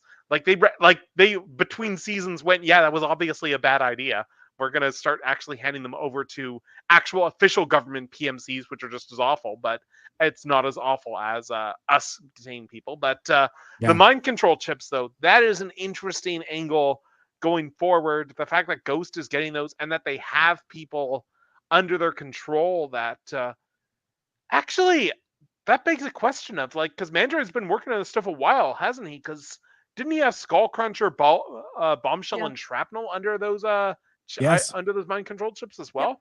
Yep. So just the fact that he's been working on this all this time, that Ghost is taking him back into the fold for whatever Black Ops they're doing, like, and then even just going back to the uncertainties Megatron had about Ghosts and stuff that we were talking about in the first series there, and just with what humans are going to do and stuff. I remember that we all had very much the attitude of, rather than having an attitude of if Megatron was going to have misgivings, we had an attitude of when Megatron is going to have misgivings. And I think that the question is going to be, we shouldn't be asking when Megatron is going to have misgivings. We should be asking when Prime is going to have misgivings, I would say. In terms of the fact that, because Ghost is very clearly they are on the cusp of doing some horribly unethical stuff. Like, I think the real question is, what are they planning to do with the Decepticons from the standpoint of Ghost is, they're military, but they're also, they're kind of in the nebulous state where they're not a specific state military. So they're not going to use Decepticons for foreign policy goals. So what are they going to use their captured Decepticons for? That is like a disturbing prospect to consider. That is it going to be like some sort of false flag attack or something like that, or are they going to use this as an excuse to just lock up all the Cybertronians? Because Schloder's sister very clearly doesn't see a difference between either faction there, where Schloder actually, like, again, like nuance to credit to Mark Evan Jackson and nuance. They're like, he very clearly does see himself as a good person. His sister is very much like ends justify the means type of person. And she's willing to do anything for whatever her mysterious goals are. And how about calling yourself fucking Ghost? I don't know if that doesn't sound like the most altruistic name. It's like the John Cena meme from Bubble Meat. They literally call themselves the Decepticons. I mean, yeah, consider.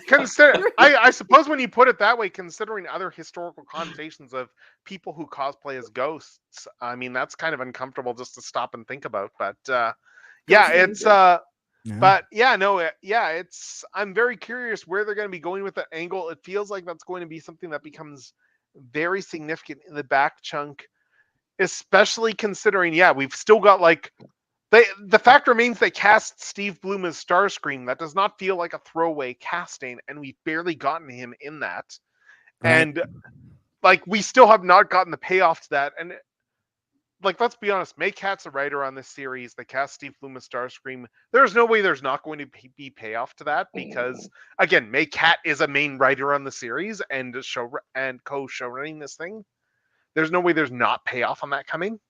Yeah. So whatever is coming is going to be interesting, and they've also put in that dangling thread there of does Cybertron exist? That still, and is it alive? That this all feels like stuff that has to be paid off at some point or another. And I can't predict how any of this is going to go at this point. I'm very worried for our main characters. I am very curious, and hell, I saw the point raised when I made a crack about with regards to just, with how they've got, characters as like police and stuff. They very explicitly made Dot a ranger as opposed to a member of Ghost. And explicitly avoiding the formal association with a policing agency. Mm-hmm. And I think that's very deliberate. Yeah, that feels very deliberate. Yeah. Mike, make a note. Cross off our ghost costumes for this year. We're gonna have to come up with something different. All right. Well, as long as there's ice cream involved, I'm I double fisting the ice creams. You need the two. Exactly. Or you can always go as hashtag. That would be acceptable. There you go. God. Or like hashtag's holoform. Make a holoform for hashtag. Boom. Problem solved. I like that. I like that. I say go full tarantulas, because then the both of you could like combine, do one. Oh my I'm God. the front. You're right. Like, again, because Lita brought that up, that's a dangling plot thread of why does Tarantulas know as much as he does? That's a great question. That is a great question, amongst many others that I will have to untangle a different day. Unfortunately, there's no indication of when the next batch of episodes is going to come out, or at least as far as I know, unless somebody wants to. I am Googling right now just in case. I see that. I Googled before, and there's nothing I could find. All right, I'm here to make a fucking world announcement. Whoa. I know this is really weird for Nickelodeon to announce it here on this platform, but I'm going to go ahead and say that we're probably looking at the second part of this year. Wow. Yeah, I was going to say probably the fall. Like fall? Wow. I've just been told I'm fired, so this might not be official anymore, but count on it around December. I'll see you guys then. I was going to say, if I had to assume and just make a shot in the dark here, I would say we're looking at probably September sweeps. Sure, probably won't be summer. So. Yeah, I think there was a date, especially with the strike. Probably September. Don't forget the strike, Mike. I think there was a date. I remember there was a date going around that people weren't sure if it was referring to like. I think it was like it had a 9 in it or whatever, so people weren't sure if it was referring to like the 9th of that month or if the 9 was September. Yeah, I also know that they're gonna. Right. I also know that they're gonna be shepherding episodes over to Netflix as well. So that's a weird right. That news just broke the other day. Yeah. Yeah. So I'm not sure if that'll affect the release as well, because I'm assuming Netflix will want to have first rights for a month or so to stream on their platform before new episodes are released. Yeah. But I mean, at this point, hard to tell. But I mean, heck, I just noticed for Insider Canadian Netflix when I logged on the other day that we're already seeing the aftermath of HBO going and selling off rights for things because they're advertising a whole bunch of DC animated stuff on Netflix Canada now. Like Harley Quinn is on the front page. I think Justice League was on the front page. I saw Justice League in my recommends as well too. So like they're already doing the whole like this selling. Admittedly, again, this is Canada, but and Disney Plus apparently just they just purged a whole bunch of stuff off of Disney Plus as well too. Yep. Like, just in the last day or two. Like I haven't watched it, but if you want to watch that live action Willow follow up they did there, that's purged now. So you have to hope that it gets a physical release. It's crazy, and I don't want to open up. I don't want to like kick a bee's nest as we're trying to wrap up, but like we now live in a world where, I mean, this is the aftermath of the streaming wars, in that there's so much. Yeah, when you have exclusive content for a streaming platform, and then what happens when that content is gone? Willow just doesn't exist anymore. Erased from existence. You know, and all no residuals anywhere. Yeah. Well, and not even residuals, but just like as viewers, as fans, it's like you literally can't watch it now. And it started with like the whole residuals thing and you know, Crooked Zaslav and all of that stuff. But like now, but it's like it's kind of weirdly bone chilling to consider the world that's happened. It's like, you know, consumers have been conditioned away from buying physical media gradually. And it's like, oh no, it's all on streaming. No, it's not. Oh, it's like, oh, we're going to put stuff exclusively on streaming. Well, so I mean, again, too big of a topic for 4+ hours of talking about physical media when you can. Buy physical media, for the love of God. Just do it. The end of the lesson has been the old ways of consuming media digitally were always the best ways. Yeah. Oh, so Eduardo's in the chat. Final Space. That was the one. Yes, don't get me started. My God, the one I feel horrible for Olin Rogers there. Everybody. And I am grateful of the fact that that after all that negotiation, they let him do that trade paperback that's going to have like a somewhat limited print run and stuff, because that's the only way he's going to be able to finish this story. Like just a trade paperback with a ton of caveats on it in terms of how he can sell it. Unreal. Well, I think with that we should wrap it up and head off into the good night. But before we do, let's briefly go around the horn and promote ourselves, and let's talk about what we've got coming up. I am on social media at Mike Seibert Radio. You can find me pretty much on Facebook, Instagram, and Twitter. Find Two Mikes Too Furious, my other podcast I do with Michael Andrews. And then coming up this week, Lita joins us for our discussion about Along Came a Spider. And if you're not familiar with that episode, you're in for some surprises. And then partway through, you'll realize, oh, that's why they invited Lena to be on that episode. So that was a really fun conversation. I think you guys are, if you liked this chaotic energy, we go straight feral in there, and I think you're gonna like it quite a lot. And very briefly, I just want to remind folks that I am also part of CybFest Northwest.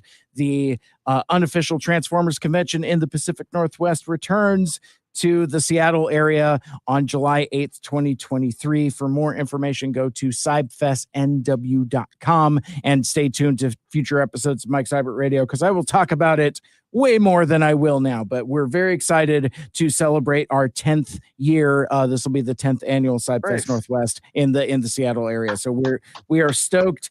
And I have a big announcement that I can't announce tonight. So like I was hoping the ink was going to be dry, and I was disappointed to find that it's not, but stay tuned for excitement.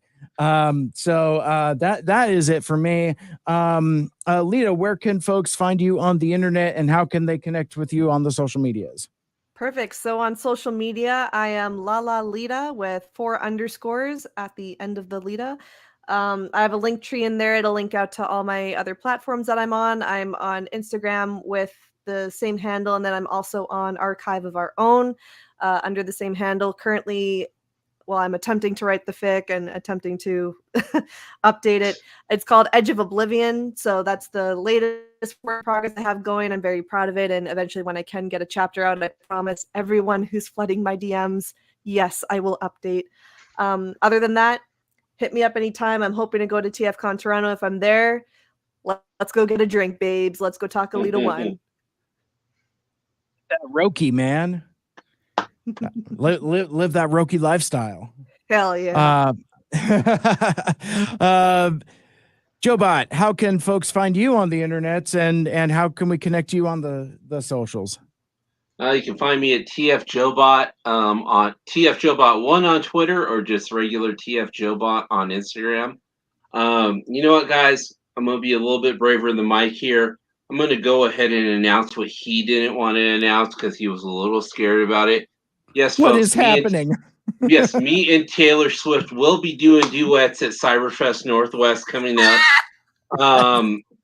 Mike's been really gun shy about it. Her team's been giving him some on and off messages, but they've told me it's gonna happen. So, Mike, once you send me those first class plane tickets and accommodations, we're gonna be there for you, buddy, because we believe in what you're doing. All right. Good to see you. I love that story. That is terrific. I love that so very much. Appreciate that, homie. And I appreciate you. I got you.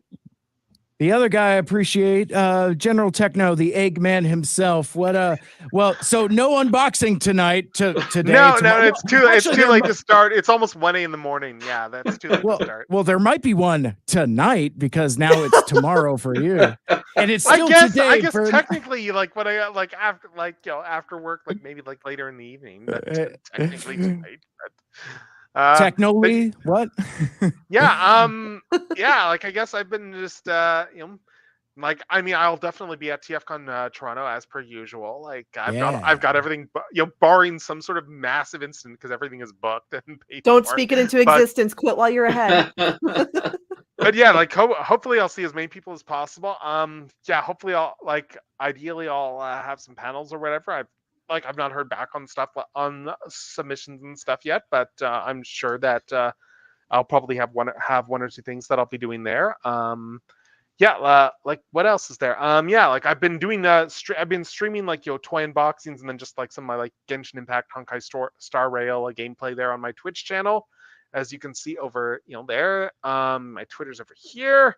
I added that just to the banner just now there, so you can find me there. What else?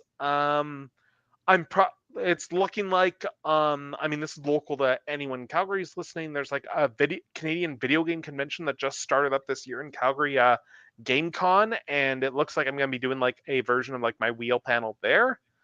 I've submitted stuff there, and I'm just in the process of just nailing down times and stuff for when that slot's gonna be, but so that'll be fun. And I'll be at TFCon there, and you know where to find me on social media. You know where to find me on Twitch and stuff. So I guess that's what there is to it. I love it. And everyone here is fantastic. And thank you so much again for having me on. Well, you're welcome. Mike. Yeah. All hey, right. Mike, Taylor's asking that you put her Twitter handle up there too right now. That's she's noticing. T-Swizzle. She's not part of the Sparkles group. Sorry. You had to be here. I can't deny that. I can't deny that. You had to attend. I don't know what her actual handle is. It's a bunch of blue checks masquerading. This is not working. This is not doing the thing that it's supposed to. It's okay. I'll talk to her about it. Because the top match for Taylor Swift and people is clearly it's no, maybe it is. Well, is it a bot? No, not with 92.8 million followers. I'm pretty sure that might be her. She's telling me that's her. There it is. All right. I done it. I did it. We did it. We got there. We got there. We achieved something. Yeah, Recycling the joke. It's the only one I got. I love it. Hey, the penguin is squawking as everybody is applauding. Congratulations. There we go. I love it. All right, friends. And that will finally wrap things up for this episode. Thank you so much for listening and for hanging out with us and watching us on the live stream and spending part of your day with us. It means the absolute world.